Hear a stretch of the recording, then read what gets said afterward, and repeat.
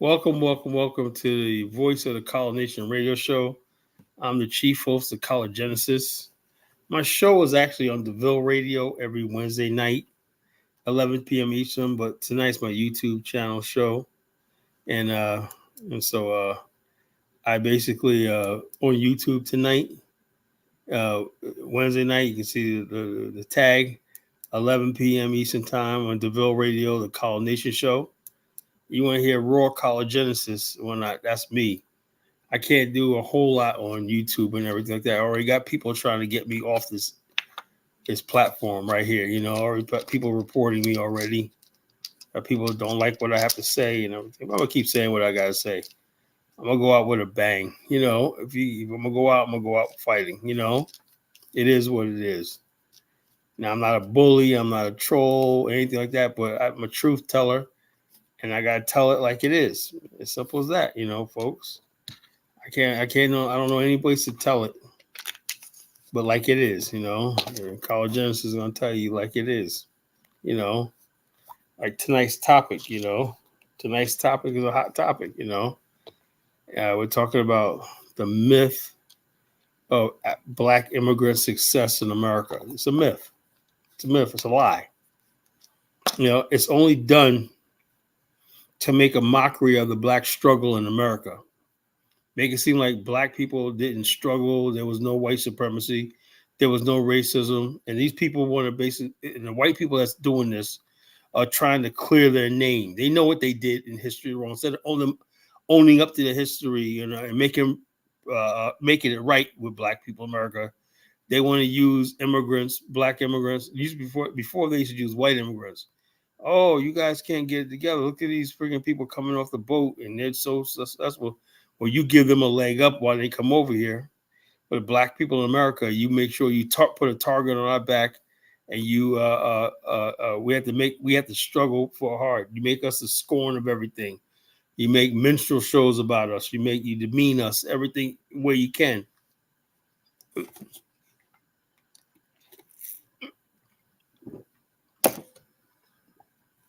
And so therefore, when you do that, what that does is discredits black America, our fight and everything. And it takes people's the allies we would normally should have in the building and try to tell our side of the story so we could better our community. We have no political, no social, or any connections, anything, because everyone's convinced that black America is just hopeless. And not only are we hopeless, that we just don't want to do anything, whatever like that. They ignore black success in America. You don't never see black success being broadcast on throughout the media and stuff like this.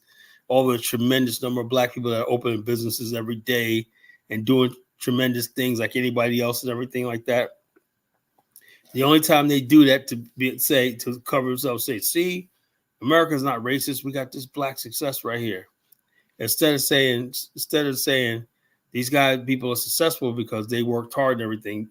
When we are successful, they want to give America all the credit. They want to give America all the credit. Like when people say, America is what made LeBron James rich. No, LeBron made himself rich. Well, he couldn't have done that. Well, I'm sure if he went to any other country, whatever like that, he could have been successful too. Maybe not to the extent and everything. And that's what the problem is. That does not mean, even if LeBron's successful and everything like that, that does not mean that we don't have systemic problems in this country, Now, when we start talking about problems in Africa and everything, why is Africa like this? Suddenly, like we saw on Diane's show tonight, people say, oh, there's neocolonialism and blah, blah, blah, blah, blah, blah, blah, blah. The white supremacy, you got to understand white supremacy and all stuff like this. But when it comes to America, suddenly these same people suddenly get amnesia. Oh, there's no white supremacy here. There's no, because whatever little black immigrants get is because of us. Because we paved the way and they was able to walk through the door. So they didn't have the pain. They'll say, what am I pain? Do you know what it's like when you have to see your father or whatever like that be humiliated on a job, be humiliated in public, whatever like that, and he has to swallow his pain and pride and everything like that? just to put food on the table and stuff like that. That's what it means to be a black man in America. You have to go down to a job where they don't appreciate you, they don't like you, they're racist and everything. But no matter what, you got to bring home what's more damning than anything. I give all my father, everybody who did it, the utmost respect. But they had to go down there and hear racial insults and stuff like that and everything like that. But they understood what was worse is not coming home to your family and putting food on that table and keeping a roof over your head. That was worth everything that they put themselves through. And I don't think the black working man who held this country down for generations and everything, who went into steel mills, went into auto factories, and went in these places like that did these dangerous jobs, that are thankless jobs and everything, get the credit they have for building the world we live in right now. They had to endure so we can have it just a little bit easier right now. And so therefore, I'm very conscious of people coming over here off the boat or the plane where they come from and being disrespectful to my people and my ancestors. I'm not going to let that fly. I don't give a damn who you are. I'm not going to let that fly. And anybody, like I told that wisdom never sleeps clown and whatnot on the show, what I'm saying? The first thing you do as a man is you defend your people. That's the first thing. We could talk Pan-Africanism, we could talk all that stuff in the back, but you always defend your people. You always making sure you you always represent your people to the fullest and making sure your people have and your people's well represented. You don't let people slander your people and stuff like this. And then you're so concerned about Pan-Africanism and appeasing other people who don't give a goddamn about you and everything. You just let it slide and some fake ass I've been in the Pan-African world for years, for decades and everything. And I'm saying right now, it's phony. Nobody's serious about it. There is no damn Pan-African movement. Nobody. It's never translated to international policy and everything. It's never translated to anything tangible. And we don't know. I understand we got Dr. Arikana and people talking and stuff like that. We'll see where that goes. But the bottom line is Black America is the real prize when it comes to Pan-Africanism, because Black America basically control and dominate cities in America. And so the bottom line is if there was a real Pan-African trade and stuff like that, and Pan-African investments and as far as pension funds, stuff like that, we could bring billions and billions of dollars to the African continent, But there is no Pan-African, because the bottom line is this: Africa has not learned how to reach out to us, and we have never learned how to reach out to Africa. When a city has a sovereign wealth fund and a pension fund, they loan that to different countries.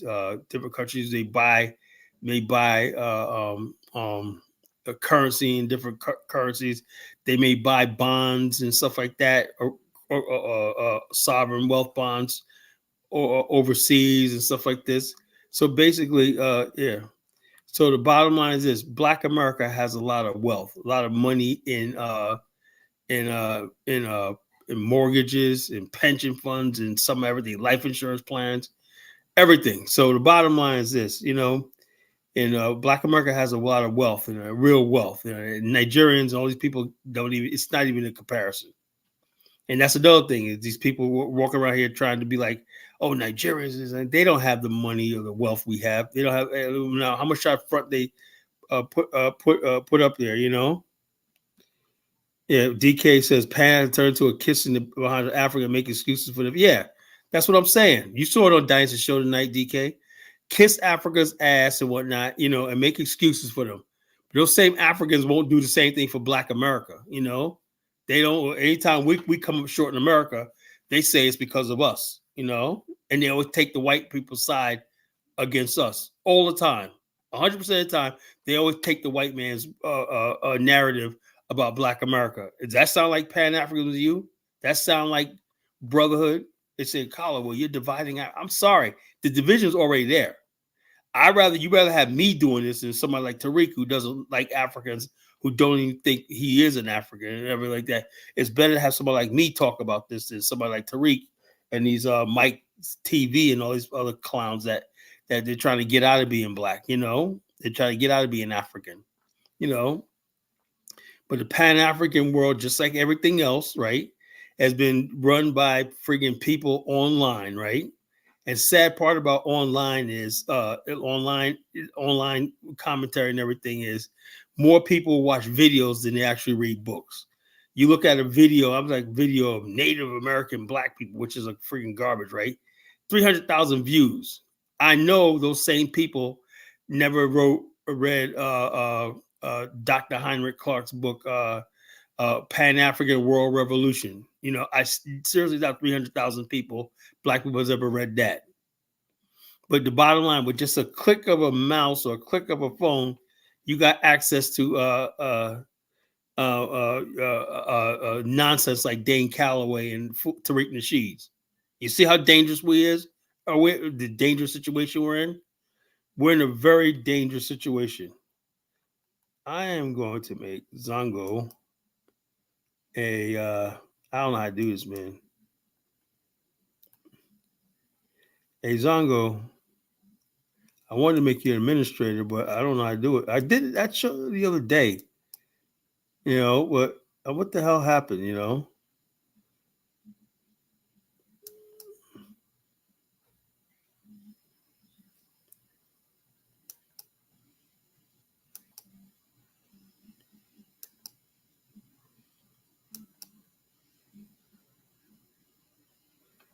I don't know. Oh, I know. I do. I got to right click. Okay, let's see if I right click.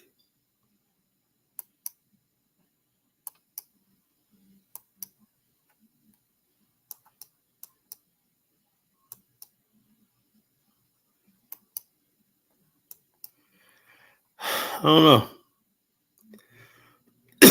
Yeah. So so that's what I'm talking about. And everything I say and do, because I still believe in black unity. I still believe in Pan Africanism, right? But the way this stuff is going, and the bottom line is, we have a lot of cowards in the Black American community. That's what it is. We have a bunch of ass kissing cowards who are not sure of themselves and everything like that. So they have to sit here and just go along with anything Africans say and whatnot. And these Africans have no allegiance to the race, no anything. They're just in Europe wasting time. Yeah, call it, keep the show running. You can get it at a different time. Okay. I wanted to give you guys moderator stuff like that, but I just don't know how to do it, man. What the hell, man? What the hell? This doesn't come with a manual. So the bottom lines, yeah, that's what it is. So we're gonna basically talk about this. I'm gonna talk about this Afro stink tank dude who made a video, a hit piece about me and whatnot. Took a clip from me on Dynasty Show and made it seem like College Genesis hates Nigerians. Let me tell you something. I do not hate. If I hated somebody, I would say I hated somebody, you know? You know what I'm saying? I don't think they're the pretenders. I don't think they're necessary. The bottom line is, I don't know. I don't know. They're necessary. Tariq is very divisive, for no reason, Tariq is very divisive. I don't like this talking about this stuff about hip hop origin. What the hell does he care if he's basically saying that he's not African, right? Everybody knows hip hop, Zulu Nation, stuff like that, has its root in Black America's attempt to retain some of the African beats and dances and everything like that. That's African. There's no African American without the African.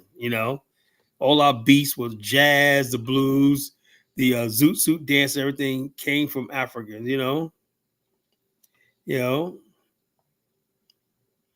Yeah. So bottom line is, yeah. But the bottom line is, he says he does. Tariq says he doesn't hate Africans, but when pressed, they say, "Well, I'm not African. I'm not African." So they make up a scapegoat to basically oh, I was already here. My ass was already here. I'm too pretty to be an African. I was one of them niggas that walked around. I was chilling with the white folks while they had slavery and everything. This is actually what these people believe. They don't want to believe that they're part of the struggle and everything. And that's a coward. The coward runs away from his identity. He thinks his oppressor is going to show him favor if he walks away from his thing. A white man will stand on his square, be like, yeah, I'm a white man. I oppressed you. I killed the natives. I enslaved the black man. Yeah, what are you going to do about it? You know, I'm a white man. I'm proud of that. I'm proud of everything my ancestors built, and they're what they are. Hey, we're Roland Martin. Remember Roland Martin had Richard Spencer up there? Richard Spencer said, I'm a white man. Now, Roland Martin, what do you? And Roland Martin said, I'm a man. I'm a Christian. And I believe in the Lord Jesus Christ. Are you a Christian? Just like a complete freaking coward, you know? He just said, yeah, I'm a damn black man, you know? And I'm a damn black man, and I'm not gonna rest until I crush you. I stand up for being black. I'm not gonna be like this. I don't believe in this kumbaya stuff. I believe the black man in America, the black man in Africa, we should build Africa. Just throw white people off the continent. We should build Africa for the future and unapologetically. We don't give a damn how many sanctions you put on us. We don't give a damn how many military you send at us and whatnot. We're gonna fight you to the day we die. You know, that's a freaking real Pan-African. That's a real black man. That's the way he talks. He should talk. But we got cowards out there. Oh, we gotta come together. Like I said, black and white people can come together for fucking what? So they can freaking rule forever. They can have everything and whatnot. That's all I said. Afro's think tank, you know. Afro's think tank is one of these kumbaya with white people and stuff like that. Afro's think tank doesn't have any fellowship with black people. He doesn't know any black person. He's a mixed race man himself. He's confused about his fucking racial identity, right? He thinks he got people fooled that he's out here a Pan-Africanist, right? I can control the Pan-Africanist movement, right? But he's really taking orders from the white left, the LGBTQ, and all these other leftist groups and everything. These people have always hated the Black Power movement. Let's even be not Pan-Africans. Let's talk about Black Power. You know, what took out the Black Power movement? The white liberal establishment. They saw the Black Power movement as a threat to their version of what they want to do. And look at people the liberals want. They want to redefine gender. We're against that. Well, because the bottom line is this: the ultimate white supremacy is you could basically go curse God, right? You can curse Almighty God and say you know better than God, that there's no such thing as two genders, a man and a woman. You know, you can curse God because you are a white man, and like there's no other race of people in the world has ever created an abomination. And not only even that, folks, about the abomination they talk about, they are so bold, they could put you in jail for not going along with their blasphemy and their abomination. If you don't say somebody's pronouns, whatever, right, or whatever, like that's nonsense they believe in, right? They have completely altered reality. And next thing you know, you could lose your job, go to jail, get sued, whatever, like this. This is the ultimate show of white supremacy and white power. Because no other group of people in the world can ever get that off the ground except for white Americans. You know, they're gonna tell you that they're gonna redefine what gender is and stuff like this. You know, Carl Genesis, Pan-African or pro-African American. Look, I'm about Black Power. If Pan-African brings me Black Power, I'm a Pan-Africanist, right? If pro-African American brings me power, I'm pro-African American, right? You know, the bottom line is, all I know is we don't have shit. The black race has absolutely nothing to brag about. I watched for 30 years, right? And back all the stuff we talked about today at Dynasty Show, right? We need to do this. And Kaiser Show too, Dr. Lori Phil Lindsay. If we could manufacture in Nigeria, we could distribute it in Detroit, blah, blah, blah. We've heard this already. I've been hearing the same nonsense for decades. What we ought to do. The black man ought to build his own cars and nothing ever gets goddamn done. So excuse me if I'm at the point where I'm fed up with people's nonsense and their freaking foolishness and whatnot. I don't see nothing getting done and whatnot. All I see is a bunch of talk, a bunch of freaking nonsense and whatnot. And nobody's riding on my freaking back anymore, you know? You know, I'm not giving nobody a Pan African pat on the back and whatnot. You're all useless. You know, freaking useless movement. When a bunch of useless people. You know. Yeah, Nigeria has potential. I've been hearing about Nigeria's potential since 1988. You know, Nigeria has a potential to be a world power. Yeah, the potential. Yeah, yeah. Man, the Congo got all the precious minerals in the world. It could be the richest region in the world. People are freaking starving in the Congo right now, you know? So please stop it, you know? Afro think tank's a piece of freaking garbage, you know? He's a piece of garbage, you know? He's biracial, he's not bicontinent, he's biracial. He doesn't know one minute he's talking about, yeah, I got some Asian blood in me and all this kind of stuff like that. He's proud of his Asian blood and shit, you know, and all this stuff like this, you know. So the bottom line is y'all can have Afro think that. I'm gonna play some of his video later, you know, everything like that. Him coming at me and whatnot. And I'm gonna address this once and for all. Him talking about I hate Nigerians. I don't hate anybody. It's like he makes a video about black men who hate black women. So in other words, anytime you basically disagree with a black woman, you hate them. Anytime you disagree with a continental African, you hate them. You know, they go jump right to hate, not disagree, not have strong disagreements, you know, but you hate. And that's so friggin' petty and catty. Like me, I don't freaking do that. Why? Because I know if I accuse somebody of hate, whatever like that, you got to have evidence. You know, you have to have evidence when you talk about somebody's character, you know, character assassination. This guy just sits around all day. Oh, this Kylie Genesis, I got him this time, man. He said this or whatnot, you know. So he takes the time to make a whole friggin' video about me and shit, you know. And so before I bring Ben on, let me play some of his video. I'm gonna answer this clown, you know. Afro Stink Tank. And I know Afro Stink Tank is watching right now.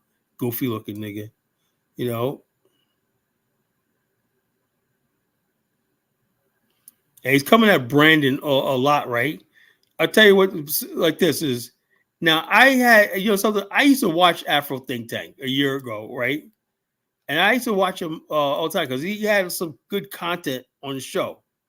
And he was talking about history and stuff like that. And I said, okay, I can rock with him, right? It ain't till this election season comes around, people basically show who they are, right?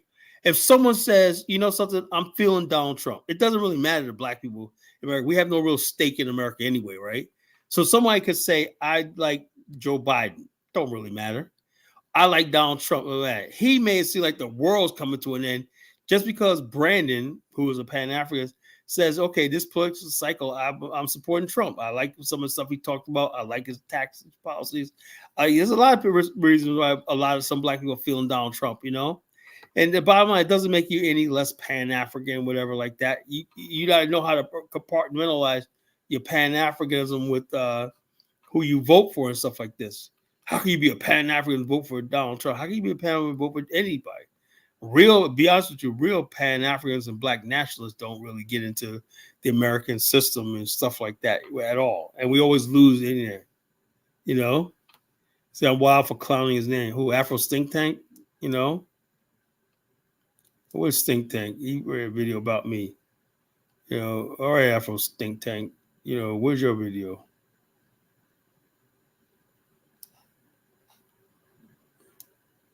Can't find this video.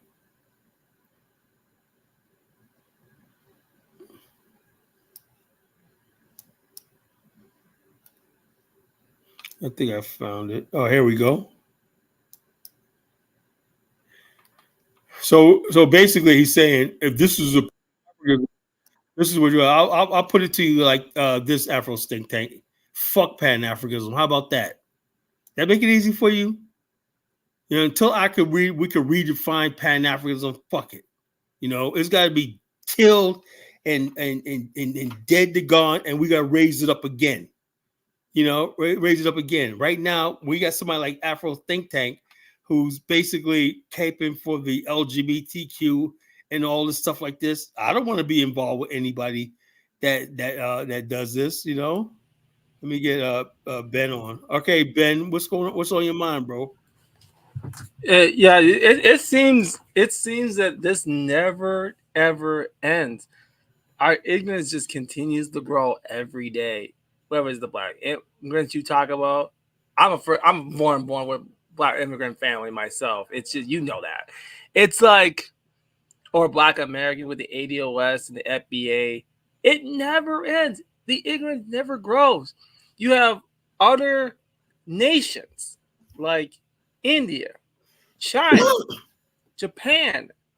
How are they all getting higher test scores and we have the worst we have in 30 years? Can somebody explain that to me? Yeah, and so like I said, we on the whole don't take education seriously. I think, be honest with you, to be fair, I think African immigrants do take education a little more seriously than Black Americans. I do that I do know. Oh yeah, that I do. That's a fact right there. They take That's education more seriously. they do. They do. And Colin, you are not wrong about that because there is a lot of them that take. Like I said, I'm truthful. Everything I say is truthful. But Truthful. My it's my point tonight is, but that doesn't really lead to outcome because remember something. Even with all that, you have good education like that. You still got to get hired. You still, it's not who you know, what you know, but who you know.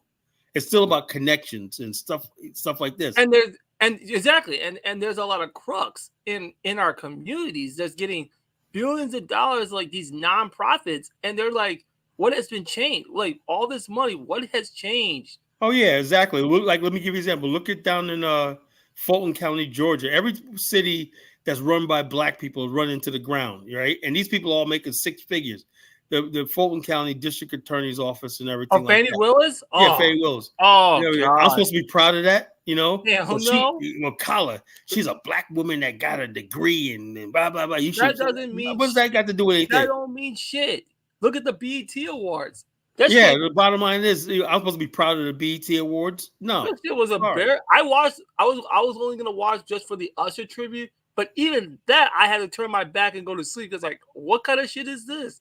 I I thought can't do it. No, I can't watch that. I can't watch that that. is so that is so pathetic. What kind of what is this? I thought I thought we had I thought we would be better than this. I thought, but I Well, let me tell you something, Ben. It's like this. Anytime a group of people can give Dane Calloway 300,000 views on one of his stupid videos about Tangier and how we're the Turtle Island stuff like this. And I bet you any amount of money, 300,000 people never bought John Heinrich Clarke's book, Pan African World Revolution, or Dr. Amos Wilson. So that's what you're dealing with. You're dealing with people who just like to be excited and told what they want to hear. Nobody wants the truth anymore. no, it's true. We really don't take accountability. It's like, yes, I was effective with special ed. Yes, I was that, but you know what? I still got back up. I had to get back up and say, you know what? I can do this. I don't need Yeah. them. I don't need them. I can do this because how is this impossible that we're still I'm giving you my brand, but then you're telling me as a Samal, you're telling me that okay, but I've asked you for paperwork. I've asked you where are you getting your who is your sources? Where are your information? This is how they scam me out of my money. Excuse me, I need to have my information. And this is a Somalian. They're acting like they're black, but they're not really black to my definition. So and then again, you look at the fact that you have Juneteenth foolishness. Yeah, people getting shot. Look, I'm honest with you. I don't attend any Black events anymore. I just don't go to them. You know. You really don't. No, hell no. No, man. It's been years. I got my family and friends and everything. I could have enough thing if I just do a family gathering and I monitor who comes around me and stuff like that. That's how I am. I don't want to be around everybody and whatnot. Now, I do events and stuff like that with the city of Newport News, but it's a lot of huge police presence there, and security and everything like that. Other than that, I do not get out there talk about Juneteenth. Okay, I asked a question, right? Do you know everybody in this neighborhood? Do you know there's toxic people in this community ready to explode? What have happened with Buquisha and Ray Ray meet up with Ray Ray's other baby mama and whatnot? Guns and knives going to come out. Do I want to be around that? No. So the bottom line is this. This is another thing I'm tired of, right?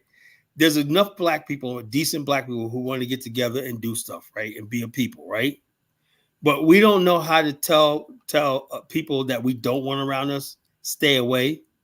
We say everybody needs to come around. We have no responsibility to people that live that life and everything like that. Let them be ghetto. Let them do their thing and everything. We don't need to be around it, because what's going to happen if this goes on another 10 years? Then the cultural fabric of Black America is going to fall apart. We need to get back to those family reunions. We need to be able to get back to gatherings and stuff like that, in large numbers. We've lost so much. If you lose that, then you're not a people no more. If everything in Black America is the only way we communicate with each other is through online, not in person, and not have it organically, we're not a real people anymore. And that's what it seems like they're making it. It seems like they're making it is that. And notice how everything online with Black people is always contention. You ever notice that? Absolutely. But when you're around even when you're around Africans and African Americans, they get along in person. They do. But online, it's the social media. Social media is destroying us, and that's what they want to represent Black America through social media, your TikTok video. I'm sorry about this, Kyle. I'm sorry to interrupt you. It's also, there's been some influencers that have been going to the BET Awards. I said, well, like, you marched for this activism, but then I see you at the BET Awards. Why? Because they trying to build up their subscribers and get clicks, views, and likes and revenue. It's a complete mess. It's a complete mess. Let me get somebody else on. Hey, Jonathan, what's your opinion on the topic? Thank you, Colin. All right, brother. Yeah, my opinion on the topic. First, I want to say I've seen that video about the Afro think tank dude or whatever. Which one? First, the one he made about you. For whatever reason, it popped up in my feed. Now I was just like, why would this person make a video about Kala? Then I went to go look at the video. He was talking about the way you were talking about Nigerians on Dynasty's platform. But the thing that pissed me off about it, I even put in this comment section, like, he was responding to a disrespect that came towards Black women from a Nigerian woman. It's not like he just woke up and just went that way. He responded to disrespect. That lady is nothing but a Nigerian prostitute. You see the way she talks? Gutter trash. Now, I'm not the type of person to be messy, but for whatever reason that day I shared that video with my sister, right? And my sister, she's in the legal field. She went to go do research on a girl, and come to find out the girl is for sure she's from Igbo land. She's from Nigeria. She's a scammer. Yeah. She falsely accused a Major League Baseball player of sexual assault. Got caught, got indicted in Arizona, and she has a gag order. She can't even talk about her case. She can't even show herself. She can't do anything. So the stuff she's doing online, if you notice the last couple of days, she changes her name all the time. Everyone else has got the same name directly. She's Igbo land, and then I don't know what she was, something else yesterday. Then the other day she was like something advertisement. And then today she was something different. So she's doing a real good job at concealing herself. She won't show her face because that'll give up the game, right? So your response was a response towards disrespect. And I think the Afro think tank dude is a piece of shit based on the fact that he didn't acknowledge the fact that you were responding to someone who blatantly disrespected. He didn't put it in proper context. Anybody intelligent, Carlos defending Black women in America. And then he basically makes a video yesterday talking about, I'm sick and tired of Black men making videos disrespecting. Like, he's talking about Brandon. He's bald-headed, fat. He's talking about Brandon. First of all, Brandon has a wife, beautiful wife, Ryan. She's Ryan, Ryan Tucker. She's beautiful. And he has a beautiful daughter, right? He goes to play volleyball with and everything like that. So, and Brandon basically lets women on his platform tell her this or this. So, but he puts one thing up where Brandon may be saying something to some chick that got out of pocket. Suddenly, that's everything Brandon does. And so I asked a question, Afro think tank. He's not a real black man. A real black man don't do stuff like that. That's character assassination. Yeah, one, he's not a real black man. Two, I could see him literally being Kate for liberal, Yeah, neo. liberal. That's what he What? is. He has That's no. all he He has was. no fellowship with black I people. was You know, I looking could at tell. another video of his talking about that project, whatever the hell they call it, Project 25 About or some 2025. crap. And I was just like, when he was talking about it, I was just like, man, let me look into this dude. And then I'm like, you an immigrant, of course you have this opinion. That's the only reason why you would have this opinion as a black person. Other than that, Proposition or 2025 ain't changing nothing that we ain't been experiencing for a long time. Doesn't make any Exactly. difference to I me. looked at the thing. They talk about emphasis on traditional marriages. Stop friggin' men going into women's sports. Why would I be against that? You Well, know, I mean, why would you be against men going into women's sports or vice versa?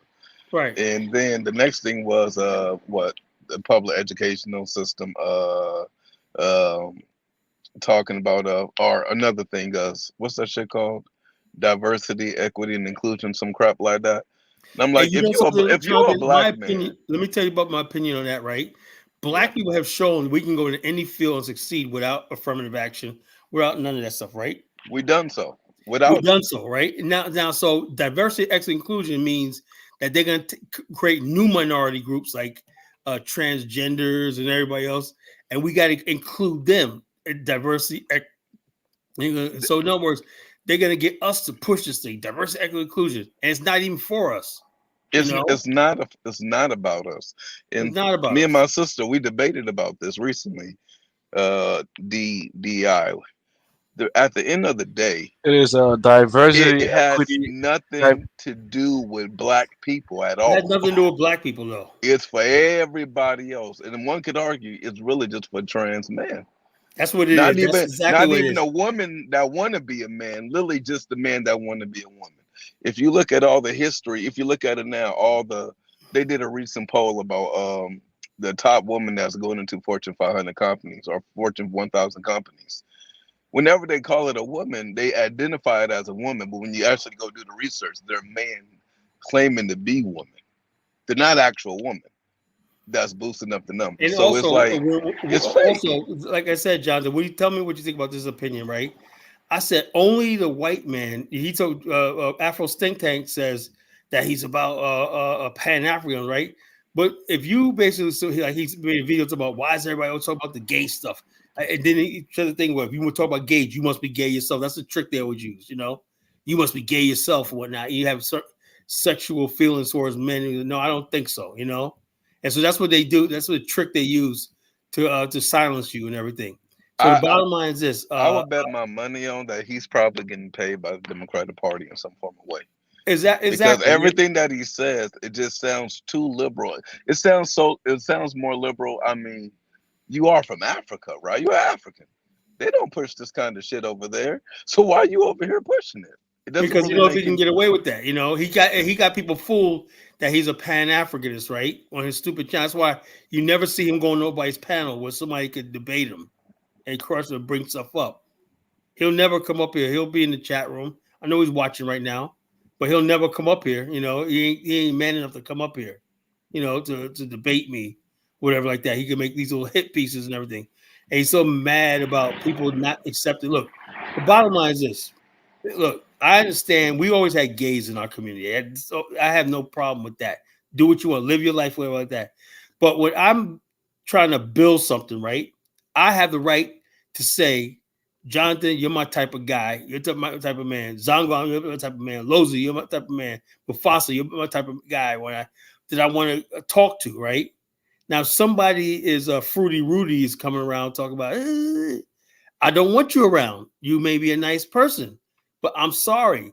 This is something that I think take seriously, and I have a right to say who I want. These guys want to take that away from me. They'll say, oh, if you don't accept such and such and whatnot, his lifestyle and everything.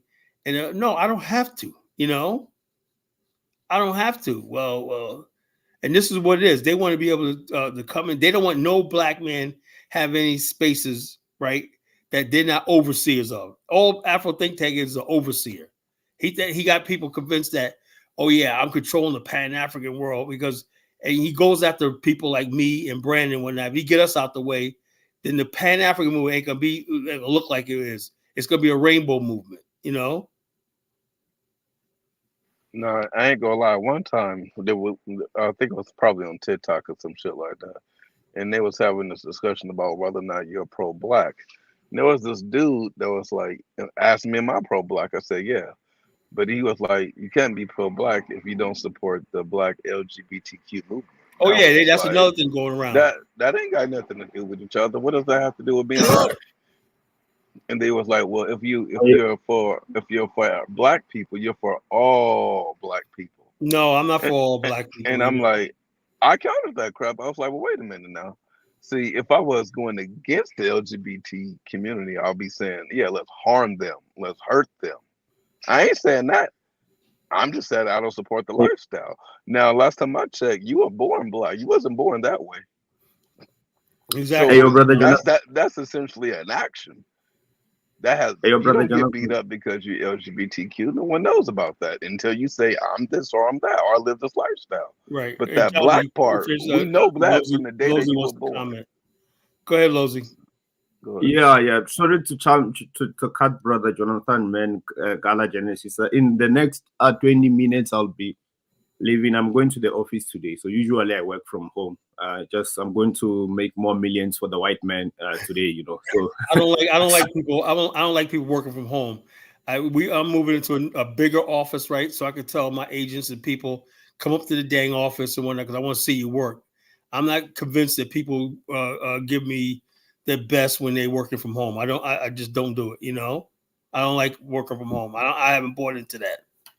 That working from home. No, I understand it's very difficult and the production goes down sometimes. Of course, Man, Carl, thing people ain't doing nothing but watching TV and getting distracted. And they're getting fat. Carla, I'm happy you're doing this, man. I'm so happy. I've been watching. I couldn't wait to call in, man, and I've been trying to get where you're going to make life when, and I think maybe you need to get the right time, man. Work on your time because bottom line is, if I didn't do this if I don't give another perspective of this, first of all, before we talk about Pan-Africanism, you have to be pro-black family, you know, pro-black business, pro-black ideology and everything, like Brother Jonathan is, you know, he goes to the content and everything. For better, for worse, he gets things done and everything like that, you know. That's what real Pan-Africa is. Somebody that knows himself and knows who he is, you know. Yeah. And stuff but like you that. know, I come from an angle where I'm sick and tired of people criticizing mostly. Firstly, I'll say Black Americans. You know, and I'm sick and tired of that. And even us as Black South Africans, we one of the group that get criticized most. You know, I'm just sick and tired of that. I mean, I have to say it because there's no panel where there's a different narrative. You know, I mean, you look at what is who this guy Uhuru. I mean, this guy from your Black American brother from Uhuru Channel, man. He's very biased and stuff. You know, Dynasty, you know, I'm just tired of that kind of narrative. You know, we have to tell the truth, and for me, focus should be on the continent.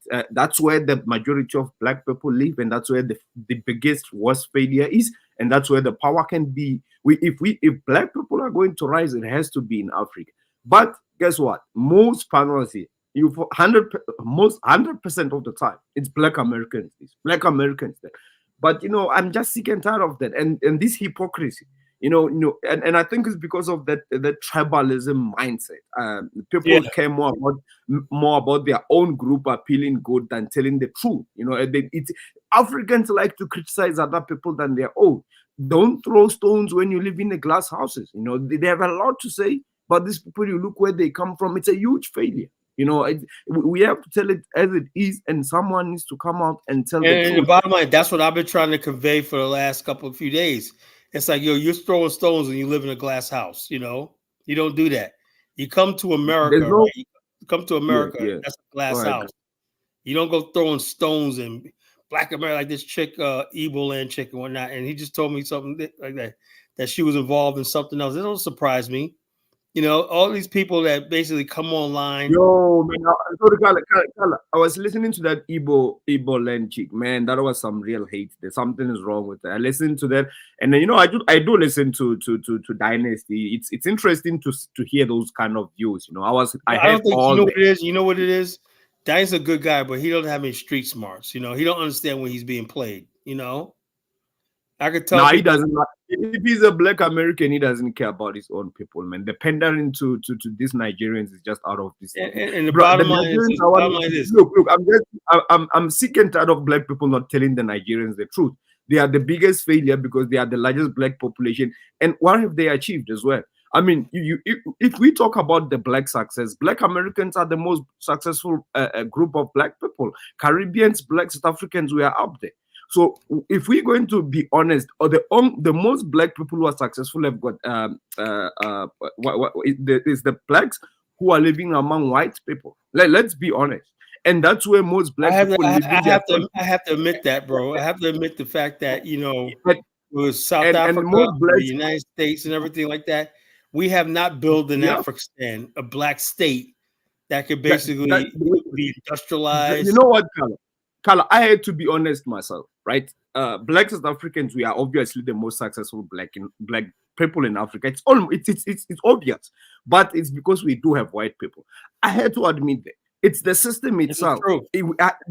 Because which country in Africa is full of black South Africans? There's not. No black South Africans are jumping any African country. But I can tell you, Kala, I can walk in the streets of Johannesburg. I can find any kind of African. I can meet any kind of African.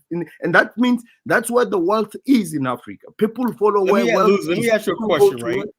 I was not shocked about the fact that you guys let Julius Malema come in fourth place.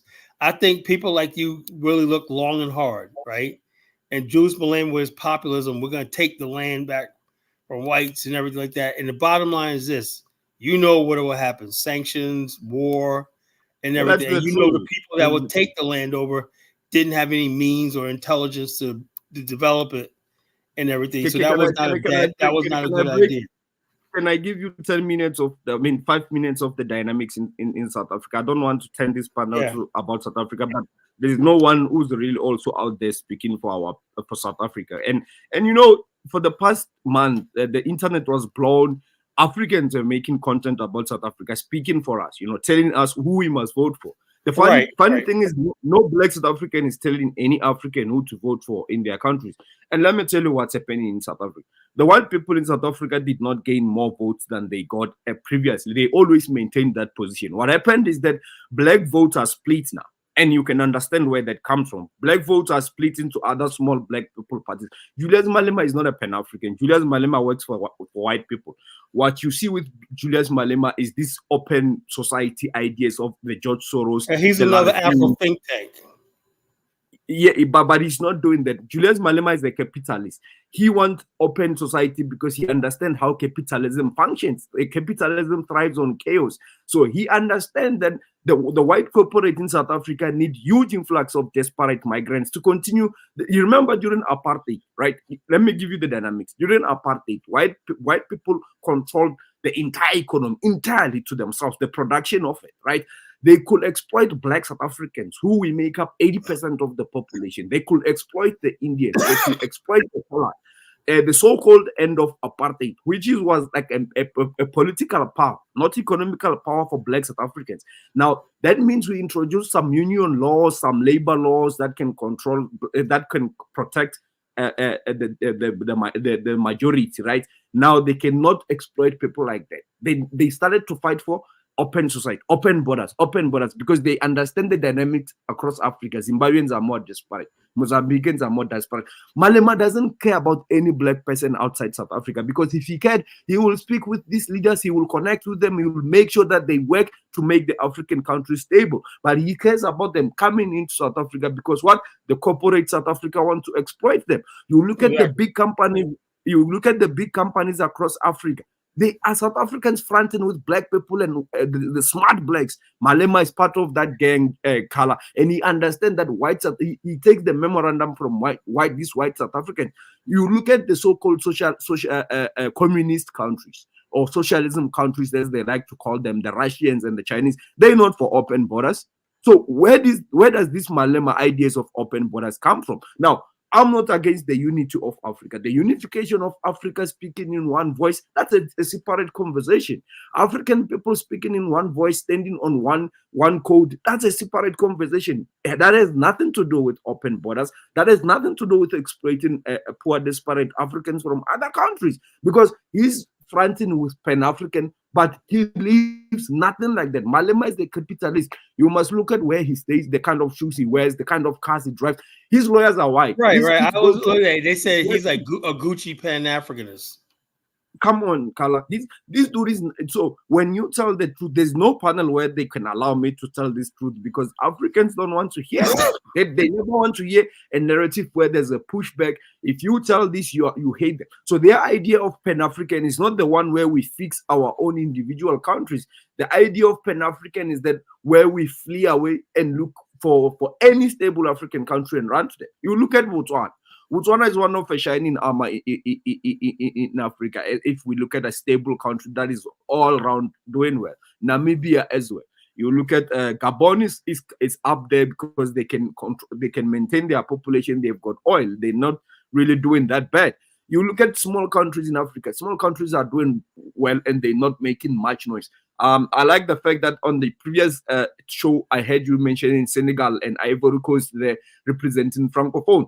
Ivory Coast is the most developed country in West Africa, if we keep it real, 100%. Ivory Coast is doing well. Abidjan is the best city in West Africa. It's not Lagos, but they're not making Accra. You get my point. So we have to start telling the truth. And this notion that we always have to criticize Black Americans who are not even majority where they live in, I don't understand it. But you know why they criticize you guys the most? First of all, the American empire made you guys the global face for so long. Black people look up to you. It's more of envy and over idealizing. It's so obvious. It's so friggin' obvious. And let me give you an example, Nosy, right? When I was growing up, right, I was always conscious of this, like, because my parents, I had a 2-family house, whatever like that. We always had a nice house, car, and everything like that. And there was people, right, my peers, some people like that hated us, right? And the bottom line is I would get beat up, whatever like that, people are jealous. So I'm very conscious, right, when I know when people are unfairly picking on you, they're jealous of you. They're obsessed with you and they're jealous of you. And the bottom line, that's very dangerous. And that jealousy is dangerous. And you know what, Kala? If me growing, the way I've seen things, when I came to, remember I come from the village side of South Africa. I grew up with this Pan-African ideology because our media pushes that down the throat of Black South Africans. When I came to our major cities in 2010 to study universities, first time I met our African brothers, a Mali guy, a Senegalese, a Nigerian. The first time I was in a club in my life, first time I met a Nigerian, the dude, he was a dude who was about 45 years. He tried to sell me drugs in a club there inside Europa, a place is called Europa inside Pretoria. First time I met an African, and I brushed it off because I had love for African people. I had a very ignorant view. I can tell you, 12 years down the line, I don't want anything to do with African migrants. If there's anyone I can trust now who's as a Black South African, I'm likely to trust anyone out of the continent. I don't want to lie. That's my experience, what I've seen in real life, what I've seen online. And people outside Africa, they're not concerned more about Black South Africans. They don't care much about us. They don't show that level of jealousy. I know they don't like us, but with Africans, the constant hate, man, they constantly show it. I'm telling you, Carl, trust anyone, but not majority of Black people from Africa. The jealousy is dangerous. You cannot just put that under the carpet and say, you know what, we are all Black, let's all do the kumbaya. No, this level of jealousy. That's what the problem I have with a lot of people who are going ahead fronting like they're Pan-Africans. And I'm saying to myself, did you read what people are saying? That's really dangerous because right now, that girl ES, that lady ES is like, I think she's having more problems in Ghana again. And stuff like that. And there's so many people I know that went to Ghana and everything, gotta leave. Jealousy went out. Why they poison your goat? Why they poison your chickens? Why they do this and whatnot? I'm not saying it happens all the time, but it happens enough. And I'm saying to myself, that's envy and jealousy. I could spot envy and jealousy a mile away. And I'm like, It's, Yeah, it's but dangerous. Kyla, I was gonna. I mean, today's topic, right? The myth of the black immigrant success in America, right? And if you ask me personally, I would say what is success now? Because success is very relative, actually. If you ask me, right? yeah, So, that's what I'm saying. To African success is having three jobs and whatnot. Getting And jobs, uh, and getting so a Pablo, job. what you mean by success? And to the African, success is having an Uber job. it depends. Colors, color, Actually, it depends. It color, depends. I mean, someone might define it as the gradual progression of a worthy ideal, right? I mean, it depends on like the background of the African that comes to the U.S. or something. But you understand something, Zongo. My point I'm trying to make with the show tonight is that Black America is on a press like me, my business, right? Hmm. I'm going head to head with fucking white people. Hmm. That's where I'm at, right? I'm here. I'm trying to get to Yeah. that level. Hmm. So is most black professionals I know and everything like that. I'm not thinking about African immigrants. You're not on my Yeah, level. that's what I'm saying. It kind of. I mean, But someone might. what I'm saying is this No, though. I agree. Actually, I agree. I agree what you're saying. I'm saying some people might define success as like the way I define it, the way they might perceive it in reality is going to college, have their degree, and get That's a to us, job that's just normal. in a white man's business. Some people might also define it, depending on their level of education, getting two or three jobs. Some people might define success as being better than where they actually came from. And You know, also, hold but on, also, what is actually the real success? Do we control our institutions? but Do check we this have out. Zongo, here's the problem, right? mhm, When African says success, right, it's different because he's an immigrant, right? He's grateful to anything that America gives him. Black people, we're just like, yo, look, we don't, we it's, you got to be African American to understand this. When I see a white person, I don't see mhm. nobody like you guys see that this is their country and stuff like that. We don't respect white people like that, you know. Because that's We what see white you people, guys we see the enemy. You you know what I'm guys saying? So the bottom, we see you the guys enemy, somebody trying to get in our way, whatever like that. Let me give you another example, Zongo. Here mhm. in Virginia, right? Anybody live in the South? Jonathan, you live in the South? I live in Nigeria, but I'm from the Bay Area. Okay, you're okay, California. Well, down here in the South, there's a lot of businesses that should be black owned. Hardee's and all these other places like this, Cane Chicken, everything like that. Even things, something like sweet potato pies, which we invented, right? Who do you think makes all the money off of that? White businesses and everything. Mhm. Even the fact that Zongo right now, the one thing that we always had in our community is funeral homes. Do you know that white people have now taken over black funeral homes? We never let them bury our bodies. Mm. Now, because there's money in funeral home business, they moved into our freaking funeral home Funeral business, homes, yeah. So there's nothing Color, that white people. you can also speak on construction companies, man. Yeah, we used to always black Many, men used to always build their own yeah, homes, everything in America. Bricklayers. yeah. We said, okay, we're gonna build. We got land. We're gonna build our own homesteads and all stuff Yeah, like this. but Carla, what you have to understand about the success of the immigrants of Africans, particularly in America, is that they're all not the same. I mean, the Africans that were born and raised over here, they perceive things a little different than the ones who came quite recently. I mean, when you see like the Africans having the Uber jobs or doing the like what is the name? Is it white collar jobs or blue Zongo, collar you know jobs? what I is don't know. Zongo, you know what is the problem? Sorry to cut you off, brother. I'm gonna be leaving soon. We don't call these things out as Africans, man. You know what I like about Black Americans? They will come out here. We don't call They will self-introspect. Black Americans criticize Black Americans the most. Africans don't call out their own bullshit. They will see what migrants are saying online about Black Americans. You read the comment section, none is defending. And It's all an attack. you never see Africans say, "Hey, wait a minute, When that's are we not gonna true." when are we gonna start to call these people out?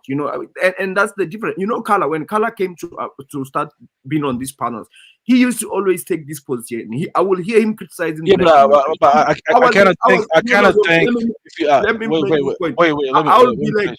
be like, Kala doesn't know what he's dealing with. Let Africans me will finish. never sit down and self-introspect.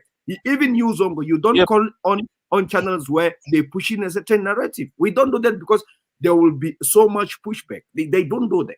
So people like Kala are sick and tired of the hypocrisy. And Kala is a Pan-African. He's a Pan-African. But look where he is now. And that's why nothing is working in Africa. We just not that good, bro. We have to. There's a problem in Africa. There's a problem in the mindset of black people in Africa from the continent. We are full of bullshit, man. I'm telling you this. Africans in Africa are full of bullshit, and it's that tribal mindset. And the bottom line is the Asians come here and they be cleaning up. One thing that will show me success, right, in any group of people is their food industry, you know, food and hospitality industry. Every immigrant that's successful in America, Chinese food, Indian food. I never even ate Indian food before. From my hair, they got it going on. That creates a food supply chains, all stuff like that. You can see the success in the thing, in the food and the beverage, you know, the drinks, the liquor, and stuff like that. Millions and millions of dollars are made through third-party supply chains and stuff like that. You know, you don't see African restaurants, you know, in America. You know, you don't. You don't They are in no, not on any large scale. Trust me. Come on, Zongo. Let's stop it. It's not any Kala, large scale. You're going for it. And also, when they do see them, they fail. You know? You will, Kala, Fail to you will get never that hear. customer Yeah, base. I heard there's a number of African restaurants in New York City. Yeah, Kala, but the you will bottom never is see there's these a couple Africans. Ethiopian restaurants and they don't do well, you know. Kala, you will never see these Africans making content and videos about not having toilets in their homes. They don't talk about it. You'll never. All they do is come here and say, "Oh, we've got millions. Oh, we own our economy." Blah blah blah. They never show you the side of what is actually going on in their countries. They never want to criticize anything about, and that's a big problem we have in Africa. They come here online and they only want to show some. Yeah, some but They always trying to Lozy, impress Black America. I'm telling you, Zongo, yeah, we got a Zongo. big house back in things. Zongo, if you look across Africa, and I'm sick and tired of this, Zongo. If you look across Africa, but what I'm trying to say is that the interaction of that lady on Dinah's channel, I think we are kind of exaggerating the situation beyond where it should have stopped. You know, we shouldn't just project it as the entirety of all Africans acting towards African Americans that way. Oh, hold up, baby. It's If just- you're it's going just- to challenge Black America, It's just a personal experience. No. Wait. That lady, what she was saying is dangerous and demeaning. Lozy, It's Lozy. very no. I That's heard what I'm everything she saying. said, And that's what I'm saying. we It's just should a challenge- personal. Why? Bro, I've heard, especially Nigerians, they are given so much voice to say a lot about almost everyone. You look at Nigeria itself. What is working there, bro? What you know? What we call a hood in USA? What we call a hood in USA could be a capital city in Nigeria, a smooth, beautiful capital city. Nigerians are the last people who should talk about anyone. I'm telling you, me as a South African. South Africa is I will say South Africa is the most developed country in Africa. I will never come online and talk shit about any group.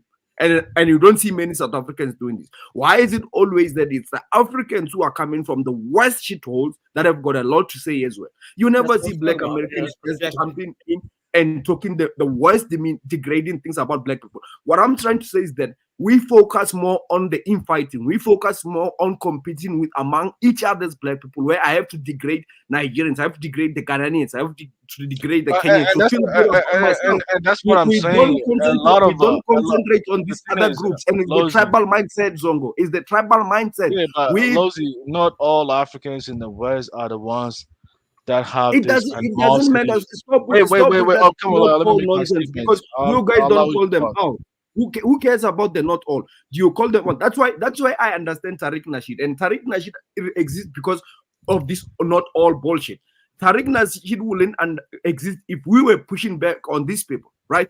Allow Black Americans to criticize themselves, allow Black Americans to build themselves up without us poking our noses in their business. What we can do is to support them. However, we look at it because they are a better vision of any Black nation you can think of. They have done more success than any Black people.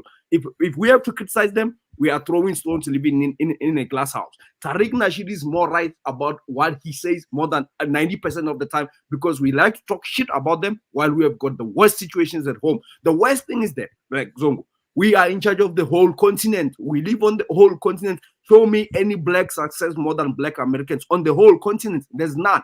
All we do is to come here online, pander to an imaginary stories, tell the lies. Well, that's what we do. Ghana, for example, right? Ghana has got a few pockets of shining areas there in Accra, but you walk out of Accra, there's nothing. Nigeria, it's worse, bro. At least Ghana people can still live in Ghana. Nigeria, 220 million people, the largest black nation. What do they have? What? Nothing. You look at other black countries. I'm telling you, I'm sick and tired of these people. It's time we start to look within as countries. I have to look at black South Africans. I have to come out here. If I have to criticize my people, make black South Africans better.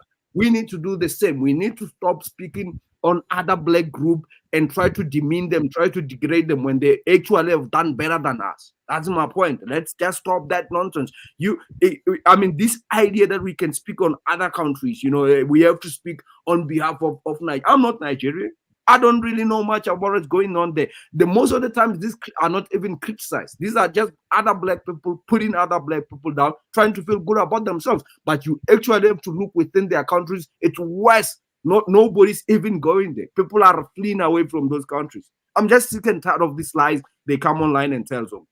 I'm sick and tired of that. Yeah, it's all online too, because in real life, it ain't the case. Everybody's sitting in their little hovel, talk about Black America this, Black America this, but no black person in America will switch places with them in a million years. No, in a million years. And I had to learn this a long time ago. Let me give you an example, right? In Norfolk, Virginia, right? There's people who love their. Some of these neighborhoods are poor, working class black communities in there, but people love their neighborhoods, right? My ex-girlfriend, right, Tasha, right? She lived in two neighborhoods, Norview and Little Creek, right? And then there's one section of Little Creek is named after all the parts of Texas. Like you have a Galveston Street, San Antonio Street, Houston Street, and all stuff like this, right? And every time I lived in the suburbs, right? I said, yeah, let's go out. She goes, no, let's go over our house. I said, all right. And then we got into a fight one time. I said, I don't like being around that neighborhood. She goes, well, this is where I grew up.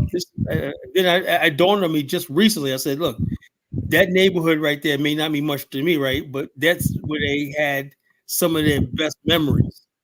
That's where such and such had their first date. That's where Miss Such and Such and Mrs. Such had that big fight. Remember, everybody came out. Remember, they have collective memories together and stuff. And so, therefore, there's a bond there. That's where, we watch the kids get off the school bus and everything like that. Yeah, remember Mr. Such used to come around and get by everybody ice cream from the ice cream man and everything like that. So I cannot tell them to erase that. And so and come, even though I was like, man, I don't like being around this neighborhood. It's you guys are all apartments. Sure, they're all apartments and everything like that, right? But the bottom line is their apartments, and that's where they found home for generations. I didn't understand it until recently.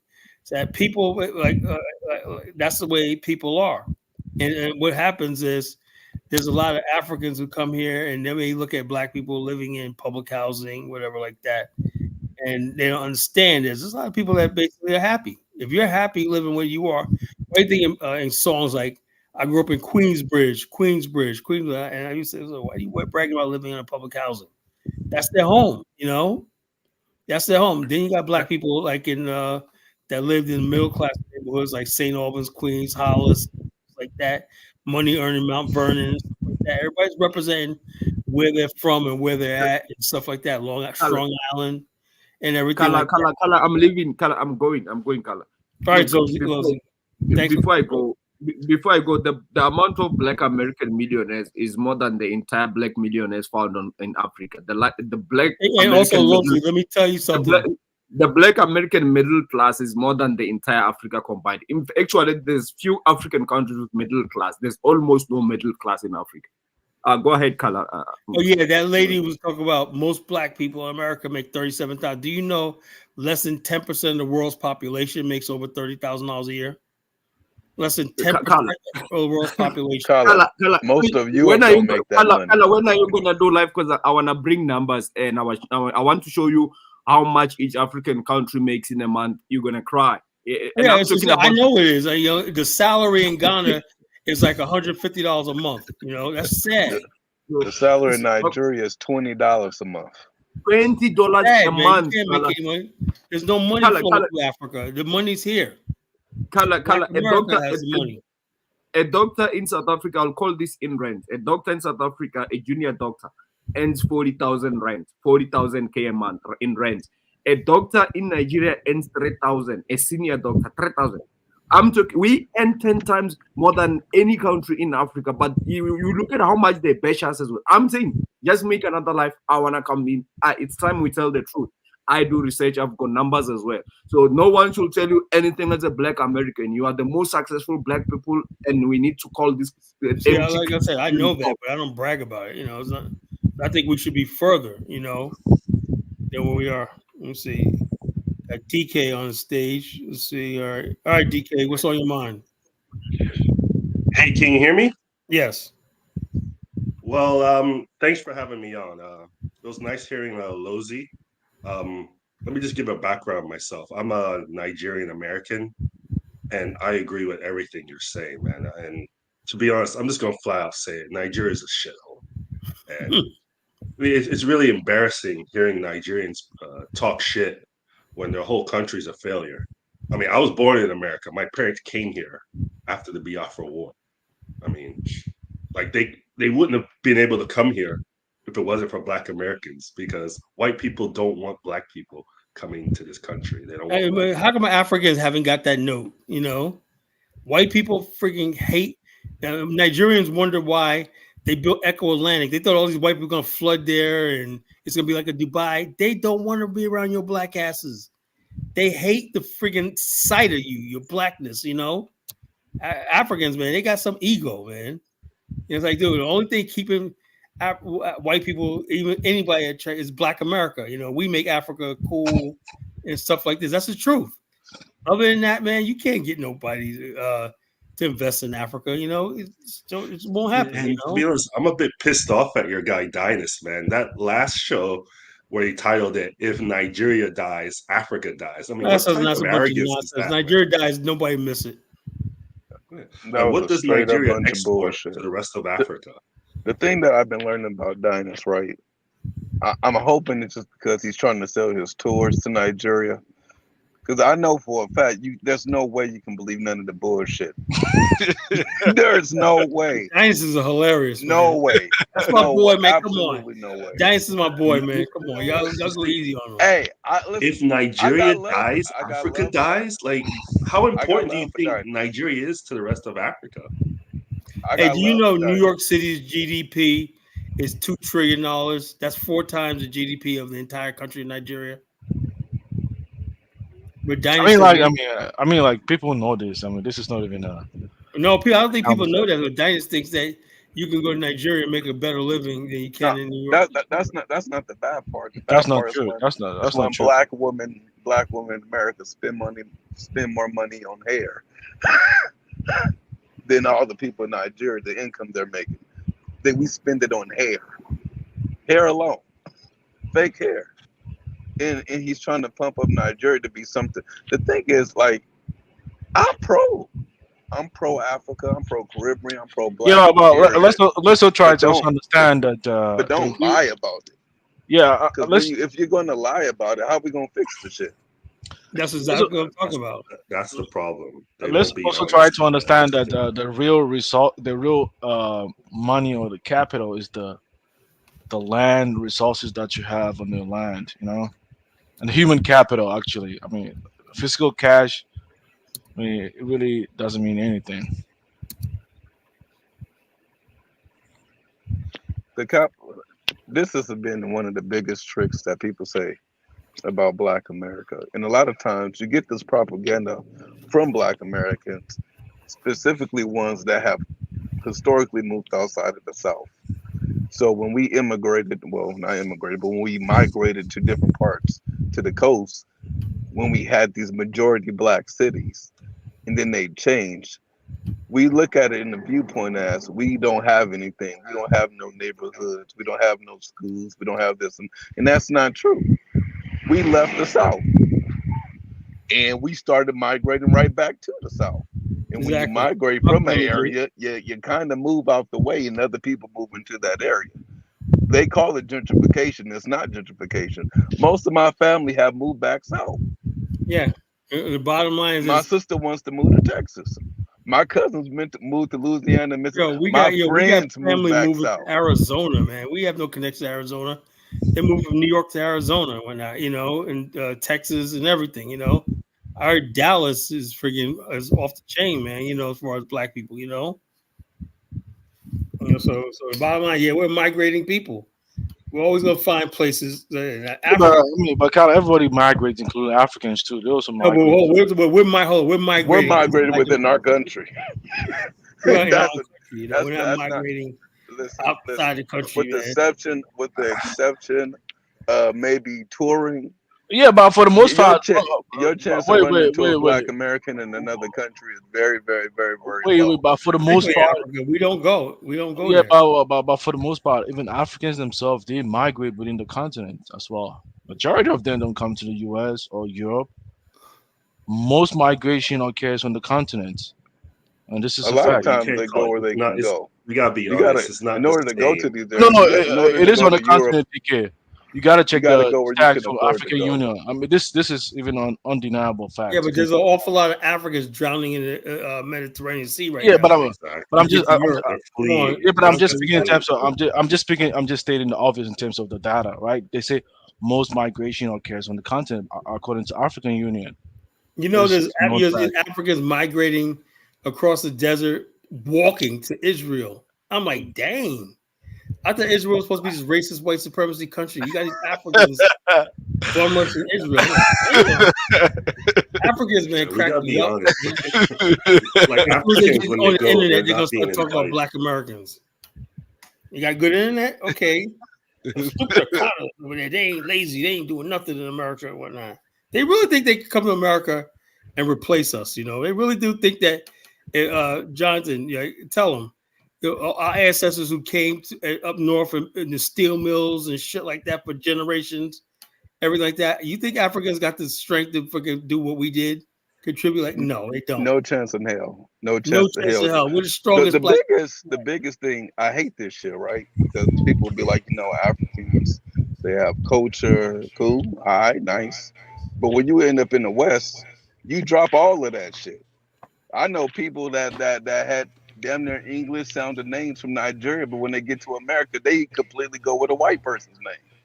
They don't want to identify with their own local name. Why are you doing that?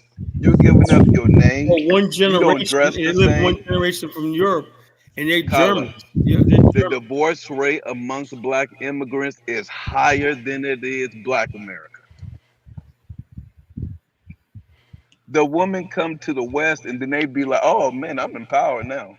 Yeah, but I can Jonathan, get a divorce now. This is not. They don't change their names for the most part. You know, I mean, a few of them change depending on their circumstances, right? Abatunde becomes Bobby.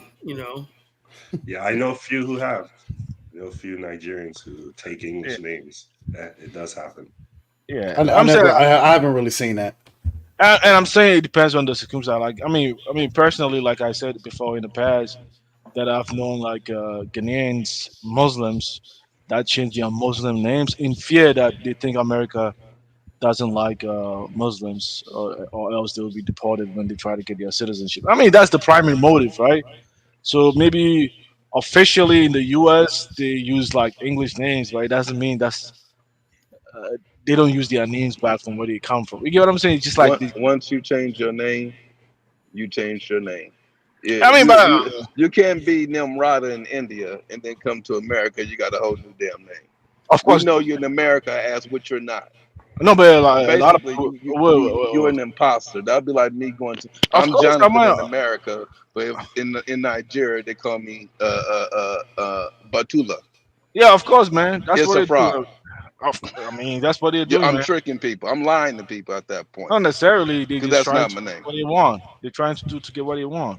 Don't. Yeah, But I'm gonna what? give But if Mufasa you one. Before I do that, I got Make when it you a feel hustle. that you have to change your name Hmm. to get anything accomplished, that means you're acknowledging the system of white supremacy is real. But most Yeah. Africans, when they go to the States, they say it's not real. And racism is bullshit. And what about the fact that Jonathan, we spent like 3 hours on Dynasty show. Africans trying to convince us that neocolonialism was holding them back, right? But yet, when it switched to America, they always say there is no racism in America. I could do this. They always try to show off in front of white people that look how They and this is the problem I had. This is the beef right here, Zongo, is the fact that we still are fighting for what's ours in America, right? White people, like I told you, they took away our funeral home business. They took away our sweet potato pie. They took away like what was Paula Dean? Took away soul food cookie, made it Southern food. When they rob us all the time about talents, everything like that. And when we push back on what's really ours, right? They right away they're gonna bring some African immigrant saying, "Look at these people are so happy. Why can't y'all be like these Negroes over here?" And before I give Right. him Foster, They're so successful. check this out. Before I give him Foster, let me ask this question.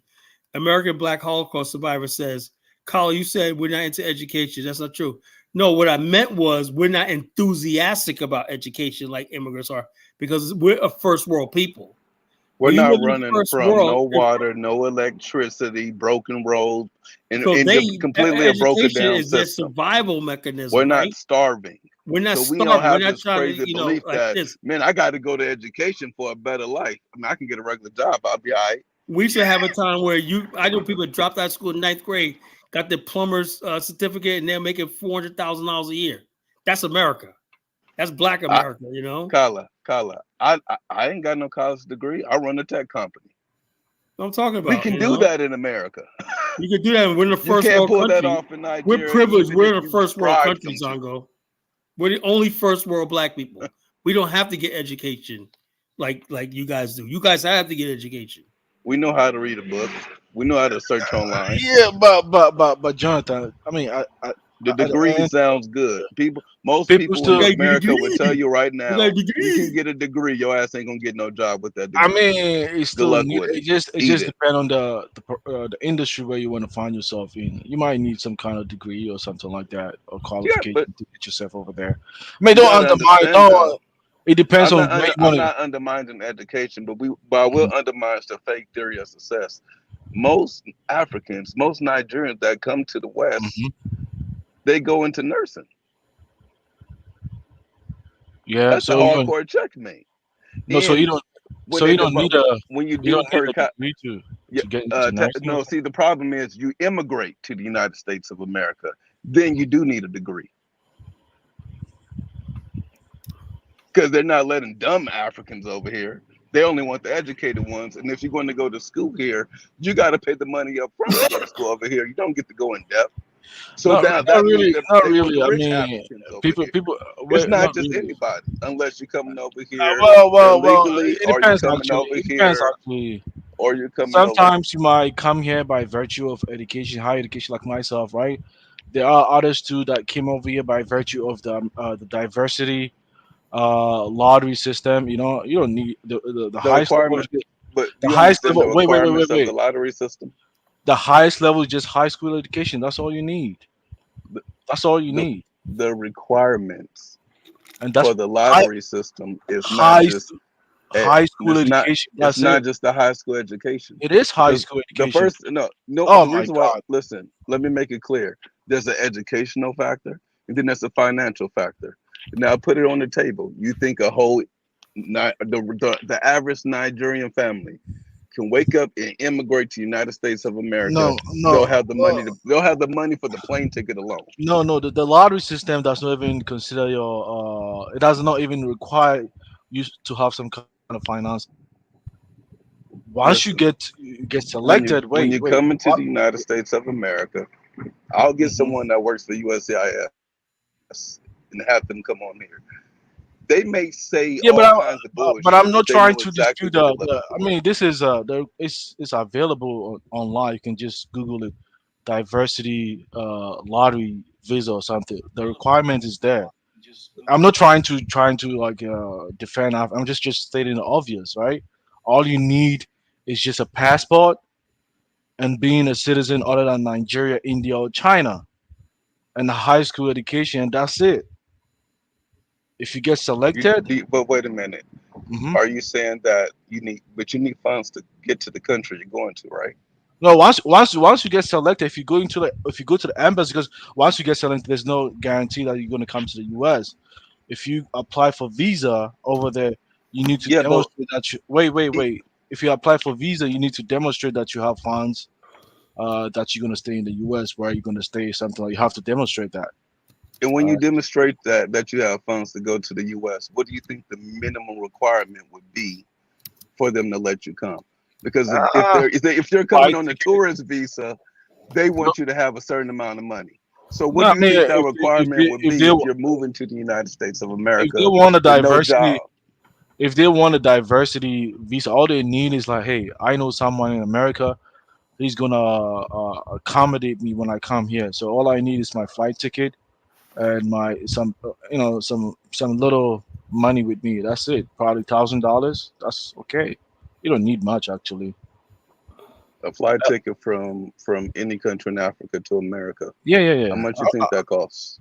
J- Be honest. I mean, when I was coming, how much did I pay? Like $900, just two. When did you come? That was in December 2019. That so are you a resident or you? I mean, let's not go into the. I mean, I came as a Yeah, student. I mean, I ain't trying to put you on the spot. Yeah, yeah, I came as a That's student. secret.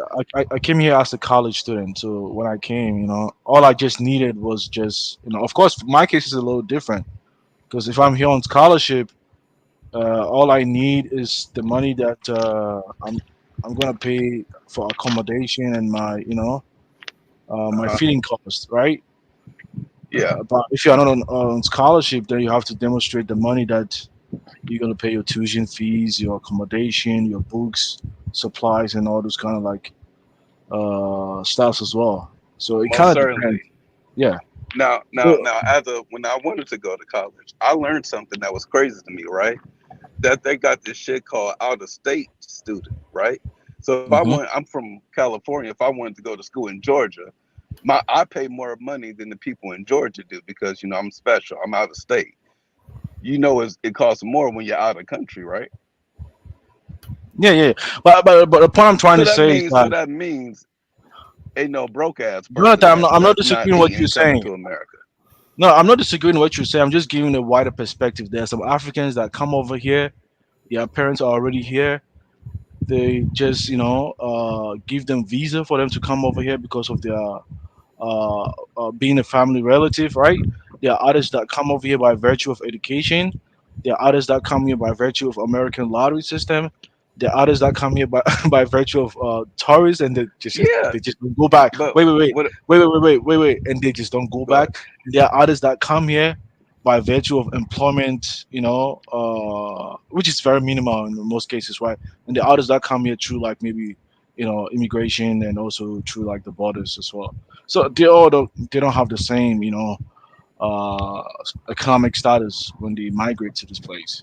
I mean that's the No, point I'm I, trying to say. I I agree with you, but the only thing is the data exists for the amount of people that are here from these countries and how they got here. Because if you came here as an illegal immigrant, you Hmm. still check in even though you're coming in as an illegal immigrant.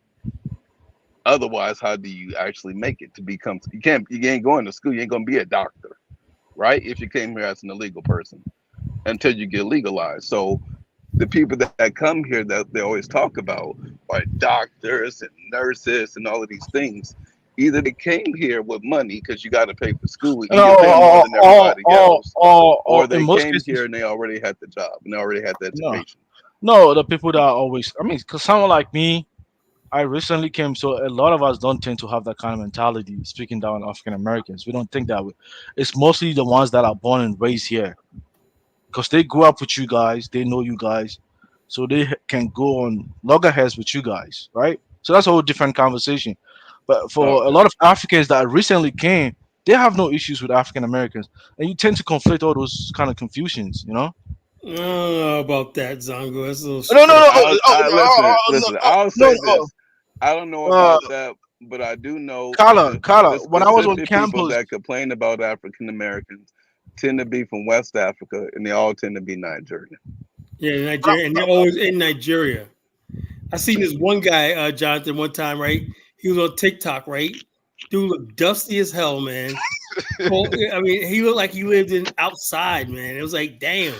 And he was like, the black. See, the problem with the black American is teeth all messed up, teeth Yeah. all crooked, looking all But janked up and Jonathan, like whatnot. even a lady, if you listen to the lady when she speaks, you can tell she grew up for the most part in America, right? Yeah, She grew up over here, and also pay attention to the She Africans that, 100% grew up over here. She grew up yeah, over here. She's exactly. whitewashed in the motherfucker. That's what I'm talking about. Most because when I was on campus, the Africans that I met, even from Nigeria, man, they had no issues. They married African American women. Like, oh, what are they you love our talking? women. Listen, Oh yeah, they the love our first women. Yeah, time They I can't the get first enough. time I ever got on Dynasty yeah, platform, the Well, yeah, question no. was, why don't some black Americans want to go to Africa?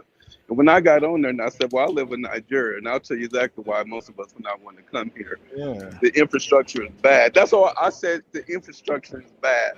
And all of a sudden, out of nowhere, it was yeah, like yeah.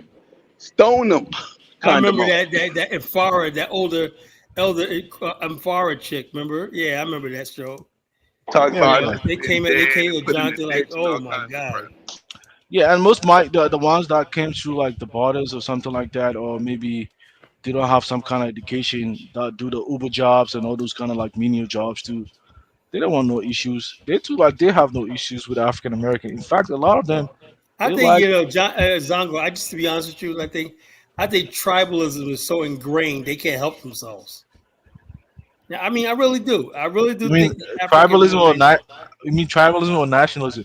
Because a No, lot of times, tribalism. Just if yeah, but somebody it looks different than me, what gets me is that tribalism doesn't extend to white people. It only extends to other black people. yeah, That's just the truth. Exactly. And then the no, white people, they just fall up But white Kala, people's ass. there's no way you're gonna meet an African that is a minority in this country, and he will come to America and disrespect African Americans. They don't act that way. Their Yeah, mindset not is not never not the when same. we're around, not They we're don't do around. that with face. I'm talking about Yeah, online and behind closed doors. and behind closed doors. Yeah, you're right, Mufasa. Yeah, And the like bottom amongst line each is other. this. The bottom line is the reason why I have so much pushback, right? And people are saying I'm not a Pan African no more because I dare to defend my people, and I don't hate Nigerians. Hate is a strong word. I wish the best for Nigerians, and those are our brothers over there and stuff like that. But I wish they would learn the term what brother we take brotherhood and stuff like that really seriously. The Festac of 1977 was the largest gathering of Africans and African Americans in history. That happened in Lagos, Nigeria. Stevie Wonder was there. I And mean, we gotta basically, be. Oh, well, go ahead, go ahead. yeah, But I no, think but I'm just yeah, saying. Mufasa, let Mufasa go, Kala. Let him get Yeah, his. no, I was just Yeah, gonna I'm say going to we got to say be careful about the. There's a lot who don't think this way, and most of the reason I speak about all the negative things that you hear Mhm. from a lot of immigrants is coming from other Africans. It's the Nigerian guy that's like, bro, I be trying to talk to my family. If I ask him why is Nigeria so bad, he'll say the government, and he'll tell him the government is the reason that African Americans are in this condition. No, no, no, they're just lazy. This is other Africans telling me this stuff. This is other Jamaicans telling me this stuff. You know what I'm saying? And a lot of them are just as offended as I am when I hear it. You get what I'm saying? So I'm not just making this stuff up. Like these conversations are happening. These stereotypes, like we're being seen through these stereotypes, and most of it is just a lack of education. And I think some of it has to do with like that was one thing I noticed when I spent my time in Nigeria. People really group people in like these boxes. You know what I'm saying?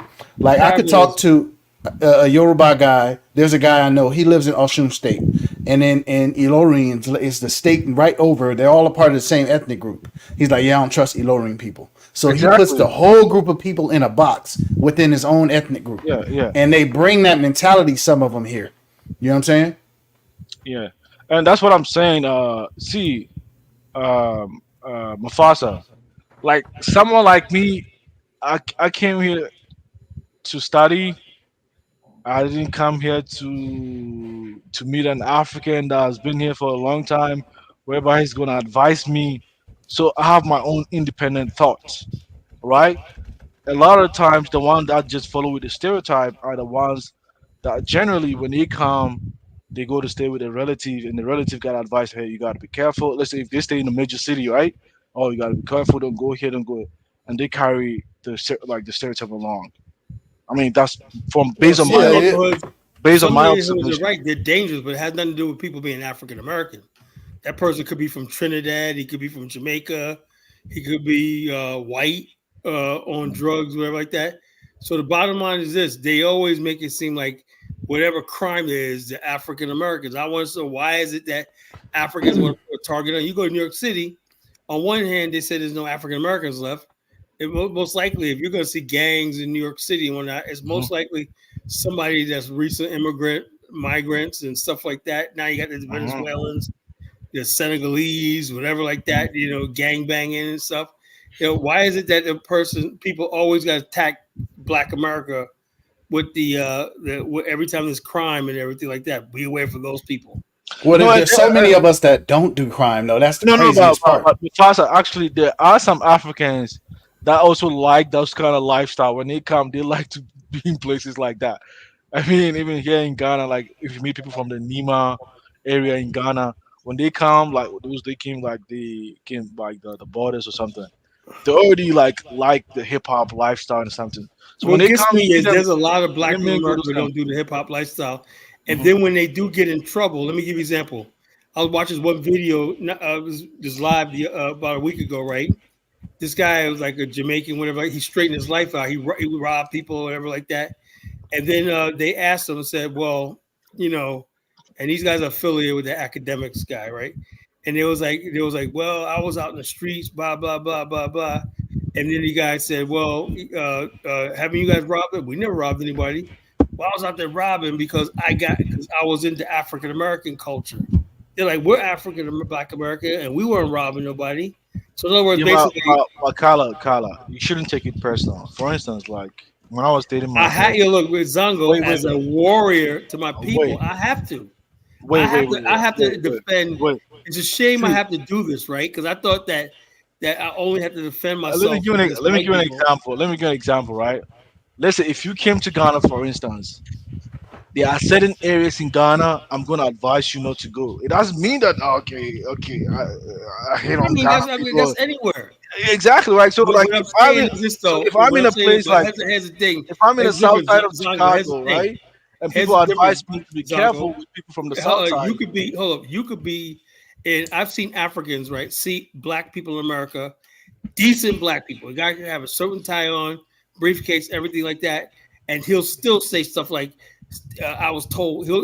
Or even a couple. It shouldn't even come out of your mouth. I was told to stay away from you people. Blah blah blah blah blah. That's just them projecting their superiority over you. That has nothing to do with. Now, if you say stay away from the hood or some neighborhoods, that's fine. But they'll go up to a black person, right, who took them as a friend, right? They know the person, everything, and they just unload on them. It's basically just them trying to say that I'm superior to you. And always use the excuse that their parents told them that.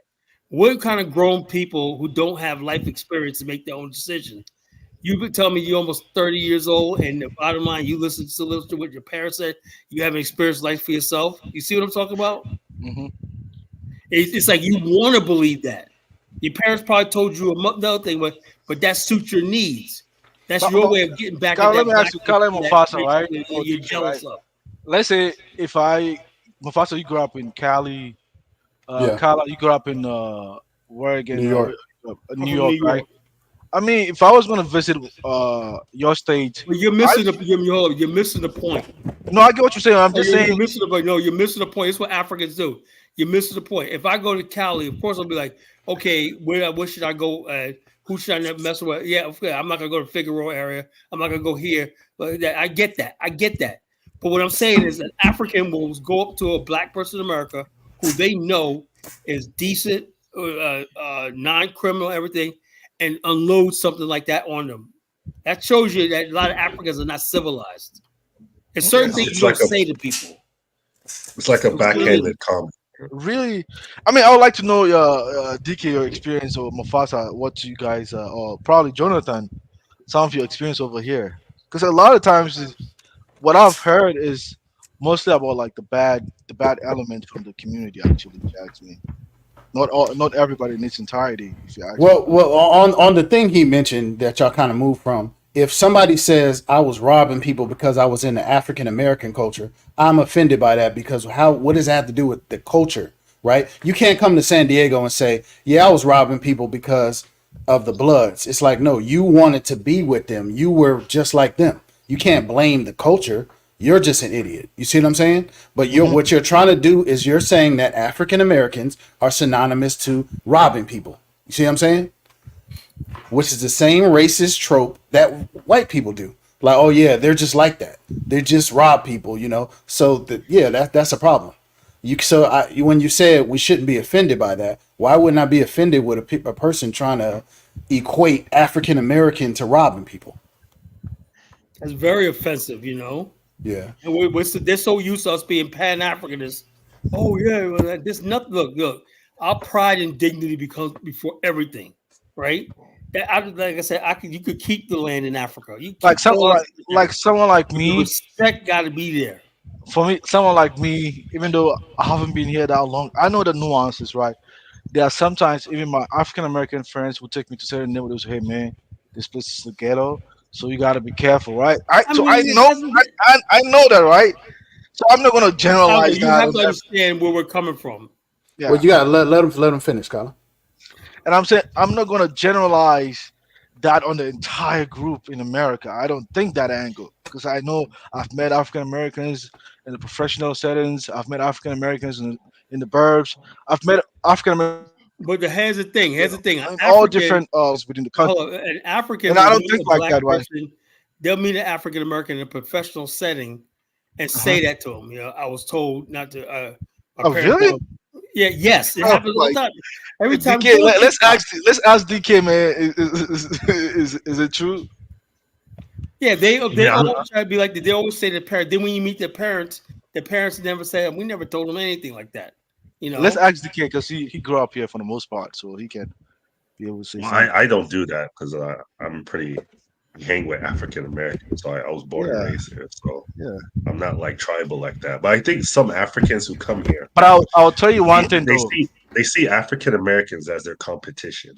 And they think they're going to get some special Negro position in America, and that's Oh, never okay. Exactly. going That's to all it happen. is. But not all of them. See, I'll give you one example. This is like It's most of them. It's most of them. personal experience, right? In Illinois, right? I met a Nigerian American over there. She used to braid hair, but she never allowed her kid to go to school in the south side of Chicago, right? She allowed her kid, and this is just one case scenario. She allowed her kid to go to school in the burb. Because according to her, she said she didn't want her kid to be the local champion. She wanted the kid to go to a school whereby he can be competitive But get with this. other I had kids in the my good burbs. friend, Great African, right?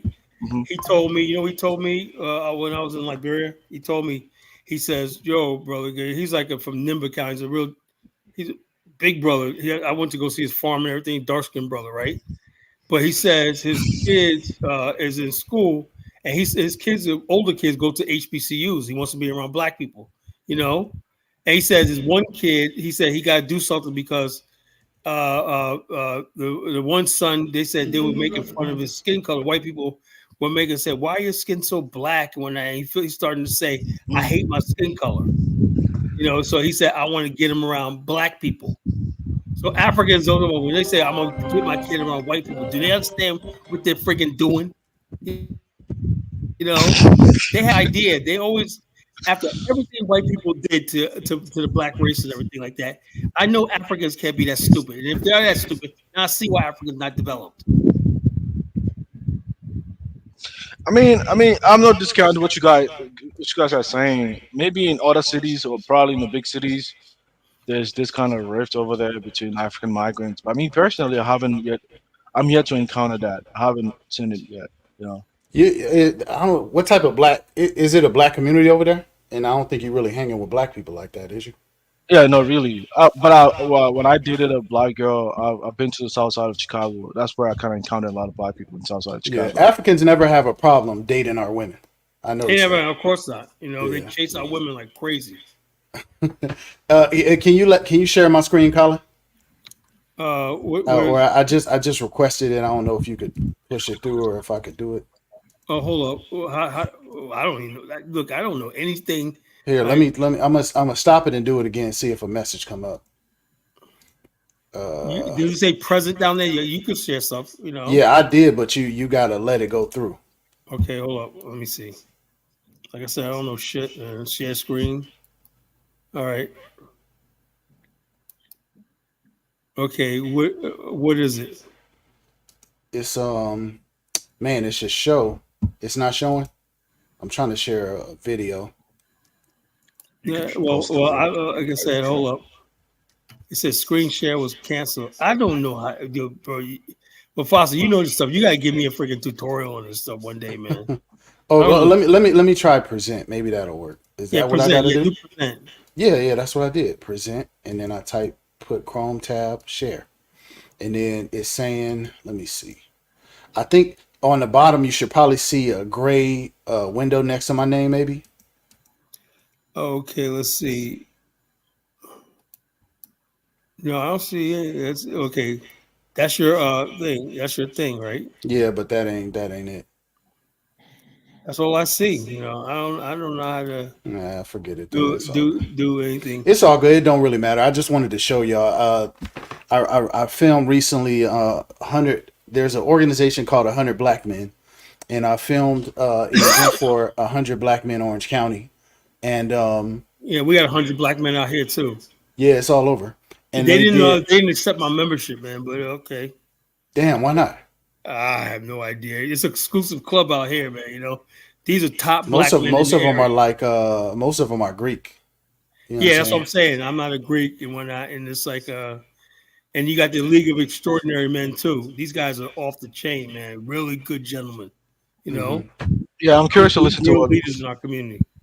I'm curious to listen to what Mufasa wanted to say. No, well, what I was gonna go into was that let me see, they graduated 1, 2, 3, 4, 5, 6, 7, 8, 9, 10, 11, 12. Yeah, they graduated 12 Black men here in Orange County.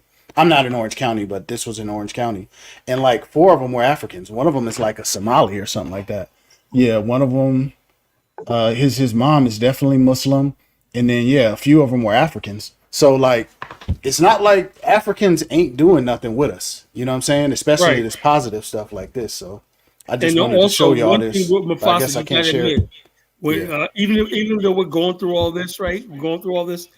We would never throw any of this stuff in an African's face that we know. We don't do that. No, We we're always, not even really tripping. Like, bro, going back and forth with Africans is not don't even make sense, that's what I'm really. saying. So you mean African Yeah. in real life, real person? Hey, what's up, man? Let's go get a drink. He'll tell me about himself. Whatever tells us what's up, it's all good.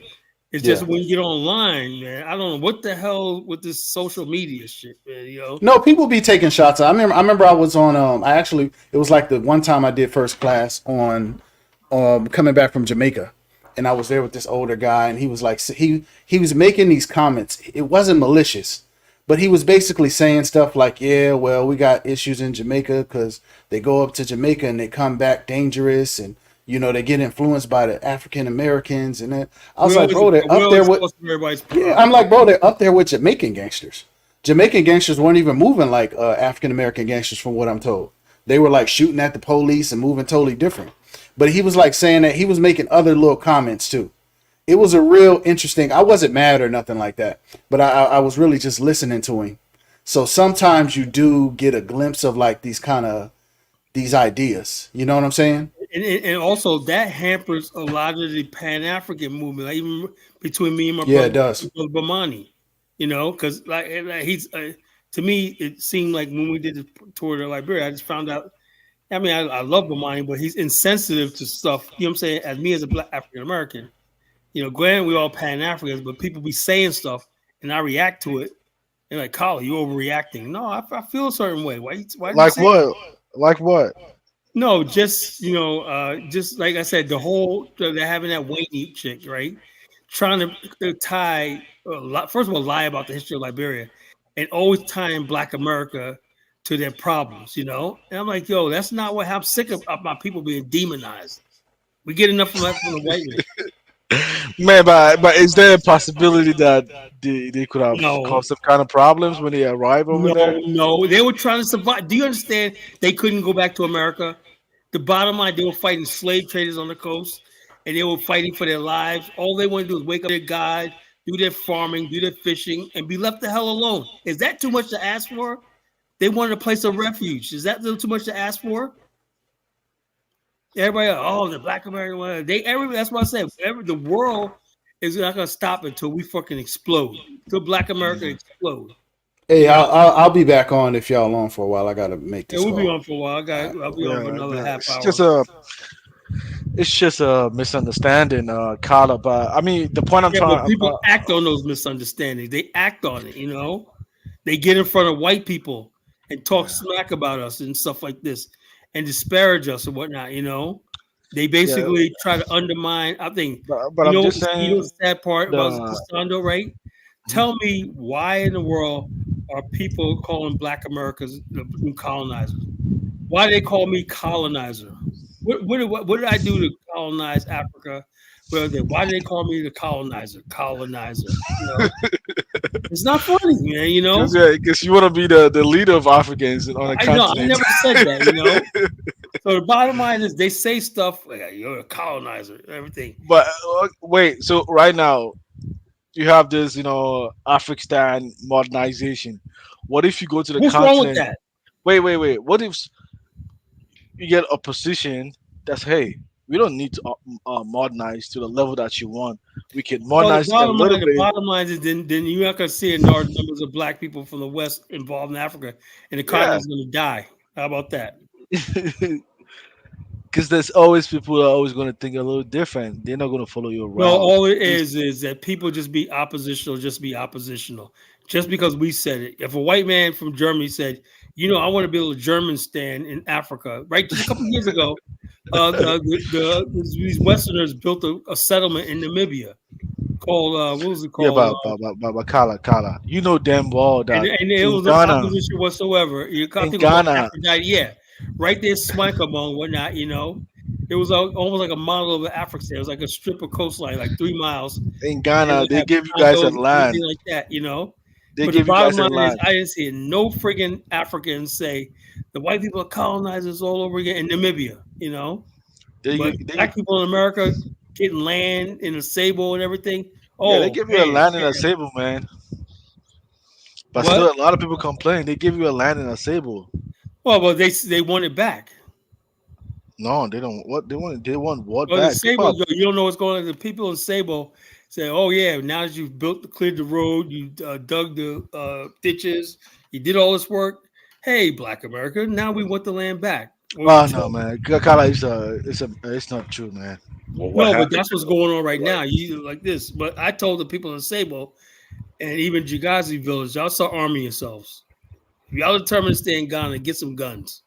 That's what I told. Yeah, That's my what advice. happened to those Israelites where they just tore down their They property? It just was tore crazy. down there out of nowhere, and they said, "Well, and in the morning they come there, they grabbing computers, stealing tile, stealing the floor, and whatnot. They just have a grab fest and whatnot." And then people are like, "Yo, this is so ashamed what they're doing," and all these Ghanaians and everybody trying to justify it.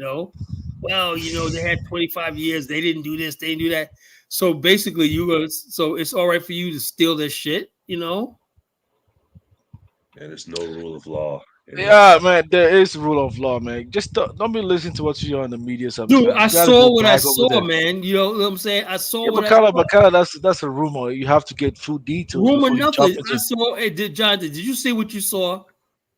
Let me see. conclusion. And Well, let me Zongo, see. if someone's looking at that, are they going to say, I want to invest in that country? You got black Like people out there someone's, still will go there and put their money in because they're so. Oh, I got to get out of America. They go to Ghana and die and whatnot. When they give you a land, people actually the Hebrew Israelite actually building structures over there.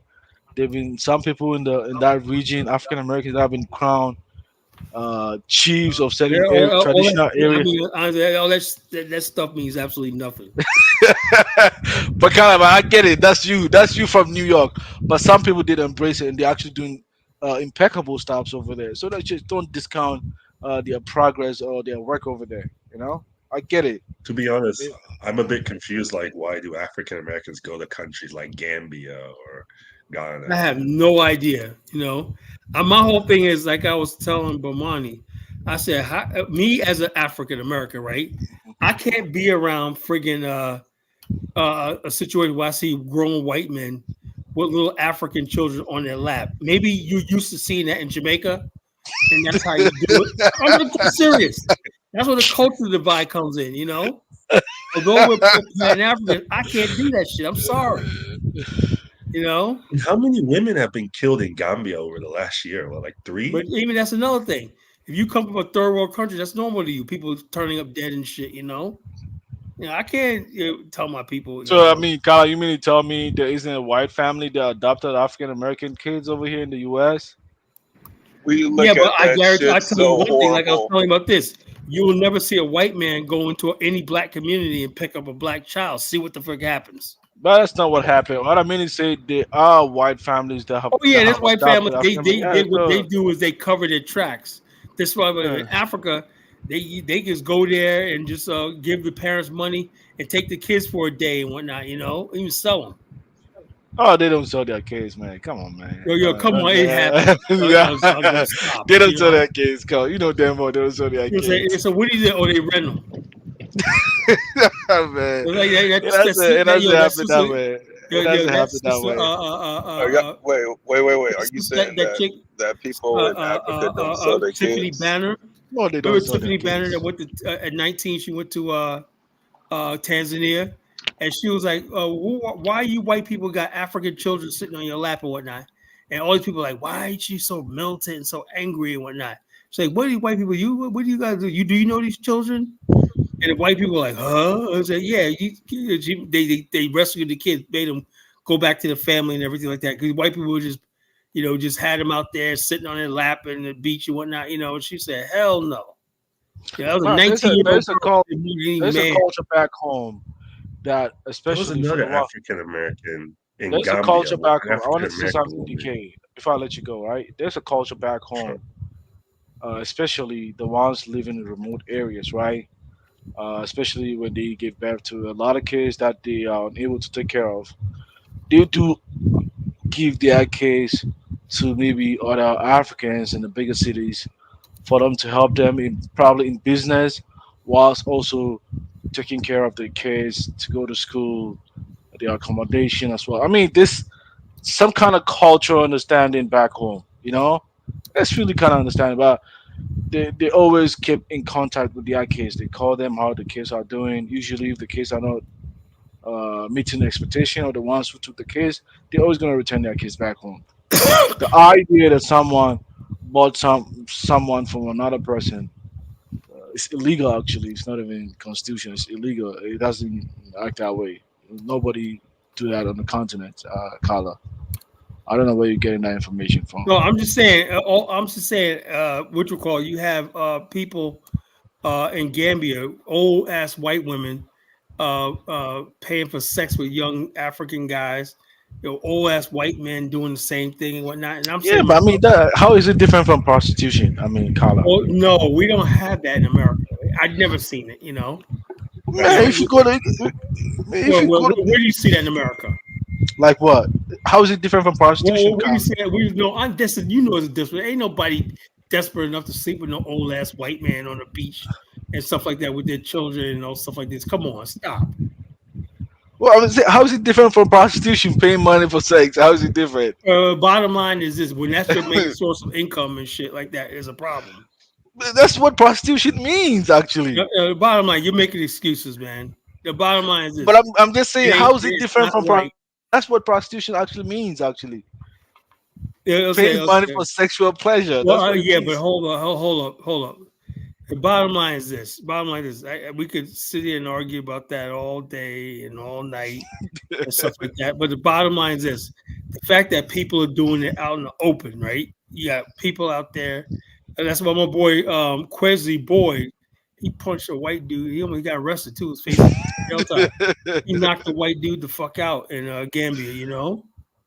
He said he just had enough. Man. Quesley Boyd's from the fucking streets. You know.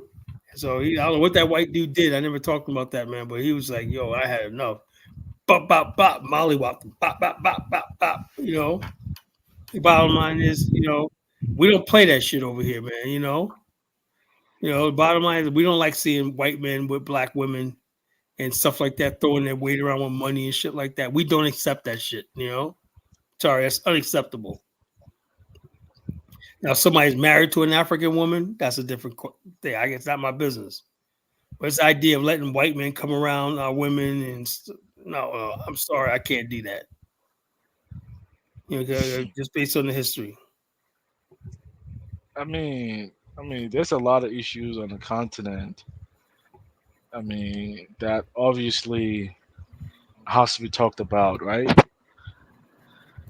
And I kind of felt like the issue that occurred on Dinah's channel is far stretched than what is actually supposed to be, right? I don't think a lot of Africans actually think that that lady, and most Africans do not Yo, entirely think about that African lady is American. a crazy lady. When I know most Nigerians, people don't think like that. Yeah. But that's the But narrative that's out there. yeah. They could put 45 million people in a little box. We got these issues. But what about me? Because I work for. I work in America. I work over here with a lot of white people. And in fact, I do see African Americans at my workplace. In fact, like my coworker, to one of my correspondent, an African American lady from Arizona, right? We don't have no issues. In fact, we do communicated. We have. So I don't know like where she's actually coming from. There might be difference if you were born over here, right? Because generally, if you migrate to here to America, I mean, your way of thinking is a little different. Your upbringing, your orientation is a little different. So that I can tell. I think this issue stems mostly from Africans that were also born and raised over here. That's where the rift actually comes from, not the new migrants, the I ones who don't know about recently came. that. And I'm just Man, saying Kyler, people. man, Kyler, man. Come on, man. Come on, Kyler. I'm seeing The- people that never have. Do you know any African Americans? Where you from? Where you live at? UK. Like this kid tonight on Mhm. Dynasty Show lives in born in Nigeria, 19 years old, never been to the United States, and he says African Americans are stupid. They never invented nothing. Dude, never picked up a damn book in his life. I'm studying to be a nuclear engineer when I don't know any African Americans. I know several nuclear physicists, African American, you know, and so they choose Mhm. not to know about us and everything because they want to feel like they're Now, superior. Kyler, we see when I was on campus, even Missouri, as is considered a conservative state, right? I went to Missouri University of Science and Technology. Even during Black History Month on campus, the whole of campus. Do you know uh, the heroes of Black Americans that they do post around on campus about their inventions and innovations and contribution that they Well, the made to bottom line is this: American? that requires people picking up a book, right? And the Yeah, average yeah, of course. African is like worse than Black America. They don't have books. They don't have. There's very few African authors. There's not very few African Pulitzer Prize winners. That's for sure. That's for sure. Because like I remember when I went to I don't know if you've been to Portland, Oregon. They have one of the largest bookstores. Um, they have like one of the largest bookstores. In fact, African Americans had more books than the African section. I'm like, oh wow, like there's a lot of more authors from the African American community than the ones. Most of the books on African history were written by African Americans. Not Yeah, by Africans themselves. yeah, We wrote the history. We have the only group of Black people with an encyclopedia and an almanac. You yeah, know, yeah, yeah, yeah. You're right. I agree. so Because so the bottom line is this: if people took time to learn, but like I said, the Africans don't want to know. All they think is that they oh yeah, Americans is they're being played by white Americans. White Americans put it in their head if they just be not good and everything like that, stay out of trouble and distance themselves from us or whatnot, they're gonna make it in America. You're not gonna make it. Trust yeah, me. yeah, yeah. The We know bookstore these as well. people. They call a bookstore like the Powell's bookstore. It's the largest bookstore I think in the West Coast or something, if I'm not mistaken. It's But very I huge understand. actually. I understand Africans are in a desperate situation. They're trying to survive. It's life and Hmm. death, man. But after all these years, why are you still in a desperate situation like that? Your dignity got to. Some point in time, your dignity got to come first. You know. But kind of at what point in time are we going to start generalizing? At some point in No, time, I'm just saying. we gotta The we bottom gotta line. hold a You saw conversation. you saw all the comments towards me in the chat room. Call this, call that. I'm That's like, because that's because you got emotional and you told her to go back to a country. look, I just be honest with you. I told Afrodama the same thing. If you don't like it here, You can just get the hell out. You know, I mean, that's what I'm talking about. I'm not gonna sit here Yeah. and listen to. And Afrodamos has been here for a long time, I so don't care how he's long he's been here. He's not an American. He doesn't belong here. You no, know, he's an American. What do you mean he's an he's not an American? American. He's a freaking Gambian Soninke, whatever the hell that is. When I let him speak his Shnagalaga language and go back there, eat with his hands and whatnot, you know, and pick coconuts off a tree. You know, we don't need him here. He adds nothing to our culture. You know, nothing. You know, all these people that add nothing of value to the country and everything like that always got an opinion, you know. We're our thinkers, blah, blah, blah. Who the hell cares what you think, you know? You got nothing to offer the community. You know, nothing to build, nothing like this. That's the new Black America, man. If you can't add value to our culture and everything like that, you know, because I know for a He, fact white he's America American. He's American. He's using American passport. Like what? I mean, who are you cares? He guys got an American passport. are you guys living He was born in a little in dumper. La La Land or something? If He was someone is born using in American, Gambia and whatnot. He was born in Gambia in a freaking slum somewhere and whatnot, you know. man, hey, Kala, America is a country of law and order, right? We don't have no law and order. People just come across the border, overstay their visas. Well, at the end of the day, you can't just say someone is not American because I mean, the citizenship tells the person is really a citizen of the country. I mean, a lot of them do have citizenship of that country, you know, so they have rights just like any other American. Yeah, their rights and everything. But like I said, my whole thing is this is the way I feel about it, right? I think if you come to this country, right, you have a duty to try to get along with the people that's here. I mean, I think, in fact, the African way to do actually when you move from your country to another place, you always have to give due respect to the people of that land. It's just an African The thing. Africans don't want they want us to come here, and they're coming here to this country, which we're the majority, and they want us to bow down to them, and it's not gonna happen. It's not gonna Yeah, happen. but Kala, if the person was raised here and he understand American system, he's gonna get If at they, you if, they, too, under- though. That's all if a different. person comes here and they understand American system, they will be successful with Black America. Really, it really would. Oh, but the I lady know that had I know an a lot of people from Ghana and stuff like that that are completely integrated into the Black community, and they did really well. Kala, They're part Kala. of the Black culture. If the person was born here, went to school over here, you can't tell the you can't just say that the African American understand the country better than that person. The equal both understand the country just like. Well, there's certain thing. Hold on. When a person's an immigrant, right? First of Mhm. all, like me personally, I don't know nothing about America. I can tell you my grandparents on both sides, great grandparents, everything were Black American, African American, and my great grandparents were slaves in the North Carolina and South Carolina. You know, Mhm. I know my history here. You know, my parents were my family was part of the Great Migration to the North. We helped build New York City. I had relatives that worked on the Twin Towers when they were built. You know, we helped build the subways. You know, we dug the subways.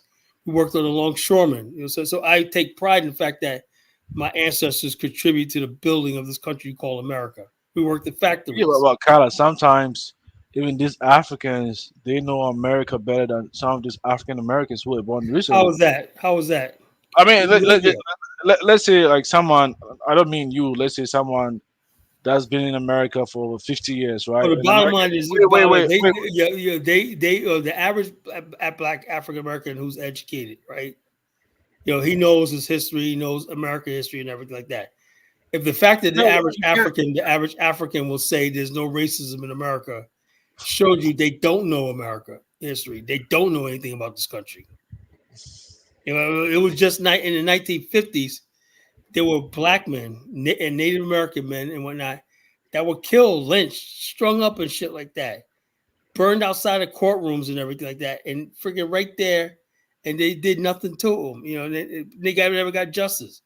The black Mhm. people built Black Wall Street, Oklahoma. They just recently ruled that they can't get compensation or reparations and whatnot. That one lady's 103 years old, still no justice, whatnot. Do you understand what that's like? That we have black communities that were burned to the ground and everything. And the bottom line is, we have to basically convince ourselves to love a country that did so much dirt to us. See, America never did anything to you. So the bottom line is this. The bottom line is this.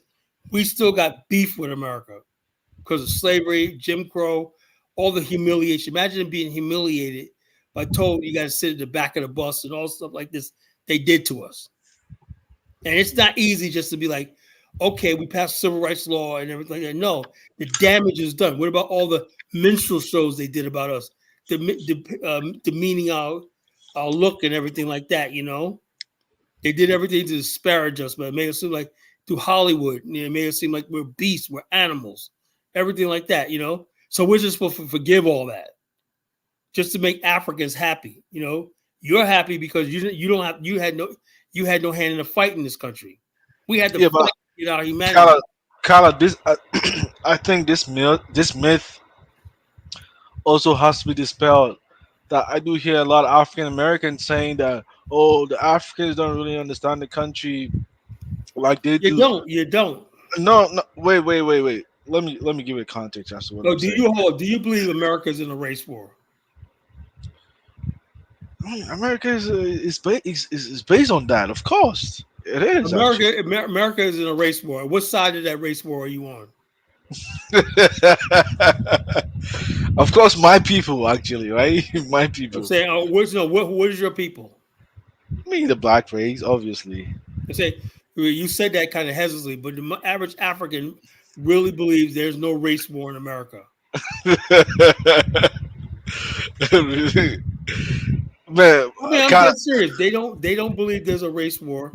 but They Kala, man, believe Kala, racism is caused by black people in America. Kala. No, I've not reached that stage yet. I'm a Pan African, but I've not reached that stage yet. I'm still an international student, Well, right? the bottom line is I the don't want to do stuff like majority of that. Africans, just like that lady Ebo Land and whatnot, they like it was like you saw when that white guy Mike came up yesterday.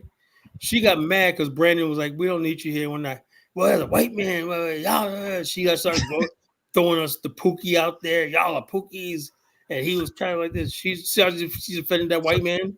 so Kala, you want to tell me like Obama, who has an African dad? Obama's not one of us. Man, that's what I'm saying. Obama, who has an African dad, does not understand America, just like No, black he grew up in people. Hawaii. He did not grow up in our experience. He's not one of So he us. doesn't know. If anything at all, he still can learn from Michelle, who's a smart lady. She grew up from Well, south side of Chicago. we Michelle. don't care. You can keep these people. You know, these people are useless. Maybe you can't just discount that. See, let me tell you something, Kyla. Let me just be honest with you. See, I mean, generally, even in Africa, right, in Ghana, for instance, right, I grew up in an Ashanti city, right, but because I don't intermingle with Ashanti people, I don't know the culture of the Ashanti people to the deeper level. Even though I grew up in Ghana for the most part, I'm pretty much in tune in my own culture, right? But it doesn't mean that you don't find people from my culture that But we genuine. black Wait, people in wait, wait, America wait, wait, have a wait, right wait. to accept who we want. Obama was forced on us. You know, Yeah, but I'm just saying there are a lot of Africans that were born over here that even know more African American history than some African Americans themselves. It's no, I don't think possible. so. I have Oh not man, met I have not met an African who knows history at all. For one thing. come on. And much less African American history. You know, a lot of times I'm telling Nigerians their own history. I'm What, telling what about Nigerians what their own about history. Professor Ben Yakman? Professor Ben Yakman? They never heard of him. Joseph Ben Yakman? Never heard of Google him. his name. Google his name. He grew up with uh during the era of like what is his name? The blind man, Professor. Oh, you talking about Dr. Ben? You said? Yeah, Dr. Ben. He's Ethiopian. Oh, he says it Ethiopian. That's an American Negro. Ain't no damn Ethiopian. No, like I said, he was. All these Negroes out here. I'm Ethiopian, you know. And then one time he said he was Puerto Rican. You know, come on, like I said, Negroes are crazy, man. You know. You Oh know. no, man, Baba, that man is actually Ethiopian. Actually, he is. He did say he is. Dr. Ben was not no damn Ethiopian, you know. Oh That's man, come on, stop it, man. man. He's like I said, man. I got a PhD in Negroology, man. You know. Yeah, but some a lot of Africans actually that live among African Americans do understand their history. Especially if they mingle with them, went to their school. Like I said, I wish I could. Genuinely, I wish I could the see that. ones the ones that are genuinely interested, the one that get You know married what? to You know them. what I think the problem is. I don't think Africans think history is relative, right? Let me give you an example. I'm Hmm. constantly seeing Africans like go to Europe or not and talk about this. It's mostly Africans that always sticking a mic in a white girl's face. What kind of guys you like? Black guys or whatnot? Dude, do you understand that there's a race freaking thing and that you're an African? Your genes could destroy their genes and you playing a dangerous game, you know? And that's why Yeah, but, when that but, but kind of like that, if they live in the West, eventually the no, ain't dominant group. virtually nothing. That Wait, race thing wait. is always gonna be there, bro. It's always we know that. Yeah, yeah, but I get it. But I'm just saying, so far as they are minority, the dominant group is always going to prevail, right? Yeah, but the But, bottom line is, but hold up. the, They don't want you having sex with their women. yep. In America, they don't want you. Are you Well, in serious? America and or Europe, all that, they basically see your penis as a biological weapon. They don't want you near their women. Everything. The Africans have not got the memo. They Carla, think are it's you their right. serious, man? Do you live in America? Like you I don't live you in don't live America. in I live in America, but the bottom man. line, You Europe, don't see a lot of everything. people, man. Especially in Washington State, all the No, black men date hold on, the white bottom line women. here, there's a lot of guys dating white chicks and whatnot. But what does that do? Hold on, let me ask you a question. What does that do for you guys? You guys hate your bloodline so much that you want to breed out. All I see is Africans with white women and having half African children. Talk about this is my Ashanti princess and whatnot. Dude, man, come on. They have no race conscious whatsoever. Yeah, but how can you hate on them? I I'm not mean, you hating on guys them. I'm just saying, when they come, you guys please. laugh at them that hey they are darky and all those Hold on, things. So hold when on. they change, Why, come why from you. can't why can't they find another African woman to marry? Why is it that the African man he doesn't care about who he marries and he brings Maybe children? some of them they don't want their kids to go through the same That's sick. issues. That's sick. See, the thing is, Yeah, most black people in America, we mhm. marry into ourselves. We don't care about Well, that. some of these Africans when they come, you guys make fun of them as this booty scratch all those things. So they Well, the try to bottom do. line, that's what I'm saying. A lot of Africans got a lot of self hate, and so they want to bleach their genes out. Yeah, but not just Africans. African Americans do the same thing too. No, we're not marrying white people like that. They are doing that in Whoa, masses too. whoa. I don't see, you never Man, see black and white. Every time you see what you call it, it's somebody from the islands. You have dudes from the islands. Like I have friends of mine, oh man, they're from the islands, Bermuda and stuff like that. They all got white chicks. Colin, African American, look, perfect example I'm talking about. Sidney Poitier, Halle Belafonte, married white women. Bill Cosby, African American, married a black woman. My wife a Camille, lot, you know. but even a lot of African American celebrities, that's what they do, man. Well, a Marry lot Af- no, I bet you the amount of money when you see celebrities like that, they're from the islands. They're not African Americans. Bill Cosby married a black woman. You know, it's like this in right, our community. In our entertainers, community, the sportsmen, that's what they do, right? the bottom line, yeah, you got young guys out there doing that stupid stuff and everything. Yeah, but But I the mean, bottom but line is still frowned upon in our community. if you come to Washington State, this is No, a I'm not gonna normal go thing. there. Yeah, but I'm just saying, like, cause I mean, actually go outside here. No, And then you it's a wonder why there's normal neo thing. Nazis and skinheads up there. It's a normal thing in Kala. I mean, I mean, Well, conservative. okay, go out there with your white girlfriend and whatnot. And when the skinhead cracks you over the head with a bat, don't go crying to us. But I'm not saying me, but that's not me. But that's another thing. That's another I'm thing. just stating, I'm just Africans stating the go out there, obvious. and there's no distinction between Africans and African Americans. The media say a black guy was attacked. Now, if you say a man from the Congo was attacked because he's stupid and he's out there hitting on white girls and whatnot, which is we know is dangerous. It's dangerous for black men to go out there and hit on white girls in public and stuff like that. It's dangerous, you know. And so the bottom line is this dude from the Congo, and the bottom line is her boyfriend showed up, and next thing you know, he split her head open, killed her. They got reported as a black man killed for talking to a white girl. No, that was an African immigrant who did not know any better. They wasn't taught the ways of America. Black people in America know if you're gonna talk to a white girl, make sure she comes to an area where there's mostly black people, and that's you don't go.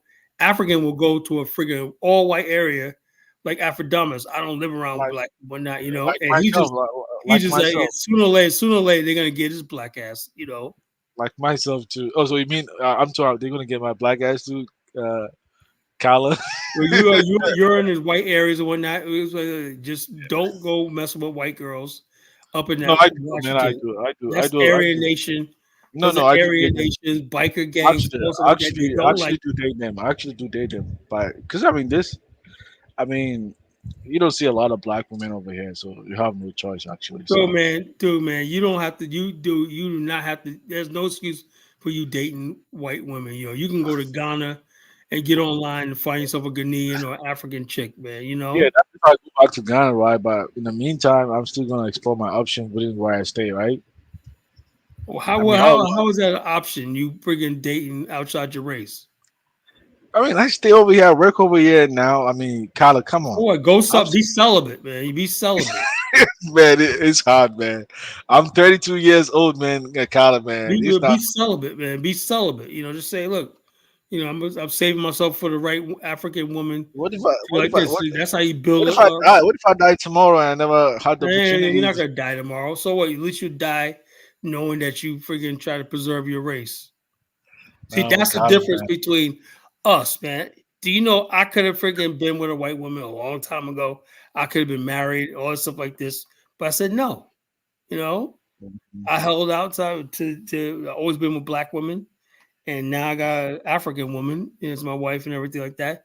But the bottom line is this: I could have been with a white woman too because I had plenty of opportunities. But I don't believe Kyla, it. you know that boy is trying to bring your woman over is a whole lengthy process, right? I mean, I come know on. it's a lengthy process, but I go over there at least once a year And straight. you gotta understand the difference. You are legally born and raised here. I just came here as a student. I have no liberty for me to bring my lady over here. You get what I'm saying? So I'm just gonna date over here.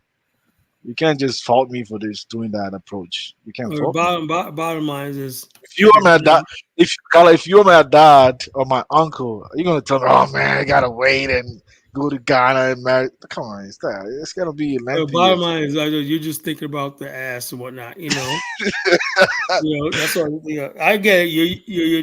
You're just looking about to have fun and stuff like that. You know, but real life is serious. That's another thing about us, right? We take life seriously, right? And interracial dating is the most serious thing you could do in America. You know, so in other words, it's not just I'm basically. I had one of my Kinda Liberians. actually had a. I mean, if you ask me, preferably, I would like to date an African American lady. Actually, I mean, for me, preferably, I like African American. Oh, they're The not easy culture. to get. No, no. I had one actually when I was in Illinois. Actually, in Missouri State. It's just like the when I had a job, it just never worked because we both had professional jobs. None like nobody was willing to give up their jobs to for. I mean, that's why it never worked actually. Yeah, The bottom line is, I mean, my person, you do what you want to do, but I'm like this, man. Your race is everything. That's another I thing. agree. I agree. I agree what you're saying. You know, I bottom agree line on that. is, I'm like this.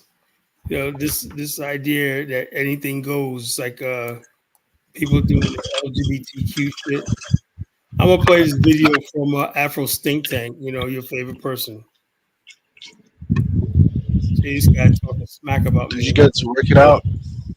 What? Would you be able to share it now? Is it Yeah, gonna work? I'm playing it. Oh, okay.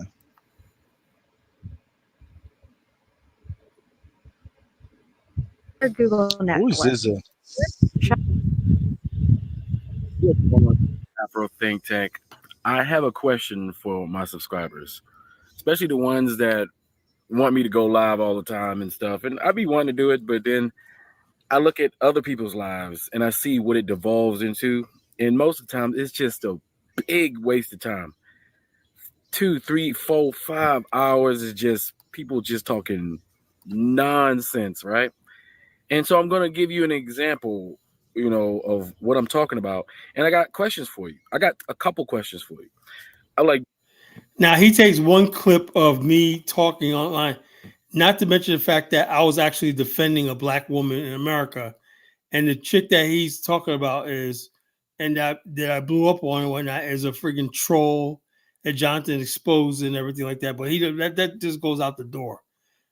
He just basically says, "I'm going to go out to call it Genesis and whatnot." And Is it also, is it married to an African? Is it married to an African woman or something? I don't know who he's married to, but But look kind at of, you gotta be loyal to Africans. I mean, you got a Liberian wife. Come on. but check this out. Look at his hair. Look how he's unkept he is and whatnot. You know, I mean, God. he's unkept and whatnot. He's out here talking about me and shit. You know, Hey, I want to know: do you guys want me to do live streams so you can no, see don't something do it like nicely. You this? got to groom yourself a little bit. Because if I were to do live streams, I would want to be constructive, right? I have Have issues with constructive that also. conversations that does not divulge into this. Because no respectable television show, no respectable show that wanted to highlight African people in the See, best with light. that, what he just did, what he did was he's virtual signaling. You know what virtual signaling is? You know, virtual signaling is when you talk to somebody and you start criticizing their actions and whatnot. It's not virtuous. So you control them, right? Like me, I meant everything I said, you know. And so he made a video. This guy hates Nigerians because I told these people how they are, and I put this woman in her place when but I hate. And so he's virtual signaling, talk about it got devolved into this. When I sometimes human nature is you're not going to agree on something, and it goes left sometimes.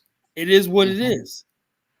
But he's virtual signaling like he's above everything, and he could do no wrong, and he's holier than thou. Yeah, yeah. At all times would Sacred cow, like ever you said, right? allow this show to be Say it again. associated with this type of behavior, You said right? But the problem is, sacred if you cow, don't like you allow said. your show, Yeah, the guy. This, and the bottom line is this: I would like to know who does Afro think tank have fellowship with? Like me, I talked to Brandon, I talked to Dynas and everything. I talked to a whole bunch of people, Fasa, and I got a whole bunch of people that freaking call me, and we have fellowship. People ask me stuff about the Pan African world, You Africa, are in whatever. the Afrosphere too, the group. Yeah, well, yeah, whatever. Yeah. So the bottom line is, I make myself readily available to anybody, you know, and I've been doing that for years now. Now, this guy right here, not only does he talk about, oh, I don't do lives when I because he doesn't engage with nobody, right? So the question is, who does he fellowship with? You can always tell by what he feels strongly about. He really feels strongly about this Agenda 2025. And we're gonna look at Agenda 2025 and thinking, and I'm gonna look at what exactly does he oppose to that. And also, he basically, I used to listen to Afro Think Tank. You know, I used to listen to his content, right? But ever since basically it appeared that some black people were talking about voting for Donald Trump, he's all up in arm. How dare you? Again, virtual signaling. You can't be a Pan African. Pan African has nothing to do with the American political process. So how can you talk about I'm gonna take somebody's Pan African card by how they vote, you know, in this election? The dumbest thing I ever heard in my life. So this guy right here is a card. I agree. to I agree with you. devolve in just this type of behavior, uh, the media won't push it. So you'll get a few views. You'll get 12 people watching one of the greatest, most productive conversations you can have on Black YouTube. But you'll get 2,000 people watching some light skinned dude that got self esteem issues call himself a pretendian, some some some bear calling himself a Republican.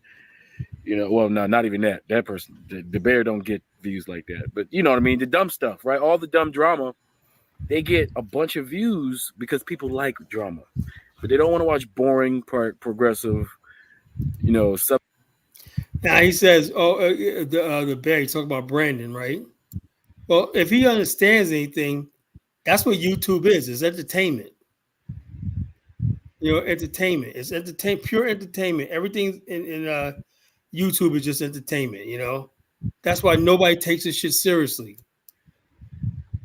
Yeah, I agree. I agree. Substantive TV shows, right? Or social media or live streams. That's why I don't do them, right? That's all I really want to do.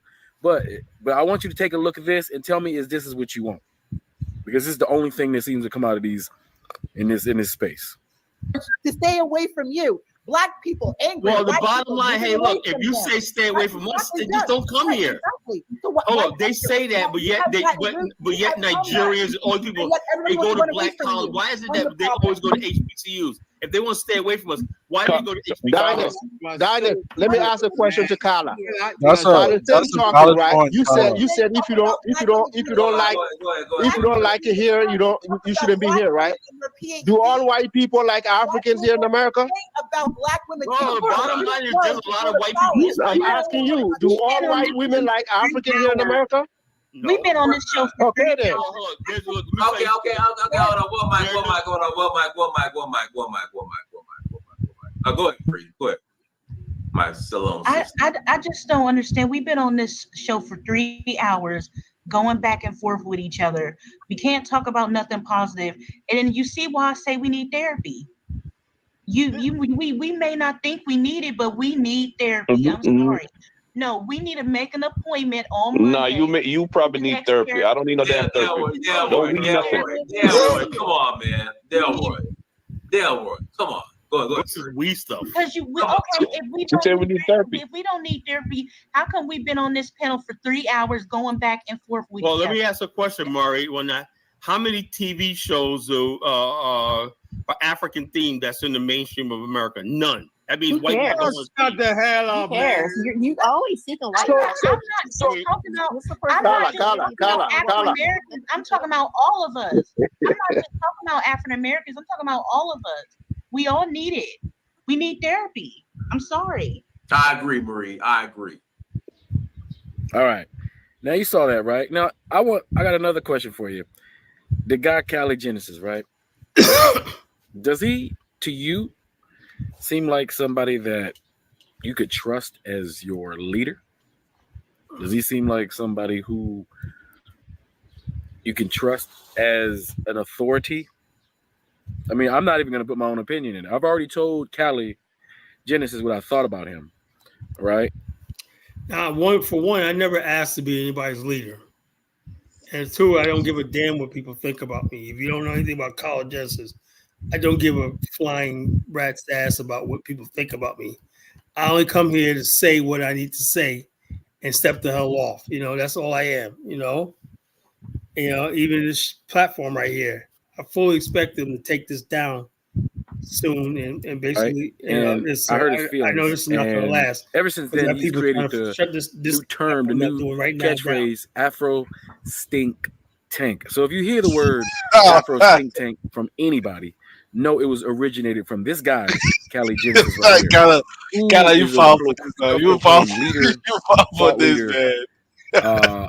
Supposedly an elder, right? And has all this experience and all this stuff.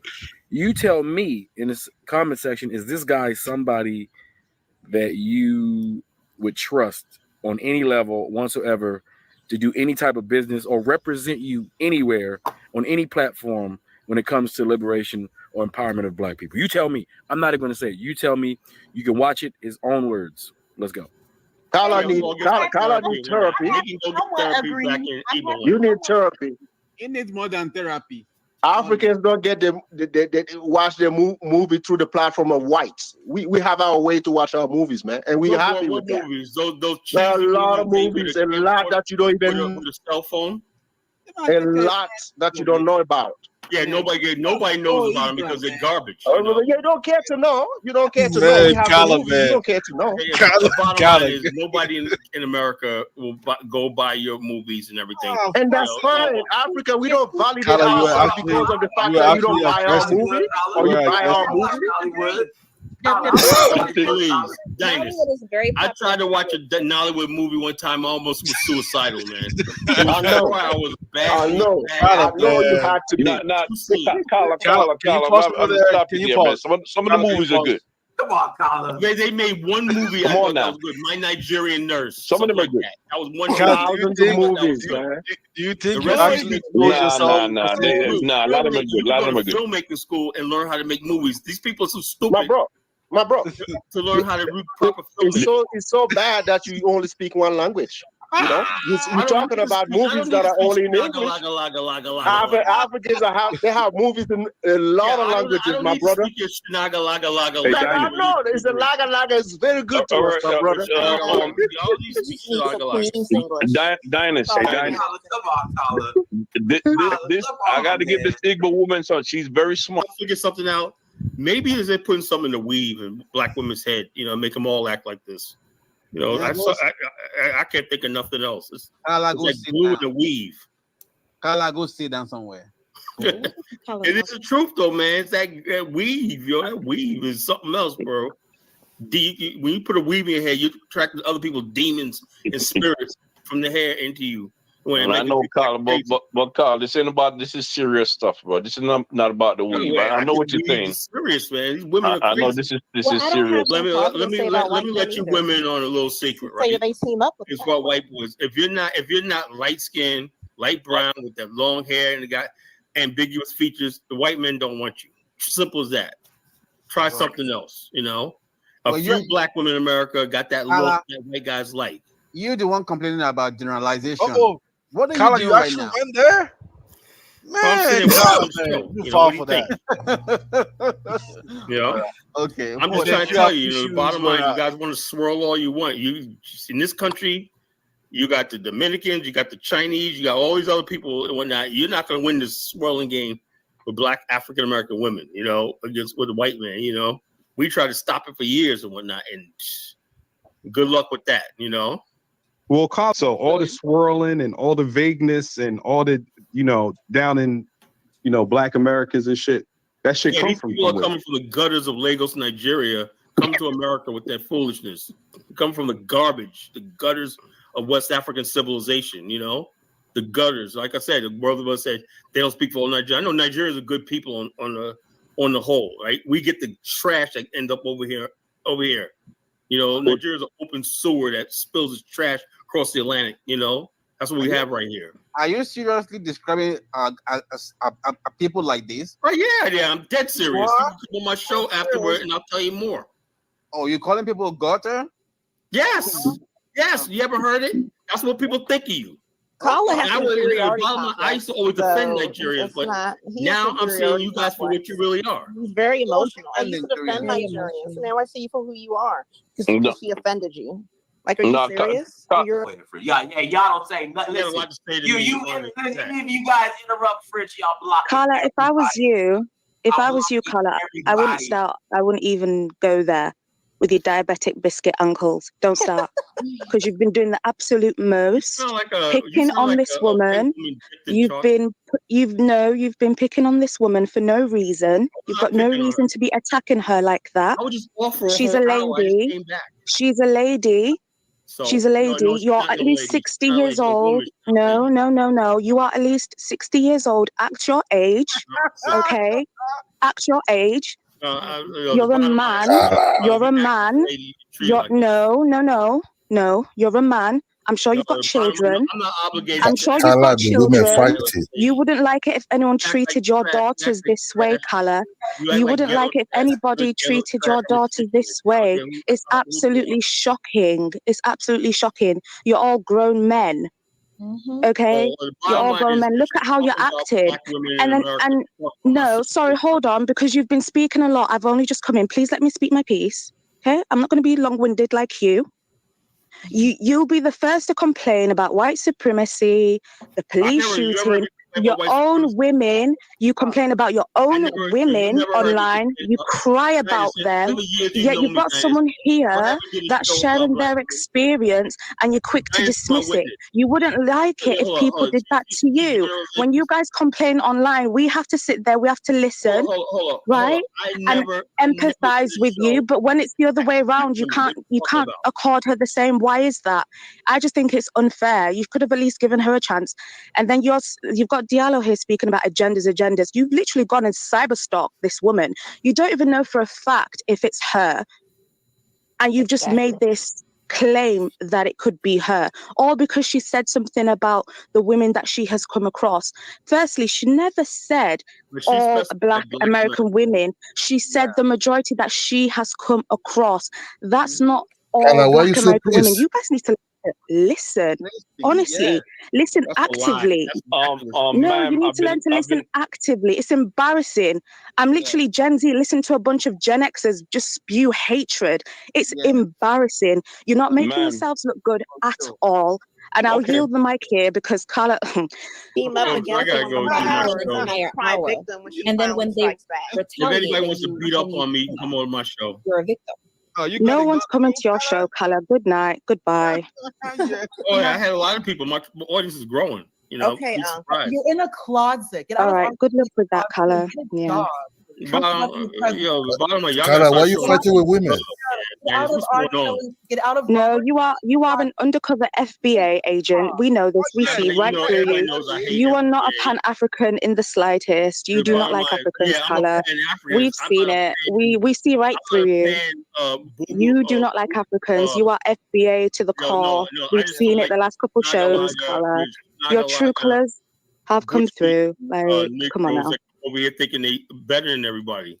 You know, I don't. That's your excuse all the time. But where are you when FBA people are having a go at Africans? You're nowhere to be seen. Well, about You're very one-sided. I don't told you I don't get into You're very these one-sided, right? Carla. Come on. On here, right? And she told a bold-faced lie that black women. Now, if she said black men, I'd be like, okay, you know, brothers are kind of aggressive and everything. Let me tell you a story before I go. Right now, this is a very important part because you're about to hear a story, right? And this story is very similar across the board to these type of people that spew so much hatred towards black women, that spew too much hatred towards certain ethnic groups. 9 times out of 10, they actually really like that ethnic group. So if you hear Cali Genesis, notice he talks a lot of shit about Nigerians. He talks a lot of shit about Africans when he's being challenged on his views, right? But he has a specific hatred for Nigerians, which more than likely he's probably got a lot of Nigerian anyway. So he's probably just a self-hating individual, right?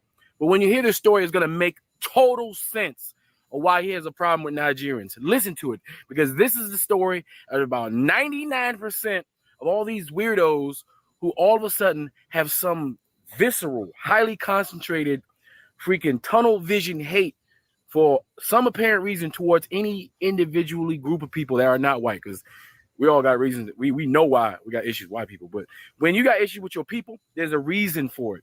Hate is usually, jealousy and envy. It is all mixed up in one. Anyway, listen to this story. It's very important. He's going to be telling you the truth right now. Years ago, I was doing Uber, right? We don't believe you. We don't believe you. You're lying. You're lying. Nah, let him talk. It's the live stream. I picked up 3 fine-ass Nigerian girls from the airport, right? Basically, and I told Dice about this, right? This is before I did Dice's show. I got on Dice's show. And they said, where's the place to hang out at? And I said, first, I was just a white dude. We don't want to go to white bars. We want to go to where the black people are. I said, I thought you guys, rather go to white. No, we don't want to do that. So I took them to the Jamaican spot, Montego Bay. And they said, we're going to check it out first, see how we like it, whatnot. Man, when they walked in, these girls were tall, looked like models and shit. Brothers' heads was snapping. And they were like, oh, you can go. We good. Brothers out there all over the place and whatnot. I said, okay, that stuck in my head. Because I'm like this, I was at the time I was thinking Nigerian girls like this. Then they after white guys. Said, no, where's the black men at? I took them to the Jamaican spot on Montego Bay, and when they were like, oh man, this is good, man. This is good. We good now. We good. You can go. And I'm like, that always stuck in my head every time. So I don't get mad at like that because I bump into Nigerians all the time that ain't like this. They'll tell you about the story of if they have an uncle that's married to an African American, they'll tell this, that, and other thing like that. And they, Nigerians have been in our community for generations, And so the bottom line is this new stuff with these stupid idiots who've been raised on the internet, who don't know, never picked up a book in their life, don't know Black history, don't know that Festac of 1977 was the largest gathering of Africans in the history. African Americans and Nigerians were the largest gathering in Lagos, Nigeria. So the bottom line, you don't even know that history. African Americans and Nigerians go way back in history. So all that. Please. See, oh please. They say, oh please. Wait, Carla, can I ask you a question? What do you mean by new generation? New generation of people? Because you stupid, ignorant people. You are the stupid, ignorant person because you're blaming the new generation when most of the vitriol is coming from the older generation. So what are you talking about? Us Gen Zs, no, I'm sorry, but us Gen Zs don't have these issues. We get along. It seems to be the older generation. Yes, we do. Yes, we do, Carla. Yes, we do. We do, Carla. Come on now. Come on. All you do is sit on TikTok talk about this. You guys have no power in the world, right? So only power in the world is get online and sit in your little dusty hovel in Lagos, Nigeria. Black Americans. I'm not Nigerian, but hold on. I'm not even Nigerian though. You're acting like you're insulting me, but I'm not Nigerian. I'm not Nigerian. But I'm Nigerian. Yes, I love my shithole country, Carla. I absolutely love my shithole country. Happy in your little shithole country, you know. Stay there. I love my shithole country. I'm proud. Yeah, I'm so proud of my shithole country. And whatnot, you know, because I'm like, yeah. It was up to me, I give it back to the French. I was born in. It was up to me, I give it back to the French. I was born in.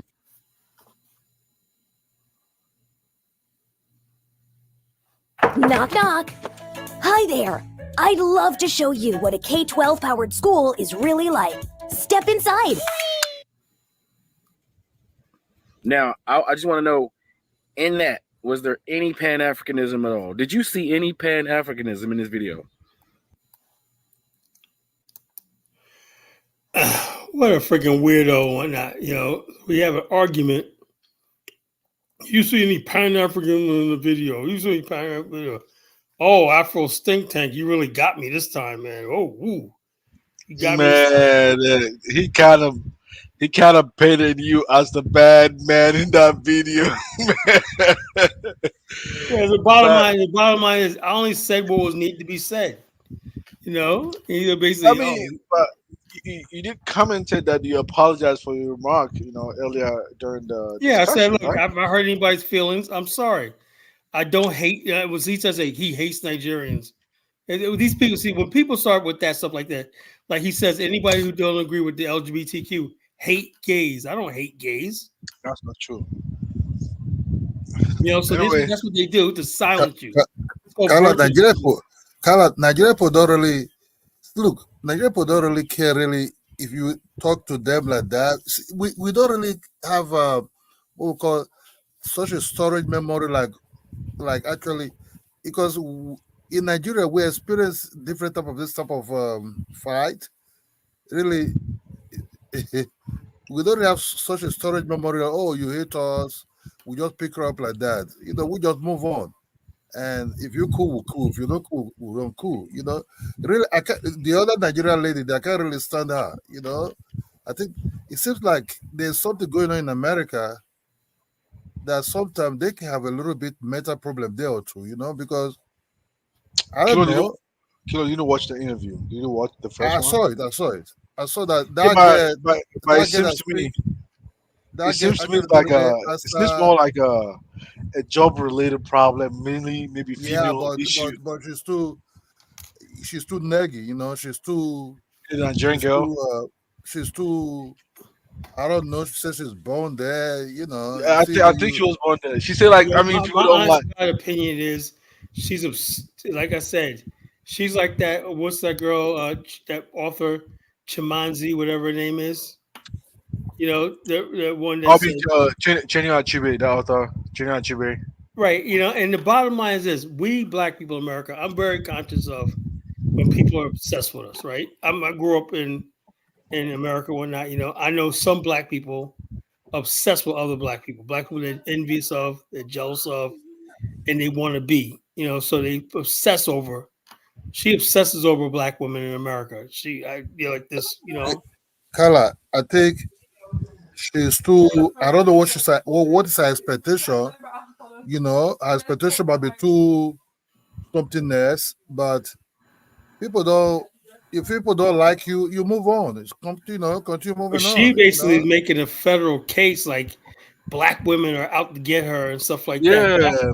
That's where I had a pushback. No, Black women are not out to get you in America. It's crazy. Now I'm saying like this. Now instead of Nigerians getting on there saying, "Lady, you're talking a bunch of nonsense and everything." See, with black people in America, we know when we're dealing with people that are crazy. We know that people is Mike's TV, Tariq.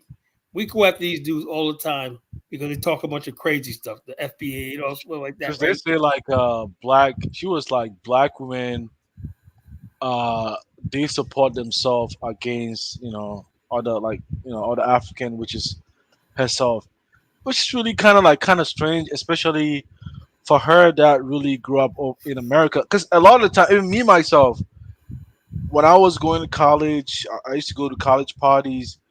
I used to see some Africans if they have like authentic American accent. I can't even tell if they're like if they're Africans. Nobody can tell her black ass is a Nigerian. Exactly. We don't obsess. Like most the truth is, black people don't really care about stuff like that. Tyler, when you ask most Nigerians, right, they don't really come back to Africans and say, "Oh, yes, some of them have some bad experience with." Maybe come across some bad black Americans and everything, but they don't really come back to Africa and oh man, don't trust black Americans. No. It doesn't really go down like that. They don't really like that. That's just the truth, But every time I've met Nigerians, it's just like, okay, you can take them or leave them, and, hey, what's up? How you doing? Whatever, like that. But I mean, there was one point she was saying that they don't like her because she eats African food and she's built different. I'm like, come on, man, come on. If anything, these people are mental. A lot of these people that talk about stuff are mentally ill. If anything, that what African Americans are more infatuated with whiteness and light skin. I mean, they don't care. The average African American. But the truth is, let's just be honest. Sometimes if you meet some black Americans, man, they can really, and you want to say hello to them. Some of them just hear your accent, they can really snub you. No. Carl, your situation is different. Hold on, there's some. I said some. There's some. Look. I moved down here, Virginia, from New York, right? You think I was accepted? No. I had that New York accent and whatnot, and I got bullied and everything. When I went to school down here in the 5th grade, I used to get jumped every day by black kids, because I was from New York. When I had an accent, I talked funny. I talk. Your experience is going to be a little different. That lady, she was born over here, so for her, it's going to be for her to hold a conversation. That's why she's crazy because she's supposed to be working and making her money and bringing the money back to Nigeria, start building some rating that she's thinking about people hate her. Yeah, for the most part, a lot of them think they are from there. They are from here, actually.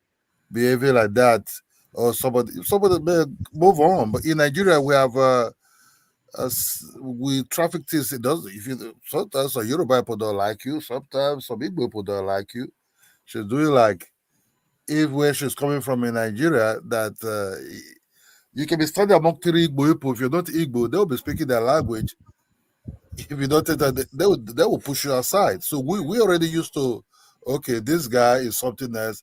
Let me move on, But the way she was almost like crying, I went there, move on. That's part of life. Yeah, at least we still got to give her a benefit of the doubt. Sometimes French people don't like the Polish. The East Europeans, sometimes the Western Europeans never really like them. They just tolerate them. So I think it's more about work. Because let's say like at a workplace, for instance, right? Especially like in corporate America. I mean, if you guys have the same position, and then like every year you have to, like your manager have to conduct performance reviews, because a lot of times there's going to be some kind of competition. Look, she's too entitled. She's too if there's some people that dominate some certain aspect of job, right? You fall in line. You understand me? You fall in line. You understand? But she have that useless in her brain, like, I'm Nigerian. I'm better than you. You know what I mean? And that is bad. I tell you right now, that rubs off on a lot of black women in America. They could tell, yeah, if you got that attitude like you're better or they will make your life hell.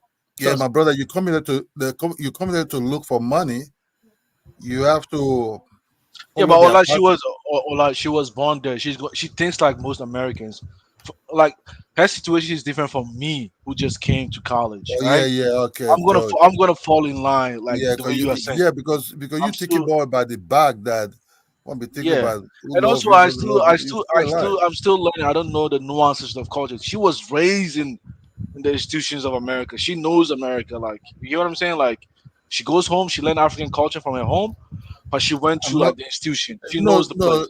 There are most of this kind of women like this.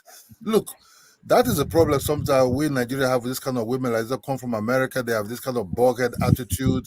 They really these girls that coming back home from America, these Nigerian girls, man, they can be very saucy too.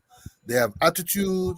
They look down at you, especially if you're not from the money aspect of your Oh family. yeah, of course, of These course, of girls, course. man, they don't want to really talk to you. So, Kido, let me ask you a question about Afro's think tank, whatnot. You know, he so-called goes to Nigeria. Does he know any of the nuances of what you just said? You know, so Kyle's a bad guy. I just checked a Nigerian girl that was basically out of pocket. You know, I know it had nothing to do with all Nigerians. Kala, that gets even annoying. I was in Dana's show. Let me just stop before I go to my job. I was in Dana's show, and she was like, over again. I said, man, you go back to the topic. That gets very annoying. These are type of girls who said they have problem in America, but when they come to Nigeria, really, they don't want to talk to you. Yeah, they were Really, looking down upon. they Yeah, bring they'll be America looking like, down. yeah, Yeah, if they'll be looking America, down upon oh, Africans. America is all that. Some of them become single because most of them want to date Nigerian guys or marry to but Nigerian guys with money. And Nigerian guys with money actually don't want to do with this kind of girls who have they'll say, oh, I'm an American. Then they'll start telling Feminist man, you, they have like embrace the feminist see, mentality. yeah, Kyla, this so-called Akata that some of the black Americans think, oh, we're using against them. It was actually used with the Nigerians Americans. We never use Yeah, that's against what I'm saying. Black Americans. Nigerians who went abroad and forgot who they are and whatnot. You know, they call them Yeah, Akata. yeah. It was never. It was the Nigerians in America who turned it against the Black Americans. It was these people because some of the, like this kind of girl. Now, look, I've saw a Black American who said, who came to this said, if I want to marry the guy, I'm American. I can't marry to. He must have to be rich. That girl up to today she's still single. You understand me? She's still single because Nigerian people don't tolerate this kind of behavior mentality. Except if the guy want to use it for a green card. You understand me? Because most Nigerians also use this Nigerian women also for a green card also. Yeah, So, okay, yeah, I use it for a green card, Then after that they'll push you off. You can marry someone say yeah. There's difference, man. nagging on your head. And when this lady was talking, I just remember my mother Joseph who was married to a Nigerian man in America, because that lady adopted because I'm in America, it started misbehaving to the guy. The guy left her. Every time I was calling my mother, she even asked me to look for a rich Nigerian guy for her. I said, man, look, auntie, Yeah, but I don't yeah, think even there's even some Africans, the Africans that were born and raised over here that have their documentation straight over here. Man, they're not even gonna marry Africans without documentation here, man. They don't without the even give money, them. without the money, they Yeah, come and they want don't to even give them. Yeah. So they like a want to lot of use times you you like guys conflict. There's nuances even between Africans over here. Africans with everything straight. They came here. Their fathers brought they them over will here. they They will bring that American passport to your eyes and tell you, yeah. I'm an American, you need to take good care of me. And they will start fling that into your eyes with the accent. And really, this is a problem that she might come across that Nigerian people. I've been around with some Nigerian guys that came from America when I was young, my days, but they don't want to talk to me. They don't really want to nothing to do with me. You come to their house, they look down on you. They cannot see you crazy, right? So It could also be that maybe She probably came to meet those African American women at work, and she's probably out trying to outcompete them. Exactly. I know You know, women. Women are like that. no, it's just human nature. If you came to meet me, I'm not gonna allow you to surpass me. No, I'm gonna break you. I mean, but this has nothing to do with because I'm African. It's about it's about position, It, power. it, It's it was about it was all- it was it's about some women don't get along with each other, and it just happened to be African American. She goes, "I went to ghetto settings. What do you expect? You probably rolled your eyes at somebody, gave attitude, and people rubbed that the wrong way. exactly. The bottom line is I'm careful with certain black people I go around. I'm careful what I say because I know what that's going to end up. Not good. So I'm like, so she made it about Africa, and then she calls in the dynasty show wanting sympathy. I guess we're supposed to say, oh, this said, it's all going because they know there's a sport now of attacking Black America. As a sport, you're rewarded with white America if you do it. Black Americans ain't shit. Black Americans are violent. See, we hate them too. So they think they're gonna get closer to white America by acting like this. Yeah, see, Kyle, let me give you an example. Even at my workplace, right? There's one African American lady that works over here, right? Um, she's not in our section. She's in a different section, but within the same program, right? I mean, when she came new, we kind of interacted. Even work, sometimes when I do my work, she has to do public engagement part. That's what she does, right? But for the most part, we don't even talk. She's mostly with her co-workers within her section, which are mostly like white people. They go to lunch together. But for me, I totally understand it because I mean, she grew up over here. The culture is the same. I'm not gonna even gonna say, oh, she doesn't like me for. Man, not really.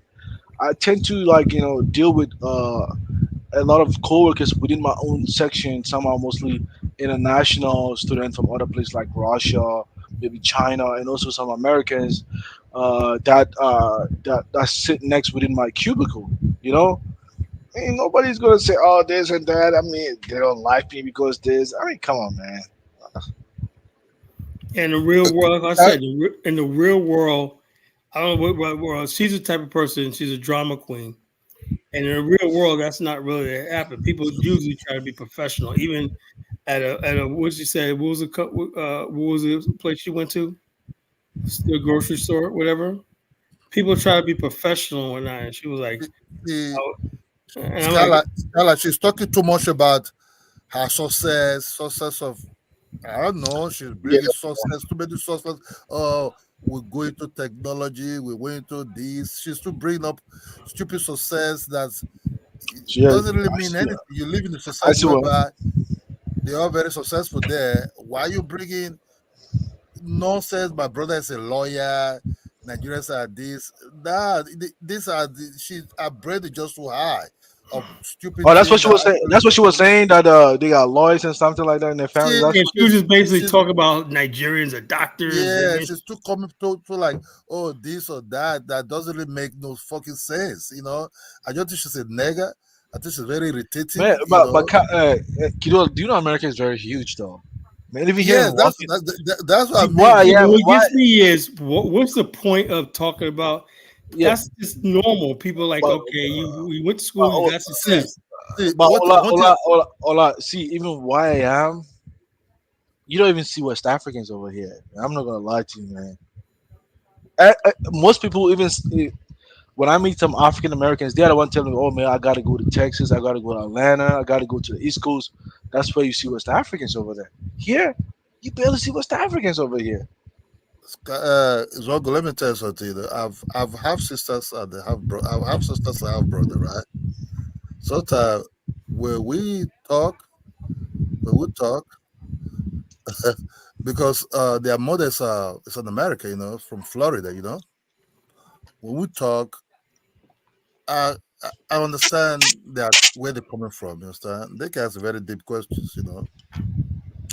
But you have to understand these people grew up in certain ways, right? Hmm. A certain culture. You just have to take it like that. But I think that I think there are some, especially these Igbo people, who who see success as something that, if you're successful, but come to Nigeria, let's see what you got. You understand? That's what we say things. I think for her, she's just trying to compete with Black American women. That's what it seems to me. That's what it is. It's Yeah. obvious. It's so obvious. I don't think Black Too American bad because Afro think tank can't see that. TikTok. I'm studying that guy, that TikTok of a guy. Really, I don't really, I really don't understand that dude. Really, He's a weirdo. He's a liberal. He's a weirdo. Because it's into a certain area that some of them they're Muslim there, some of them they're traditionalists. I want to say I really behave there because I really don't understand. When he was out there last year before, whatever, in a hovel in the middle of nowhere with his little tiny garden, whatever, like he looked pitiful, Yeah, I mean, he said he built a house there. It's cool, but I'm saying that's nothing to brag about. It was like, but for somebody that come from America, I was expecting to see a better house that actually is living in. That's what I was saying. I thought I was alone. But Kidola, people see things differently. The way a lot of us, when we go back home, we're trying to build big mansion. I mean, people see things differently. That guy should be come up and building something that making negative voice there. Yeah, but Kidola, even me, for instance, the idea of trying to build a mansion, I don't even think about it. I don't think you have to build a mansion. I'm like this. Why is it that Africans, Black people, can't just build a modest house in Africa? Yeah, just a modest house, and I'm fine. Don't build an Afro think tank, man. That was a hovel. If you're thinking much about the bag, you'll not be thinking people that hate you. Nobody hates you, man. You don't know that they don't know you. Why should you be? People think I hate you. You hate me, You should think more about the bag and be friendly. If you think you have to fit into certain places, you know what I mean? Don't try to solve this person because look, Black Americans are the dominant blacks in that place. So you of course. You fall into there. If you come across them where they dominate, can you imagine? You put them aside and say, what is the code here? You learn how to behave with them there because, especially if they're the head of certain places, that they can fire you. Let me ask you. Just imagine like some other Africans going to Nigeria and acting that way. Do you think it's going to turn out well? No, it's not. It's not, man. But I think the problem is that a lot of people have this idea that America is it's a white country, right? But Black America has always been contesting that. For example, like I said earlier, you know how much in the South white people steal from us, right? Like Paula Deen, Southern cuisine that makes so many people rich is actually Black African American cuisine. Yeah, but I mean, America is a white country, though. Carla, no, it's a white dominated country, right? A white hegemonic. Let me give you another example, right? It's a white country, period, not white dominated. No. When we say white country, that means we don't exist. What I mean to say is that they control key institutions within the country. Well, yeah, I know, but they control it through racism, like this because they had a head start. I mean, this is why. Do you think if African Americans were controlling the country, some Africans will have the audacity to speak the way they speak? It's all like a perception. You know what America does?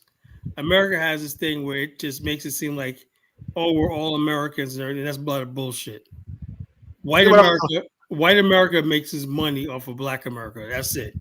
If Black America spends $1.6 trillion, right? Because we don't invest, we don't pull our money out of the country and everything. All our money goes right back into white America. But I'm telling you, you saw what happened to Nigerians and South Africa, right? Like that's how you can tell people actually control the country, right? And I'm saying, if African Americans were the one dominating the country, yeah, but hold the thing. Check this out. Right now, Black America is deciding vote in the political election coming up. We're the deciding vote in the political. Yeah, you're right, but still you don't control key institutions. Yeah, but the bottom line is not control. We're influencing this country. We're not. You can't dismiss Black America. White America is vast and big, and in certain cities, Black people do control. What I mean is that when you say when you say the country, Black people absolutely control Chicago. Yeah, but Carla, what I'm saying is that regardless of whether you vote Republican or Democrat, still white people still control key institutions. Yeah, but they're not doing it as white people. Other than that, they're doing it as a Democrat or ideology, right? Yeah. And so you keep saying so that's why I said you guys don't understand this country at all. What you mean we don't understand? We do. Come on, man, Colin, man. And we know when you say white people control the country, they're not controlling as white people because white people are divided in this country. I mean, but at the end of the day, you guys say when you say white supremacists, you don't. Who says that? You never hear me say that. But those are uneducated black people who say that. You never hear me say other than those words white supremacists. All right, I know it does bullshit. Yeah, but even in Chicago, if you go to Chicago, man, there's a lot of black people. I know a lot of black people live in Chicago getting what they want. There's a lot of black people. Yeah. Have you been to downtown Chicago? No, I haven't been. I'm talking about my boy Dion. He does real estate development. He said he's basically about to get a contract, a couple of $1 million, housing Mexicans. If you go to downtown Chicago, those huge buildings, those mega buildings over there, expensive apartments. White people stay over there. Yeah, there's an awful lot of black people. All the corrupt aldermen over the years. Black people netted a lot of properties and stuff like that beginning in the 1920s. Yeah, if you go to Chicago, native Chicagoans are going to tell you Chicago is even segregated. But bottom line, it's segregated. The people, like I said, you got to say something. There are black people who are always going to lose in America. Yeah, okay. I get it. You see what I'm saying? Yeah, I agree. The bottom line is there's always going to be black people that's going to lose in America, right? That's for sure. Unlike the white people who lose, right? White people could be poor, not have nothing, but you see them as white. Black people is not like that. I'm just saying, in terms of the dynamic, what I saw, right? Even though, like in Chicago, you see a lot of black success, like when it comes to the government, like the mayor, black, people that influence the government, the city, and everything, right? You see a lot of black. What I mean, the economy, you do see a lot of black participation too, right? I kind of feel like the key industries are also mostly dominated by white people as well. Well, it's white people, but the bottom line, you got black unions, you got black buying power and stuff like that. No, for sure. And Definitely. stuff like that. So it's not white. Those white people are not doing it by themselves. You got to have black partners. Just like here in Virginia, obviously. Ain't no white person selling nothing without black people being part of the supply chain or somewhere up in. That's what we did gain from all this. No, but what I also was saying too when I said the control is like black people cannot decide who white Americans bring to the countries or not. You get what I'm saying? Because if black America is trying to make it, they're not thinking about Nigerians. Yeah, that's what I'm saying. That's what I'm saying. If most people that come to the country, if they were meeting mostly black Americans at the embassies, the attitude towards black Americans might probably change. Or if they came over here, the universities where they went, the companies or the corporate jobs that they had. Like I said, a lot of Africans, like that dude Judah, he says, I moved to Utah, so I don't deal with black people. I'm like, went someplace, it was a black person supervisor when I saw Africans go to places where they have to deal with black. They think they're gonna have a better shot in the white area. It's a matter of time before they get their Negro wake up call. Why would anybody want to move to freaking Utah as a black person? No black. I mean, wherever I worked, I never had issues with black Americans. The bottom line. I just think Africans, honestly, man, if you can't get along with Black America, they should stop coming to America. I think it's mostly when you do those kind of Amazon job and those kind of jobs, or like Walmart.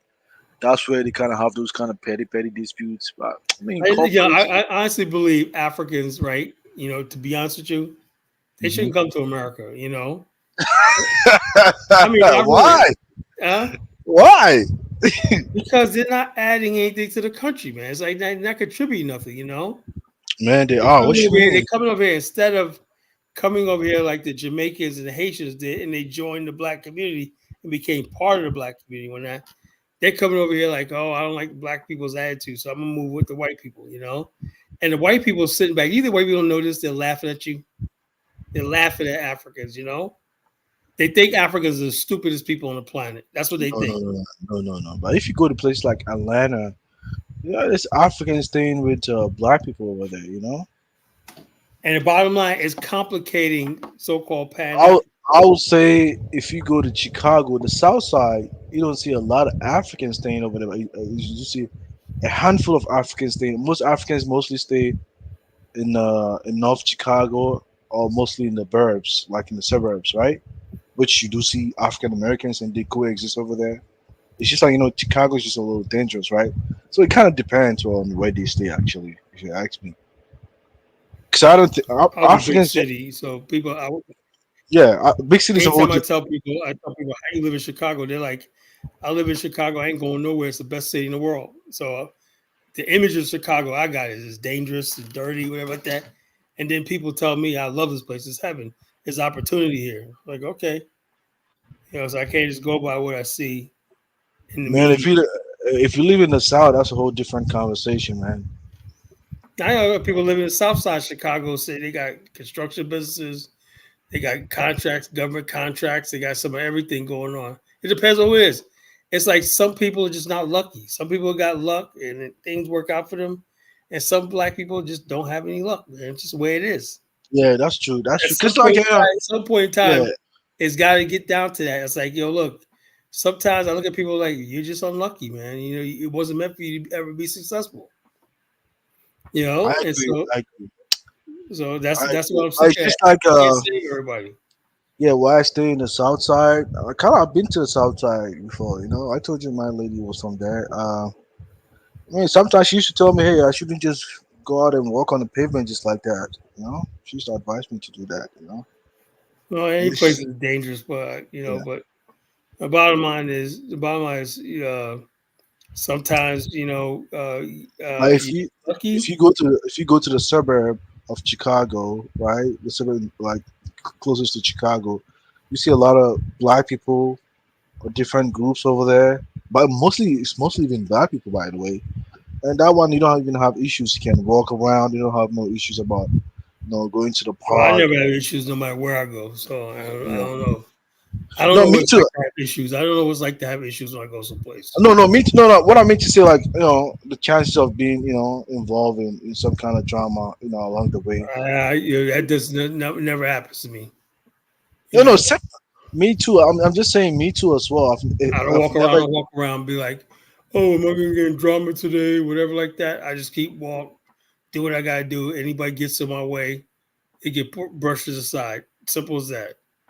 Yeah, I agree, and I agree with you And too. I it's mean, another thing. South Africa's act too scary. It's like, damn, y'all from Africa and whatnot. Y'all act scary as hell, man. It's like, damn. You I know. mean, No, you guys, man. Africans are scary ass niggas, man. no, they're not, man. What makes you think they are scary ass You people? said, oh, don't go over there because you might get robbed. I'm like, what's the chances of you getting robbed? It's like a 1 in a million. What's the chances that Africans live in fear all the time that somebody's out to get them? So, I mean, aren't you the one telling people not to stay in white areas? The bottom line is, you can get jacked in a white area too. It don't really matter. They believe that, and the bottom line is there could be opportunities in the black area, but they go to a white area and everything like that. The white people don't know that you're African or African American. Yeah, but it's what we call calculated risk. If you know this place is prone to violence, why would you want to stay there? Well, the bottom line is it depends on where you go. You got areas that are people have lived there 50 years. It's prone to violence, but they lived there. Yeah, and I agree, and sometimes what I'm saying, like and I said, sometimes Africans are scary ass. Kyle, it's not about being scared. What if someone steals your car? Come on, Kyle. I'm Come saying on, the stop bottom it. line is that's what you got insurance for, Oh man, you gonna pay more insurance? Is that what you so want? the bottom line is that's what you got insurance for. It's like this. Africans make all these excuses. Oh, it was car insurance. But Kyle, you do know You're very gonna well. pay if you live anywhere in New York City. You're That's a paying good the most of the country for insurance, no matter what neighborhood you live in. Yeah, You can live in a but nice neighborhood. That's how insurance goes. Kyle, you work in the insurance industry, right? And you know Yeah, damn I well. don't do auto insurance, but I got friends who got auto insurance. I don't do auto. Okay, but you know damn well that if you live in a nice neighborhood, your premium Well, pay is gonna be how about different. this? How about this? I'm glad you brought this topic up. Right, my insurance over the last year went up $100. You know why? even though I live in an upscale neighborhood, doesn't matter. Uh-huh. Because right now we got illegal aliens driving, right? Yeah, you're Uninsured right. and everything Yeah. like that. And also new immigrants coming in here. They're not making them get insurance on their vehicles. They're giving them license, everything like that. And a lot of them are hitting people that don't, and they don't have no insurance. So we have to pay extra insurance to cover the uninsured motorists and whatnot. Yeah, I agree. I think it happened to me with my other provider. They told me they had to increase the money because they had a lot of uninsured people. And so the bottom engaged line is in accidents. that's right there what I worried about. I don't care about high crime neighborhood. As long as the person has insurance on his car, not get into an accident. That's how you basically your insurance rates goes up. You get into an accident and whatnot. Yeah, And the but kind of person you can buy an expensive car. You don't have to worry about I ratings. got You, I you got can- I got a very expensive car, and the bottom line, my insurance is going up through the roof, man. I can't take it. yeah, but And kind of if you have an expensive car and you live in a bad area, the chances I live that in a it will good explode. look, I live in one of the best neighborhoods here in Virginia, right? And my insurance is still going up. Why? Because there's uninsured people out there on the road, from south of Oh border, my Kala, Africa, Kala. every place else, Yeah, that's I get it. driving without licenses and driving without insurance. Kala, but I get it. I mean, conceptually, right? Generally, if you are by yourself, Look, check this out. I lived in wait, a wait, bad neighborhood before. My Kala, insurance wait, was never high. Kala, wait. I mean, I'm saying generally in sense of concept, right? If you live in a good neighborhood, you own your own home, you have your own garage. Are you trying to tell me that your premium is going to be the same as someone who live in Well, a yeah, but high it won't crime go. It won't area? go up or down that much. It'll go up and down. Premiums go by if you got into an accident. Like I got the little thing on my car that tracks my speed, right? And every time I don't do a hard turn or whatever like that, or go over speed limit, whatever like that, I get a discount every month. And I'm sure Yeah, it's still yeah. I'm supposed to get that kind of discount. Mine's going to come very soon too. That detector thing, you so kind of. living in a white neighborhood doesn't. But I live in a predominantly white neighborhood, upscale I, neighborhood, real I don't nice I don't mean neighborhood. I don't mean I don't mean to. Kala, And it didn't it don't mean a damn thing with my insurance. It keeps going the fuck up. the mistake that he's making is that he's thinking that based on how dangerous the area might be, that makes your premium or your insurance rate goes up. Man, I mean But nothing. it's not true. If your area is prone to a lot of accidents, That's then they make your actually rate go up. It has nothing to do with being in a dangerous area. Well, I mean, there are One of factors. the most Wait. dangerous cities, one of the most dangerous cities in the country was Richmond, California. Insurance rates over there are low to the motherfucker, but accidents are low also in comparison to another city that's low in Jonathan, murder, low in shooting, but high in accidents. Their rates are up. Jonathan. Insurance companies don't give about shit about They nothing. don't care about you living in the ghetto. They don't care about that shit. So long as you ain't filing no insurance claim. Wait. I mean, they do consider crime. They don't No, they consider none of don't. that shit. Oh, come on, oh man. No, they Man, don't. okay, all No, right, they okay. don't. No, they don't. That's illegal. They can't do that. That's illegal. They consider. I mean, even Now, the number of vehicles now, if within you're an gonna area, get full the more the coverage, if vehicles. you're gonna get full coverage, right? And if you basically like do things like DoorDash or Uber and stuff like that, they see you and you tell your insurance guy he might raise your premium when you tell him what neighbor you're gonna do because there's a risk of you getting your car stolen or you leaving your car running and then somebody stealing your car. That's the only issue, But just regular, you just driving your car from point A to point B, and you're not using your car for work or anything like that. No, your insurance is not going to go up. That's illegal. Zongo, what I'm afraid that you really don't realize is that most cars get stolen in those nicer neighborhoods. Yes, that's where they get stolen from. And the car thieves are white people. They're not black people. And not only that, check this out, Jonathan. I just figured something out. My car, when I got my new car, That's based 3 on years data. ago. Check this out. Jonathan, I figured something out, right? I said, what my last car, Ford Escape, right? One day I went out there, and this is now I figured out what happened while my car went, and I had to get a new car, whatever like that. Somebody stole my freaking catalytic converter because I saw the demonstration. I said that's the same sound my car was making. They stole your right out of my driveway. Converter. Man, you know damn well. See, let me tell you something, right? where I stay right now, with the car that I'm using now, there's no freaking way if I was staying in Seattle in some kind of crazy neighborhood, I'll be buying that kind of car because I know it to be freaking stolen. I mean, why are you kind of discounting this reality? I don't know, but I'm not speaking about in Well, terms you of can be black or white. stolen by white meth heads and everything. It's Right? the reason why that we're knocking it is because it's not true. Jonathan, Your the your conversation. your Wait, Jonathan. The conversation about it's not about white and black. It's about neighborhood and stuff like that. Yeah, but okay, they but was if pursuing we're predominantly talking black about why neighborhoods your or premiums dangerous. go up, you can go actually look and see what credit history, claims, age, coverage level, discount, inflation. They don't even mention crime rate. But they can tell from the county you provide them. I mean, come on, you don't know about that? They know that they're not going to make a decision based on the crime rate in your area. I mean, If you have a lot, let me ask you a question. You think because there's a lot of shootings in some area, there's a lot of crashes, or is there a lot of car thefts in the same area? They don't even correlate. If there's car theft in that area, man, your insurance is going to go up. Yeah, A lot but of it. most car They're thefts gonna don't happen in the ghetto. they're gonna factor. I mean, come on, they're gonna factor that out, right? I mean, there's a lot of factors. I'm not They saying will specific. factor it out, but the number one Jonathan, thing is most Jonathan, car thefts don't happen in the ghetto. Jonathan, man, Go why are ahead. you acting like? I mean, come on, man.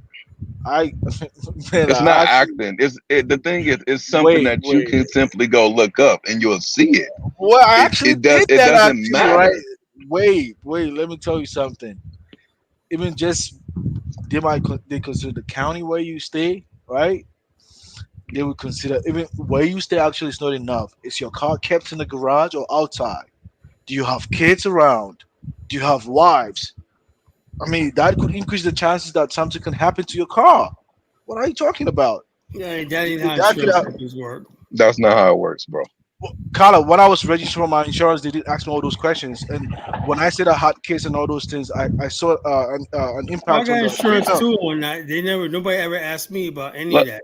Let me ask I you a did question. it. When you I did did your it. insurance, did you tell them you had a U.S. driver license only, or did you have a foreign driver license also? What do you mean I use a Washington State. I did everything online.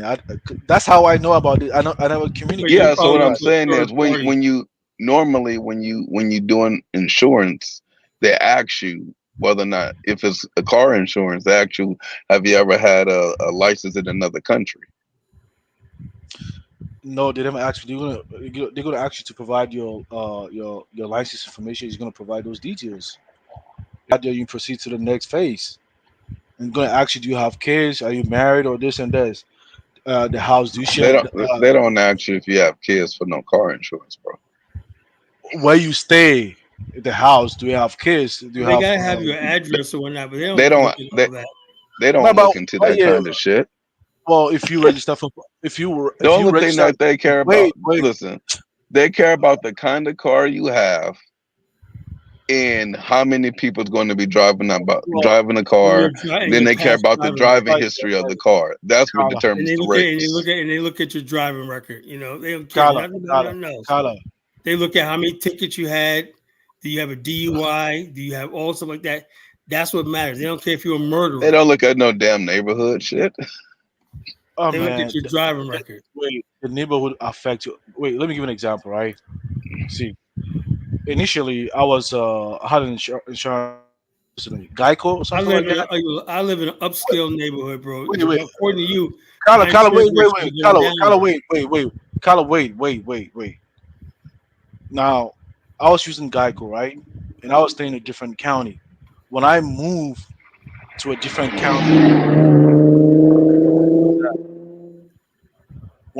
a different county, my premium changed because I moved to a different county. So there's a reason why it changed. And not The because fact- You aware that? Are you aware sometimes that insurance rates, you know you what can they move? call class rate? Class rate means Hey, Kyla, community rate. I'm They have a from the Bay. community rating. That's what I mean. That's what I'm telling you. If you move from Oakland to Berkeley, you're going to have a different rate. If you move to Berkeley to San Leandro or Albany or San Francisco, your rate's going to It's change called based on the community city rating. rules that they have. The city have their own Community rules rating. that can make your premium go up. It don't have nothing to do with the actual neighborhood. I mean, Zongo, it's called community rating. Wait. They could be Class factors rating involved. and community rating. Wait. They could be Class factors. rating means you're putting a class of habitual offenders, whatever your DUIs. I mean, that's class rating. Community rating means everyone pays. This the premiums are same across the board, plus the exceptions or what you add on, like your driving record and everything. That's community ratings. When it goes up unilaterally from one county to another, that's called community rating. Like I'm saying, it's going to change, which means there are factors that they consider when deciding that rate. It doesn't change, matter. right? You could There are go to a factors high involved. crime area. Wait. It could be a car that doesn't have that many cars, so there's less chance to get into an accident. Wait. See, when I was even registering for Progressive, right? I did everything online. They asked me a lot of information, even where I stayed. Do I own the home? Am I staying with people? Do I have a garage? Do I have kids?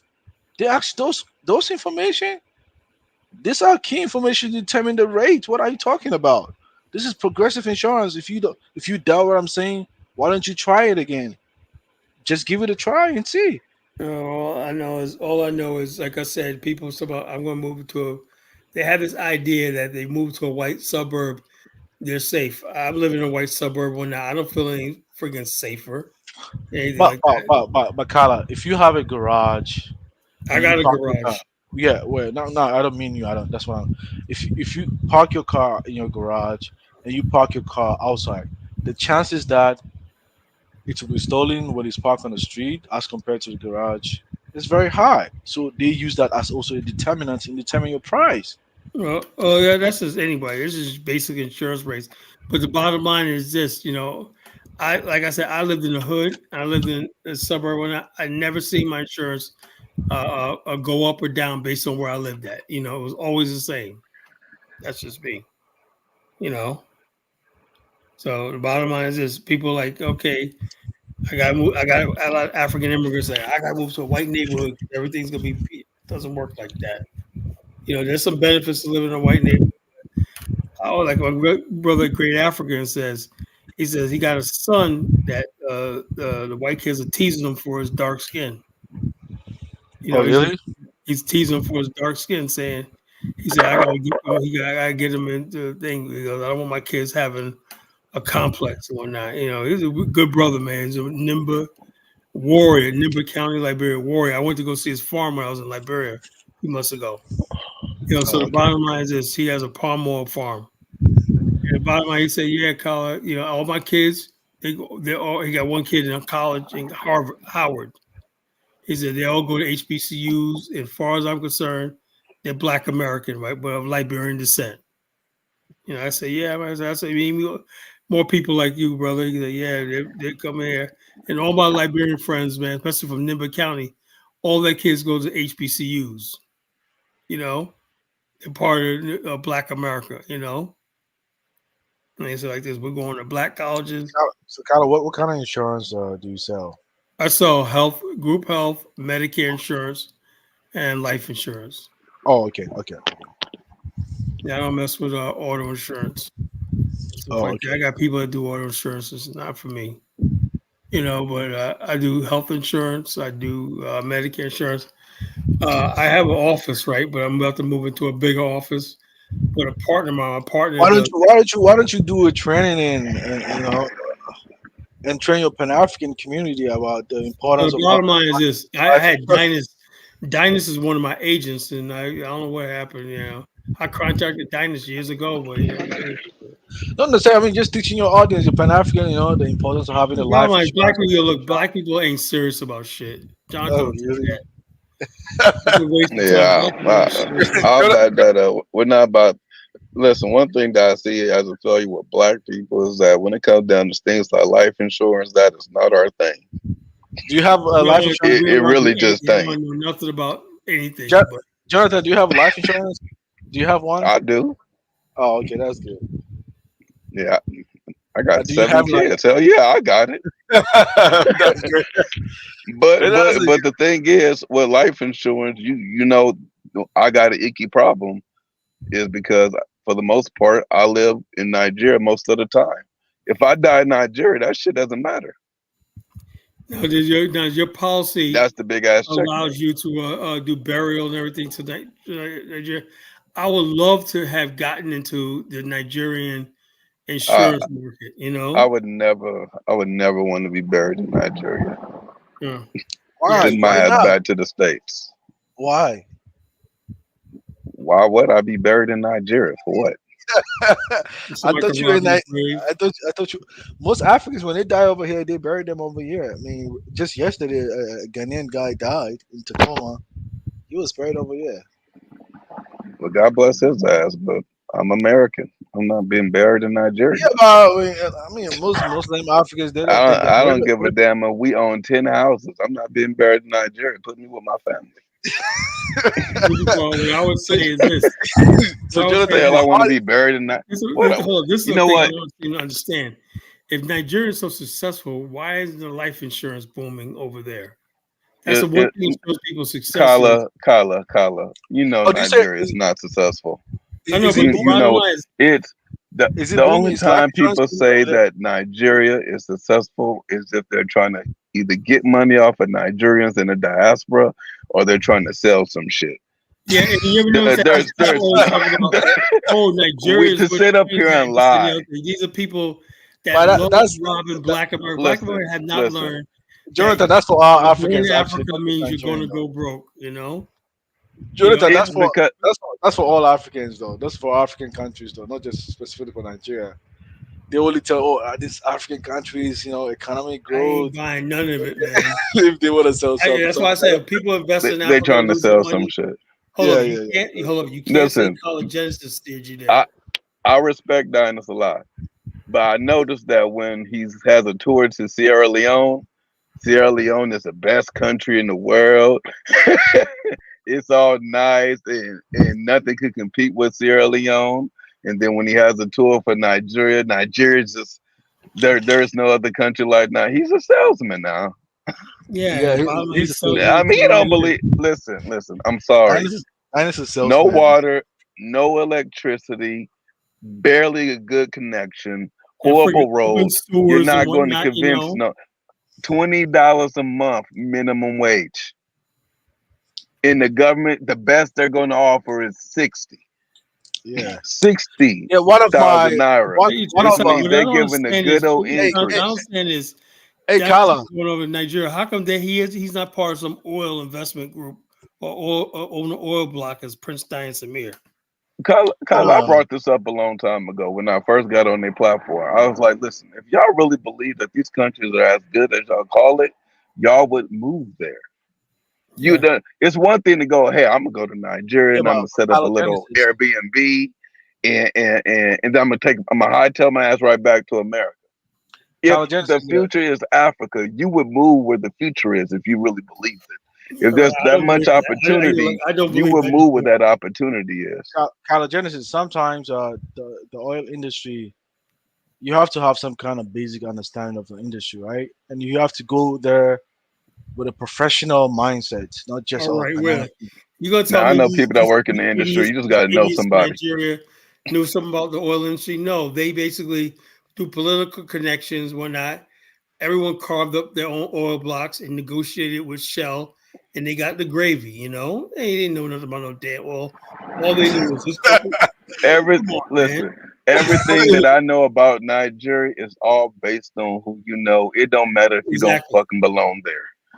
The first time I ever went to an Abuja airport, I was on my way to Germany, and the nigga at the airport asked me, "Do I have an ID card on me?"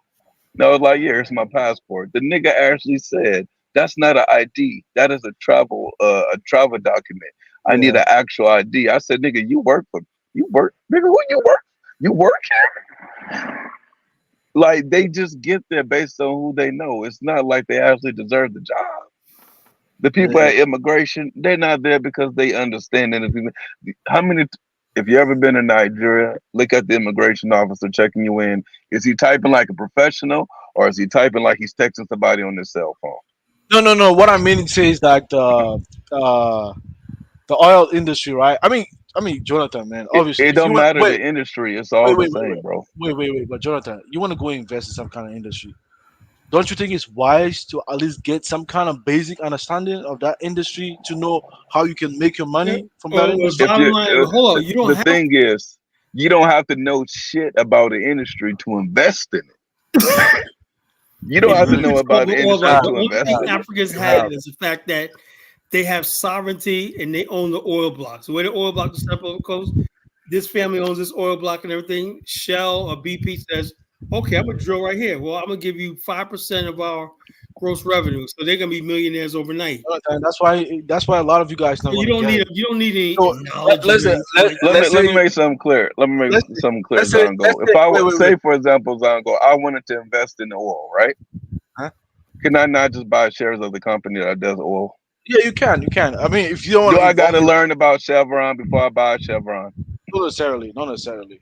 Yeah, If you I want to buy, mean, so in Nigeria, if I want to invest in banking, do I have to know how the banking industry works before I realize, hey, this is the longest bank, this is the bank that has the most standing. I'm gonna ride with this bank. but that's not what Kala is saying. Kala is saying trying to You buy mean a block. actually? That's not what You I'm mean like? saying. Oh, that's how Kala is saying Africans do, man. How Kala you is think saying all trying to buy a those blog. white Nigerian millionaires in Port Harcourt? How you think Kala that is saying they basically are connected? I Political agree. I agree family. with what you say. I'm not disagreeing, but I think Jonathan. I agree with what you're saying. Actually, right? I mean, I do have investment too. I buy bonds or something like that, and I completely agree with what you're Yeah, saying. But that's not what I mean. Kala is saying that how come Diners hasn't bought a you mean blog, oil blog?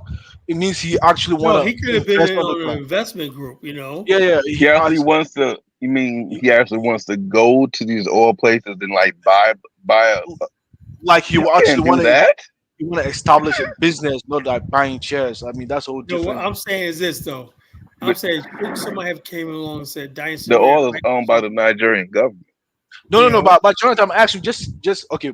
Let's say I'm not going to buy shares, right? He says he Yeah. want to go buy block and oil. Do you think is Uh huh. do you think it is wise for you to, you know, pay me a consultancy fee for me to give you a basic tutorial about the oil industry, or you just want to go and try and fail? What is the best approach to do? I mean, you Well, could do one the tutorial all best. you want. Listen, what I've learned is that even if you can have knowledge in the oil field all you want, or in the oil industry all you want, but the knowledge that you have in the oil industry in America doesn't translate to the knowledge that you have in the oil industry in Nigeria. Yeah, but Completely different industries, just moving the same oil. see, that's the issue. Why? See, you can tell someone is not really a professional or he lacks some kind of basic understanding about working in a certain industry when you speak that way. What I'm saying is Wait, Dynas listen will to me. have to have extreme knowledge on how oil dealings work in Nigeria. Wait. He ain't gonna Now, have that. point I'm You can't read a book says about that shit. now what I'm trying to say is that if you want to go and invest, I get it, you're a layperson, right? But at least you want Yeah. to have some kind of basic understanding of the structure of the industry to know exactly where you want to invest and how you're going to make your returns when you make Well, those I've seen a investments. lot of Nigerian millionaires. That's okay. So what I'm saying is that's good. You can have basic knowledge and understanding of the industry, but basic knowledge and understanding of industry doesn't bounce country to country because there's different regulations, different rules, different ownerships, different Yeah, laws in regards to but the zoning. basic, So it doesn't translate even if you understand yeah, how but oil works.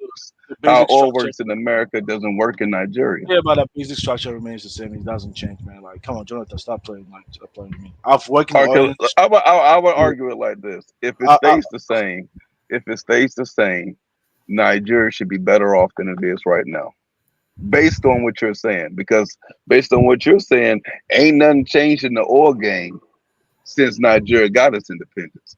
So why is it not working Yeah, out but for them? okay, that's not the. See, if you are really a business minded, you know, you wouldn't even argue with me on this But point. what I'm saying is this though. I remember a couple of years ago we had the Lou Major Taiwo situation with Dynas and whatnot, Yeah, and yeah. Dynas on board and everything, but that all fell through or not, you know? And You know what I realized?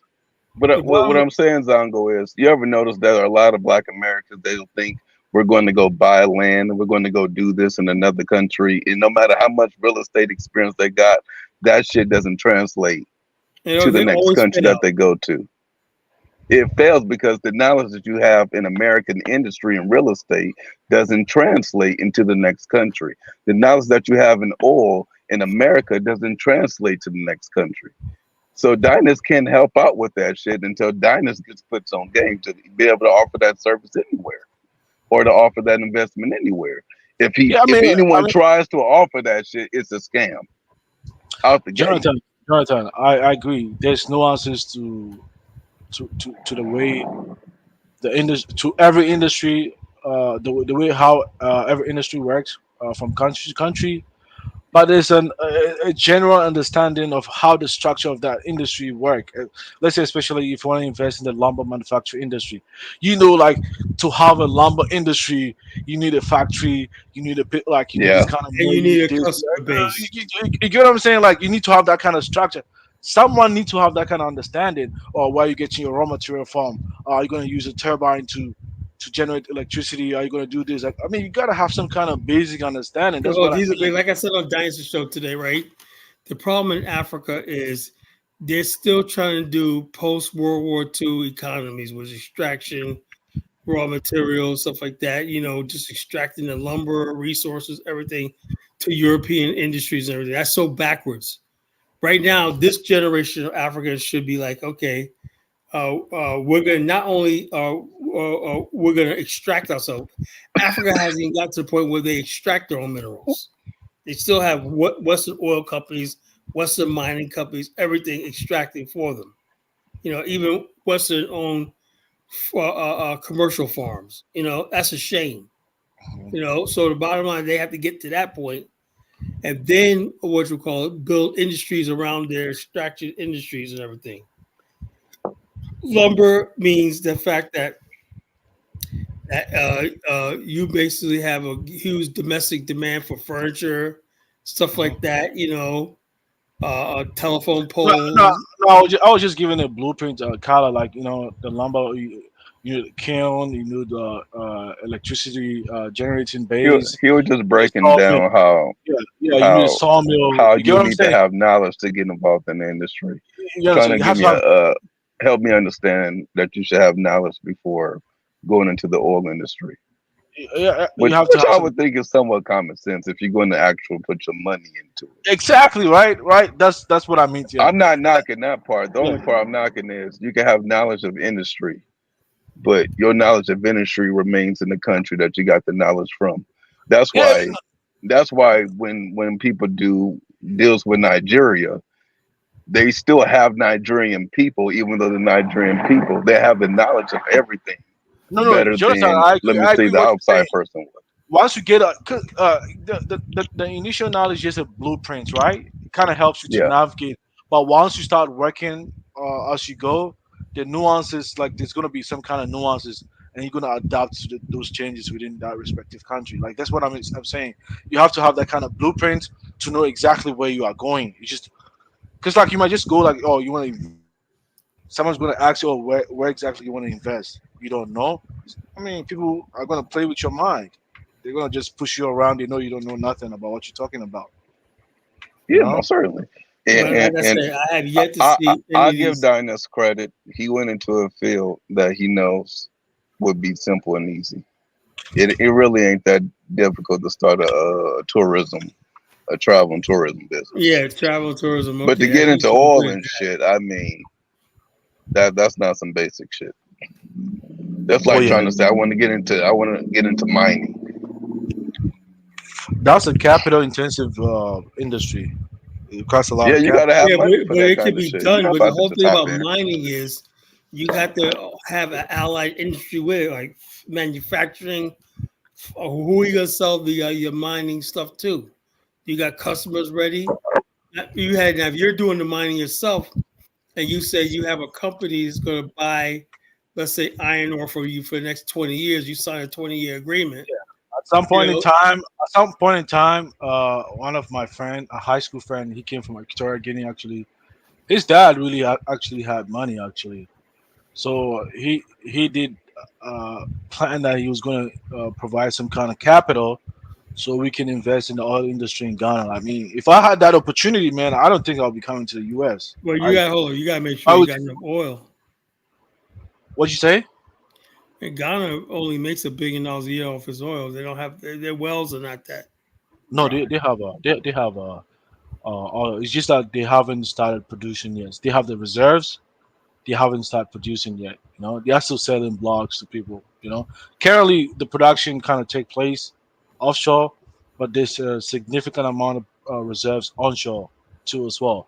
Mostly like the Voltane Basin. You know the Voltane. Like if you check the map of Ghana, you see like the Voltane Basin is the Volta region of Ghana from the where it borders with Togo, right, all the way up to northern Ghana. These are all like reserves over there. Zongo, you from Ghana? Yeah. Man, where y'all gonna start making your own damn candy? What kind of candy are you I mean, referring what to? y'all waiting on? What y'all waiting on? What kind of candy are you talking Y'all about? got like 37% of the world's chocolate market. I mean, what you waiting on? No, they do produce Nigga like be up in Nigeria buying Snickers and German chocolate, Belgian chocolate, Swiss chocolate. Ain't no Ghanaian chocolate in the market. Well, they check What's us up out. with The that? Ghanaian president a couple years ago, basically like we're gonna get Spain to come here and teach us how to make chocolates. Like it's got like a. I said, man, you gotta be. This is what they want me to come to and say, look, this is my president. Are you fucking kidding me? No, wait. Is that the future? Let's not spread a misconception. There are companies in Ghana that are producing chocolate, and there are actually even companies in Ghana that produce chocolate. They ship it to America, but they repackage it to the American market. People are actually doing it. Actually, they are. Yeah. It's just When like you get a if you are not, chance, just comment some of them companies. yeah. If you're not really in tune, you wouldn't know. But I do agree that on a larger scale, I mean, they don't do it like that. But there's quite a number of chocolates in Ghana. But the thing is, like, it doesn't go beyond the territorial boundaries of Ghana. They have to just expand. But I think the Ghana government are still following the colonial approach, that is selling the raw materials to these factories across the globe. You know, they are not adding value to this cocoa in their own countries until Yo, check it's us out. Check us out. What you call my boy Dave Sampa? He's Ghanaian, but he was born in America. I always crack him up, man. When I say cocoa, I say cuckoo. Oh, you mean the one who came on your channel the last time? The one who's the Ghana guy who came on your channel, the old guy? Are you referring to that guy? No, it's Dave Sampa. He's about Nagmeezy. No, There's Dave a Sampa. there's Is, another Ghanaian guy who came on your channel 2 weeks ago. yeah, that's Dave Sampa. He's not old. He's like in his 40s. Oh, okay. Because he spoke like with American, typical American. He was born over here. He was born here. Yeah. He was born here, but I was like, cuckoo. We gotta get to cuckoo. Yeah, he come from the Ghana area too. I mean, his region too. They do have oil because all like the Gulf Coast of Ghana, where you see from the starting from the offshore, right? From from the western region, extending all the way. Hello everyone, Ara here. Welcome back. A report coming out of Ghana. Ghanaian President Nana Akufo-Addo recently said that there will be no future for Ghanaians in case the country continues to export its raw materials, especially cocoa beans. The president said that Ghana no longer wants to be dependent on production and export of raw materials, but rather they want to process more and more of its cocoa and produce chocolate rather than exporting the cocoa. He made this statement while at the Federation Assembly of the Swiss Confederation in Bern in Switzerland as part of a 2-day visit while it was in this country. So bear in mind that Ghana is one of the world's largest producers of cocoa behind Ivory Coast, and 2/3 of the they're cocoa coming out with produced in the synthetic entire world, the chocolate, cocoa man. beans, come from Ghana and Ivory Coast, which are both countries within West Africa. And Switzerland as a country itself imports 57% of its cocoa beans from Ghana, and we all know Switzerland for making chocolate. So according to the president, I'm just going to quote his words: because we believe there can be no future prosperity for the Ghanaian people in the short, medium, or long term if we continue to maintain economic structures that are dependent on the production and export of raw materials. However, as I have stated on occasion, Ghana no longer wants to be dependent on the production and export of raw materials, including cocoa beans. We intend to process more and more of our cocoa in our country with the aim of producing more chocolate ourselves, because we believe that there can be no future prosperity for the Ghanaian people in the short, medium, or long term if we continue to maintain economic structures that are dependent on the production and export of raw materials. The president of Ghana has made a commitment to his country to add value to raw materials, to improve on agricultural productivity, to also industrialize the country, as he believes that this is the best thing to be done for Ghana, and also for Ghana to be able to compete globally on the global market, and also be able to develop the country and provide jobs for the many Ghanaians. During his speech, as he served notice to the Swiss investors, he also talked about the business-friendly climate in Ghana at the moment and urged them to take advantage of Ghana's unique position as the host of the African Continental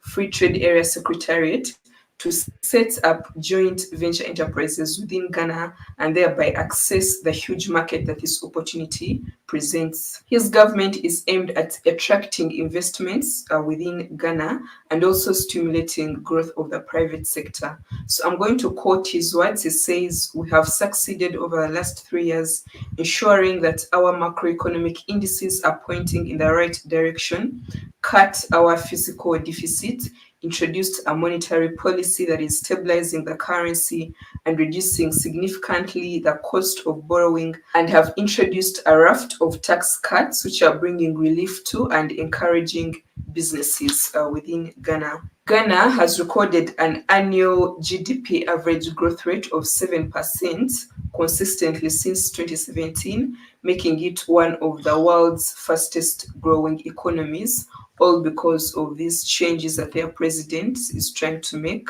in the economy. He went on to say that Ghana as a country is fully committed to a democratic present and future where there is respect for individual liberties and human rights, the rule of law, and the principle of democratic accountability is at the core of their body politic. He went on to say that they are determined to make sure that succeeding generations of Ghanaians don't become victims or pawns of the international economic order, but rather become her beneficiaries. So the president has a vision for Ghana, which is called Ghana Beyond Aid.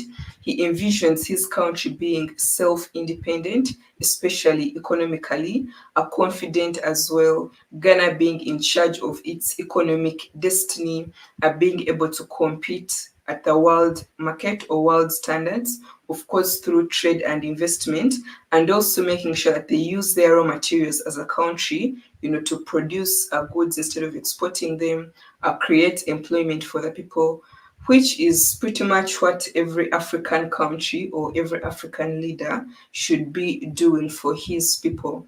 So I do believe that the Ghanaian president is setting a very, very good example. This is the kind of leadership that every country should be having, instead of exporting the raw materials, let the raw materials stay home and let people manufacture, Because if you industrialize the country and let it produce goods, then it means there is employment for the people. You increase the exports, meaning you increase the income that is coming in the country. So I think he is doing great, for his country. I definitely applaud him. Let us know what you think in the comment section and share your thoughts. Check out my channel at Ray Kimbabazi, my Twitter and Instagram at Ray Kimbabazi, and see you on the next story.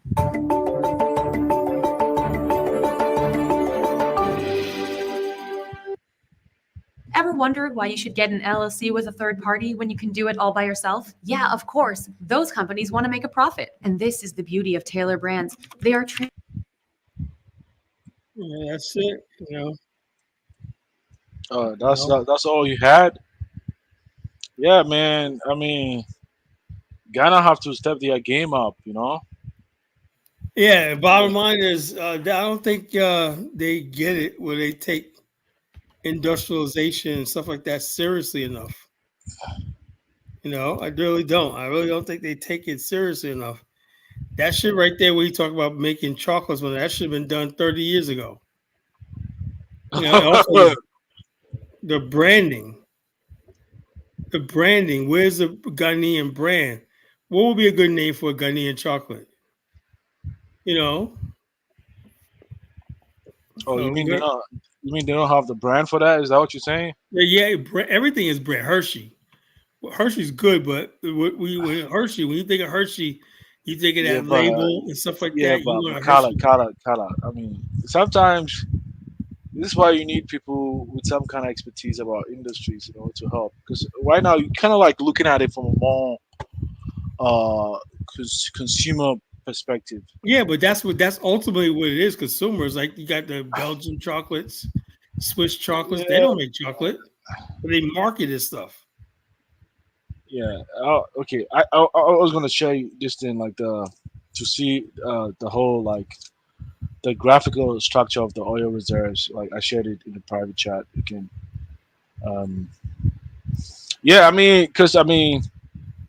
The thing is, Carla, if you ask me particularly, right, I think a lot of the farmers that are actually, producing these cocos, they should be making huge fortunes from it.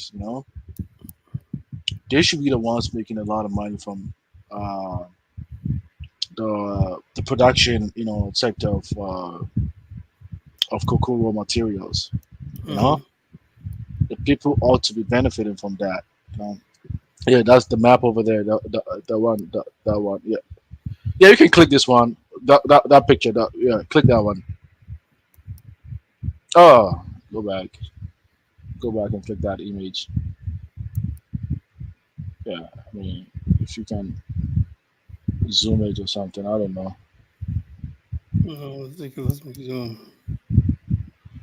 Yeah, so you see, like, the block offshore over there. These are like the different shades of color. That defines the extent of the blocks that is being purchased by the various oil companies, and this is just only south western part of the Ghana, right?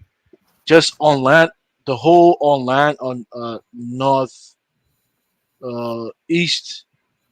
These are oil reserves. Like, these are basins. There's a lot of oil over there. Because even this block, the oil block is divided, like, offshore alone. You see on the west, southwest on the ocean, right? Southwest, south central, and southeast, right? These are all oil reserve blocks over there. It's all blocks. Yeah, these are all blocks. Yeah, but how much oil do they got in them? Are they really?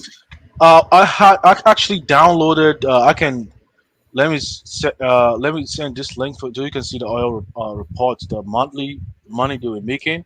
Let me send that link for you. Oh Lord. Yeah, you send it to me next show. I'm getting ready to close out. Oh, okay. Close out. Send it to me. Just like just some of the few blocks that you see over there. Just on monthly basis, they be making around $100 million and all this. This is a very lucrative industry, if you ask me. Mostly they send it to China, Canada, South Africa. What they need to get into is liquefied natural gas. That's where the money's at. I'm talking about oil, right? I'm not speaking about gas. Yeah, well, if you got oil, you got natural gas. Oil. Yeah, but natural gas. Color, because when they produce it, right? They do what they call separation process. They separate oil, gas, and the water. The oil, they have the oil, they sell it. The natural gas they use for something else, and the water they probably use for injection for more production. So the gas have something separate. There's also a gas production as well, but it depends. The gas, if you don't use it, you have to flare it, you know, unless maybe you want to do the You like can what you said. liquefy it and put it in tanks. Yeah, that's if you want to transport it to. Qatar does in those countries Yeah, over there. yeah. If you want to transport the gas, right, you have to liquefy it. Yeah, I agree. A lot of people do that too as well. I mean, they do liquefied like LPG. That's what they call it, LPG gas. Liquefied natural gas. Yeah. So they have LPG, LNG. I think what you're referring to is more like the LNG gas. Yeah, Yeah. that is if you want to transport it because gas is very volatile. They can really, you have to liquefy it before they transport it on the ocean. Yeah, they actually do it in Ghana. Actually, they have a big oil platform. They call it the FPSO, floating production and storage and offloading vessel. You know, that's where they do the separation process. Uh, they sell the oil, they sell the gas, and then the excess gas is being flared in the atmosphere. Mhm. All right, Zongo, I gotta go, man. I gotta get up in the morning. I gotta get something to eat and grab a bite to eat, and I'm going to bed. Shouldn't be eating this late, but I'm hungry. Aren't you going to work tomorrow, Kala? Yeah, I got a meeting tomorrow. Oh yeah, me. I got to go to work too tomorrow, I got a man. meeting Oh, tomorrow yeah, it's a great show, man, Kala. and a lunch and meeting tomorrow. Oh, okay. Yeah, All right, man, Kala, man. It all right, was a man. great Take care, show. man. Thanks for calling in. All right, okay.